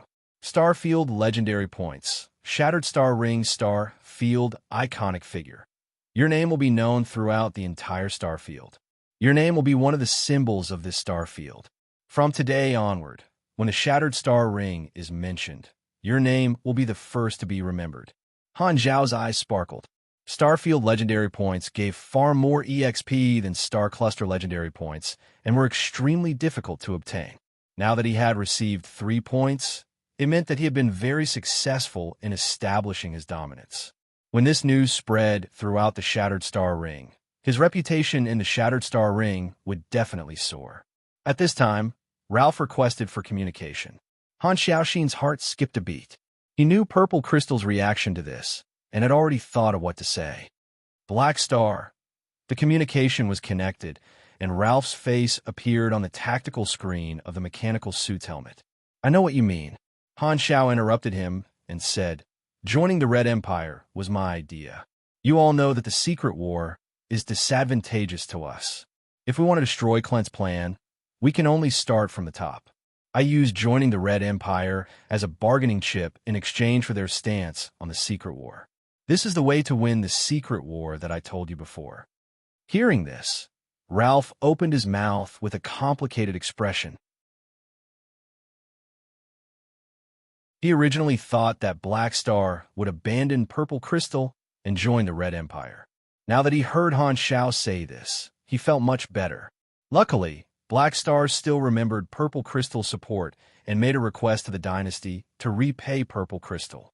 At the very least, he did not abandon them after receiving their support for so long. The Red Empire and you, Sai, I know that you all wish to maintain the independence of your civilization, but I'm different. I'm also an ally of Purple Crystal, which is equivalent to building a bridge between you and the Red Empire. Becoming the middleman between you all is beneficial to all 3 of us. Ralph could not help but nod. That was indeed the case. He understood what Han Xiao meant. Joining the Red Empire while maintaining the alliance with Purple Crystal was a choice that only children would make. Adults wanted both. Of course, Purple Crystal was unwilling. They had supported the Black Star Corps for almost 10 years because they wanted to be the biggest partner behind a beyond Grade A, but they were being taken advantage of by a universal civilization that they could not afford to offend. However, thinking about it carefully, he felt helpless. After today's battle, the Black Star Corps would be fully fledged. If Purple Crystal terminated the alliance, the Black Star Corps would not be afraid because they had better options. In the end, Purple Crystal would be the one to suffer. The best choice now was to maintain the relationship and become an ally second only to the Red Empire, sharing the benefits brought by the Black Star Corps. After investing so many resources, Purple Crystal was not willing to return empty-handed. Understand, I'll report this to the upper echelons. Ralph adjusted his emotions and secretly admired Black Star's ability. Wait for my good news. Han Xiao smiled and said politely. If he was just an ordinary beyond Grade A, he might not have had the face to make the Red Empire change their stance regarding the Secret War. However, with the weight of the Evolution Cube, it was different. After reaching a consensus with Ralph, Han Xiao hung up the communication and secretly heaved a sigh of relief. The situation was great, and Han Xiaoxin was relaxed. After entering the beyond Grade A realm, he had truly reached the peak of Galaxy. Most of the restrictions that Calamity Grades faced had disappeared, and his Face Fruit ability had skyrocketed. This time, a teleportation door opened beside Han Xiao, and Austin, who had been secretly observing, walked out. Hee, congratulations, Black Star, Austin greeted with a smile. Han Xiao replied with a laugh. Seeing this, Austin did not say much and smiled. This is not a good place to talk. Let's talk again at the next Tyrant Party.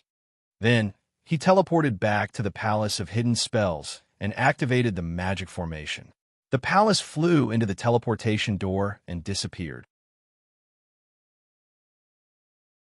Tyrant Party, Han Zhao's eyes flashed. When the tyrant held the next party, he did not know if they would take the initiative to invite him. Since the matter is settled, I'll take my leave first. Ames waved her hands and flew back to Floating Dragon. Floating Dragon slowly left. Han Xiao watched as Ames left. This time, he returned to the flagship of the Black Star Corps. He walked into the command room and saw that the officers of the army were all gathered there. The moment he walked in, everyone's eyes turned toward him with respect.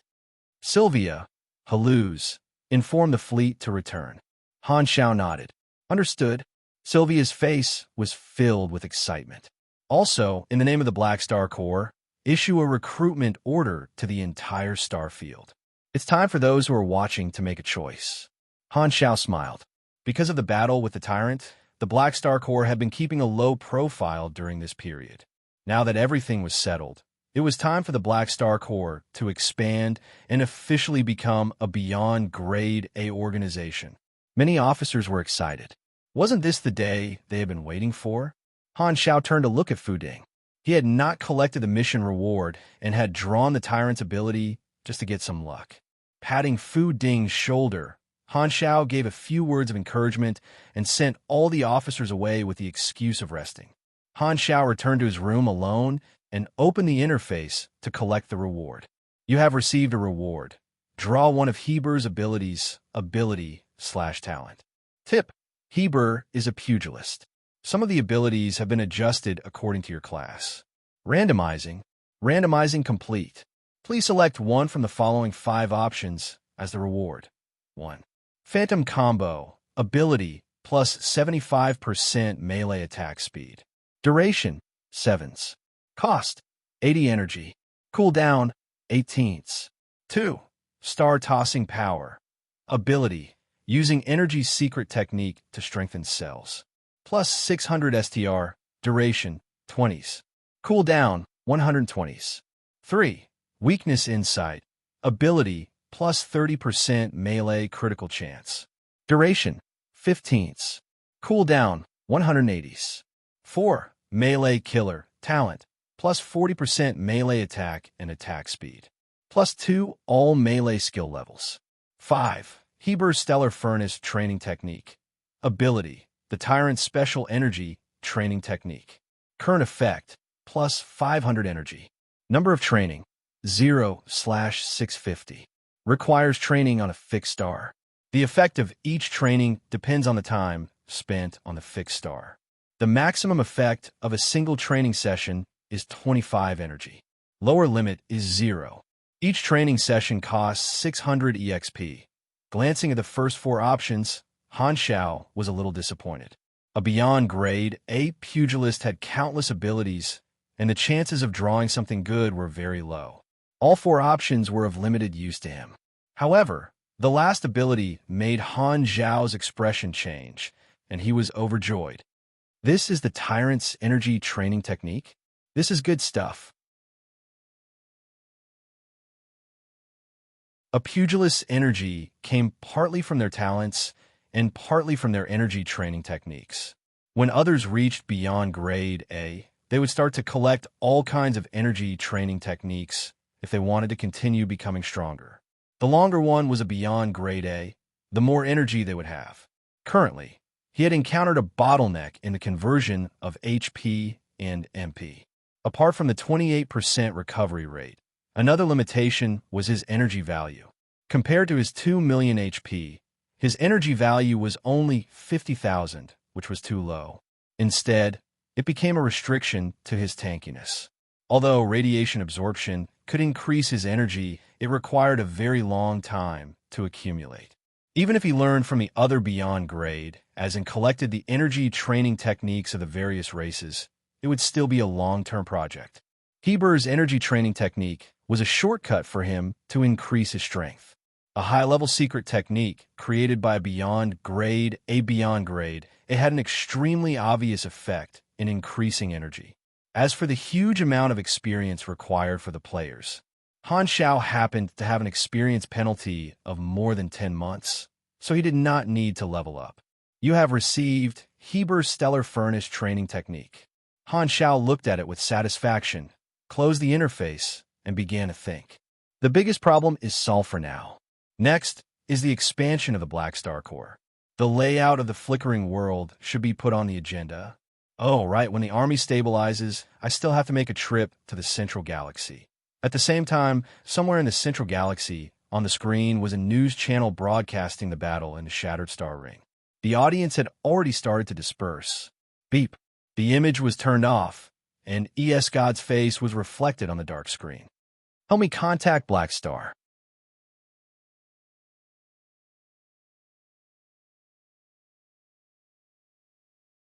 Chapter 773.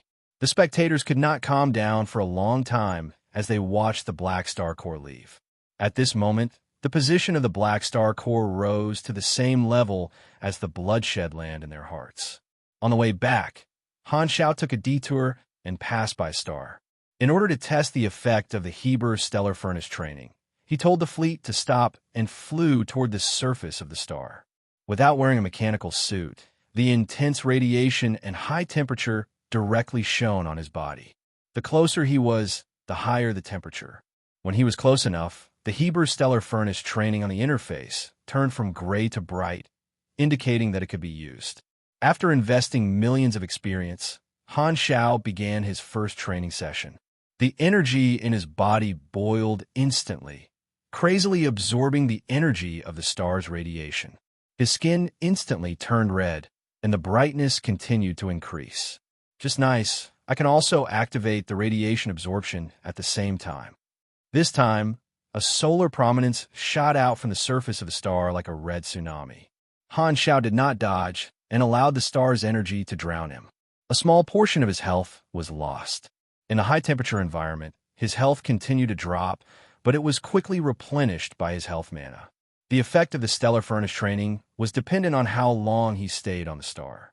The reason why it was a high-grade secret technique was because supers below grade A could rarely survive on a star. With Han Technician's tankiness, he could stay on the star until the end of time. Now, it's really like taking a bath on a star. Han Xiao played with a ball of star's energy, slapping it on his chest like bubbles. He shook his head and laughed. After enduring for half an hour, the interface indicated that the training effect had reached its limit.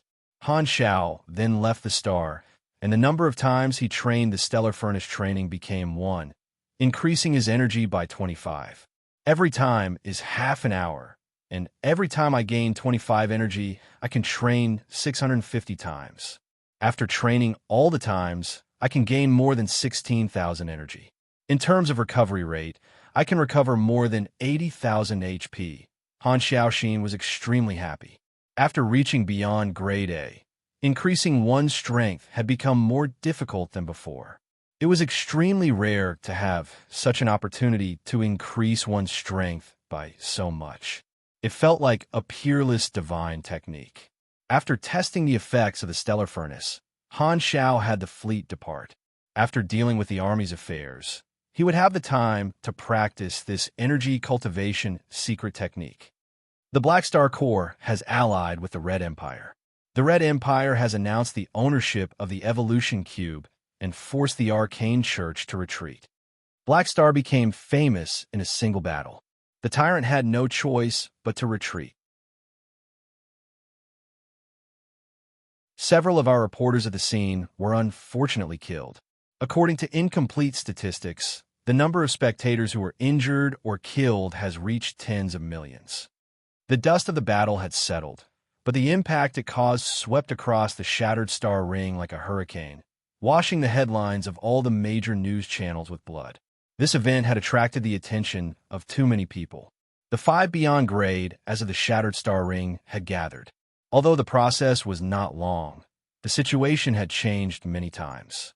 To everyone, Black Star was the biggest star of this event, and he had fought with the tyrant on equal footing. The most shocking thing was that the Red Empire had changed sides and announced that Black Star had joined them. No one had expected such a situation. Everyone knew that this meant that another beyond grade had gained a foothold in the galaxy, and a new enormous organization was about to be born. What happened today was enough to be recorded in the history of the Shattered Star Ring. This was a signal that would change the structure of the star field. On the second day after the battle, the Black Star Corps issued a recruitment order to the entire star field. All of a sudden, countless people who had been observing the situation were tempted. The Black Star Corps had the support of the Red Empire, so they did not have to worry about lacking resources. Furthermore, the leader of the faction, Black Star, was a beyond grade A who had proven his strength. Such a good new organization had a bright future, and there were too many benefits to joining. The recruitment order of the Black Star Corps was like a deep water bomb, causing huge waves in the Shattered Star Ring. On the second day after the recruitment order was issued, spaceships set off from various star clusters, heading straight for the Black Star Corps headquarters in the Colton Star Cluster. This was the largest recruitment in the history of the Army, and Philip would receive tens of millions of resumes and applications every day. Many organizations in the Shattered Star Ring also extended an olive branch to the Black Star Corps. You want to merge under my name and let me be the chief director of the Mercenary League? That's not a problem, but you will continue to be in charge of the daily affairs. That's what I meant. After some time, we will jointly announce to the Star Field that the Mercenary League is under my name. After hanging up the communication with Giraja, Han Xiao rubbed his nose. Over the past few days, who knew how many organizations had contacted him and made all sorts of requests. Some of the organizations that wanted to borrow his name were usually organizations that he had a good relationship with. For example, Serbia the Fifth of Godora had called the day before and said that he wanted to hold another political visit. He also expressed his hope that the Black Star Corps would not move their headquarters and would remain near Planet Golden Gate. Because of the existence of the Black Star Corps, Planet Golden Gate had welcomed a period of explosive development. Furthermore, it was a transportation hub, so its economy was extremely prosperous. Serbia the Fifth had even planned to invite Han Xiao to become an honorary officer of Godora, but this plan was a little too grand and was rejected by Han Xiao. One Golden Gal badge was enough. If he were to be awarded another honor, it would mean that the Black Star Corps had expressed their stance, which would be disadvantageous to the surrounding areas. A single star system civilization was not enough to satisfy Han Zhao's appetite. With a godly tool like the evolution cube in his hands, it would not be worth it if he did not use it to unify more civilizations.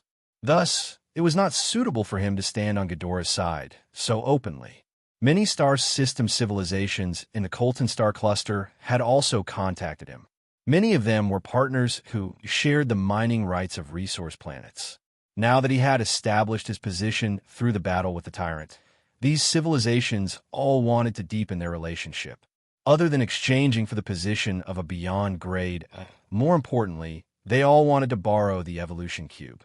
The terms of deepening the alliance included expanding the mining area of resource planets and establishing more divisions. In conclusion, it was basically the civilizations taking out their own share of the cake and giving it to Han Zhao, accepting the Black Star Corps as a new member of the upper echelons of the galaxy. However, regarding the agreement regarding the evolution cube, Han Zhao had been keeping the other civilizations in suspense and had yet to finalize it. With something as good as the evolution cube in his hands, he did not plan to rush to exchange it for benefits. After all, he was the seller's market, and it would be more stable to take things slowly. There was also a portion of small armed organizations that requested to be merged into the Black Star Corps. There were many organizations led by Calamity grades, and even a few organizations in Section 0 wanted to become a member of the army. After all, the temptation of the Red Empire was too great. The final portion was the galactic financial groups. They were all investors, and they were eager to invest to solve the problem of the expansion of the army.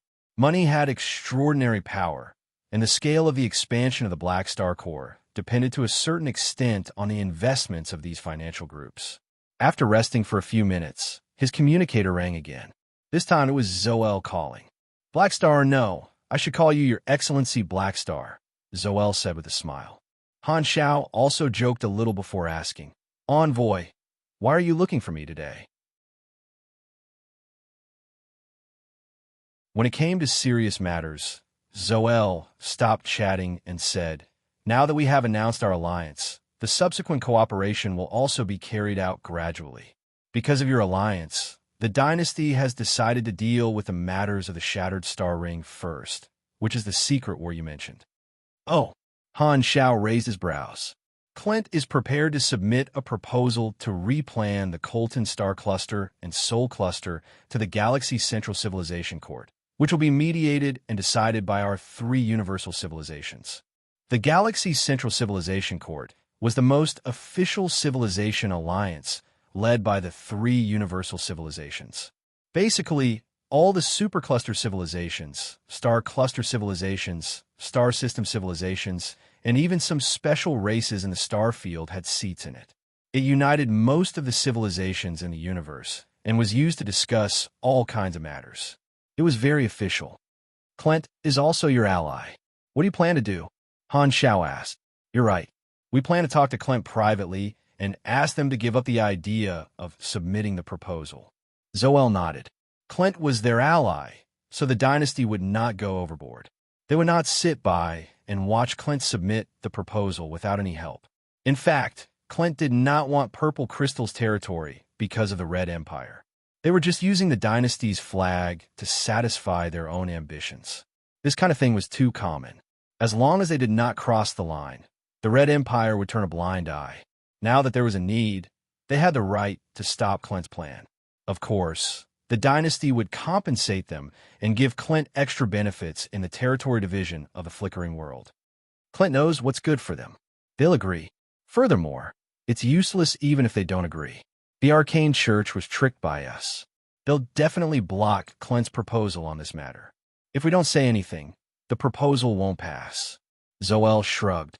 "That's true." Han Zhao nodded. He did not think that the Arcane Church would be willing to take this lying down. They would definitely try to get back at them in other places. The political stage was one of them. Now, your Black Star Corps and Bloodshed Land are both our allies. We'll work together to develop the Flickering World in the future. After solving the problem of the secret war, you guys need to have a good talk and become friends, Zoel said. The Red Empire valued the development of the Flickering World, and the two allies in the Shattered Star Ring were the pioneers of the exploration. The dynasty did not want to see the progress of the exploration of the new star field being affected by the conflict between the two allies. Even if it was only on the surface, they had to see it. All right, I'm fine with it. I just don't know what Tai Tai is thinking. Han Xiao shrugged. Hearing this, Zoel smiled helplessly. The tyrant was the one who had suffered the most this time. After pausing for a while, Zoel continued. There's one last thing. The dynasty will send the first batch of people to be modified by the evolution cube over. I'll inform you then. Han Xiao nodded. This was the content of the deal.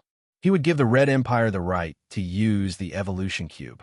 He did not know who the first batch of people selected by the Red Empire would be. They would most likely be the elites of the dynasty. Han Xiao felt that there might be famous people he knew among them.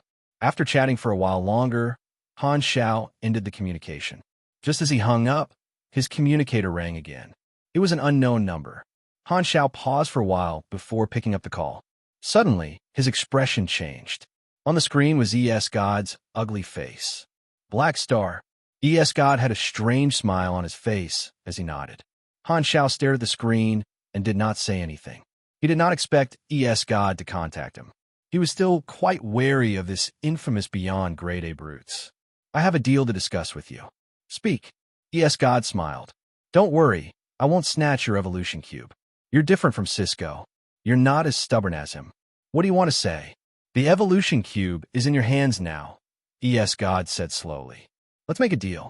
You let me use the evolution cube once, and I'll help you do something. Han Xiao narrowed his eyes. He definitely would not believe ES God when he said that he would not snatch the evolution cube. Making a deal with ES God was no different from asking a tiger for its skin. However, without waiting for him to reply, ES God continued. I understand. Your alliance with the Red Empire has just begun, and you still have concerns. However, for someone like you who is bound by order, you might need a lawless brute to help you do some things. You don't have to reply to me in a hurry. Give me your answer when you've thought it through. ES God smiled and hung up. Han Xiao frowned. His finger paused on the option to delete ES God's encrypted number. He was silent for a long time. His finger slipped. ES God's number was blacklisted. It was not deleted. Spaceships landed on Blue Star one after another. The logos of various financial groups were engraved on them. These were material transport ships, carrying a huge amount of resources. Bennett led the Aquamarine Federation's diplomatic group to stand at the dock of the hangar. He looked at the mechanical workers moving the material boxes down one by one with emotion. As the hometown of a beyond grade A, they had received even more investments from galactic financial groups. Bennett could not help but turn around. Through the entrance of the hangar, he looked at the huge black star statue in the center of the city. A look of relief and gratitude flashed through his eyes. Today, I attended the annual meeting, lived with July, and met various gods. It was quite fun.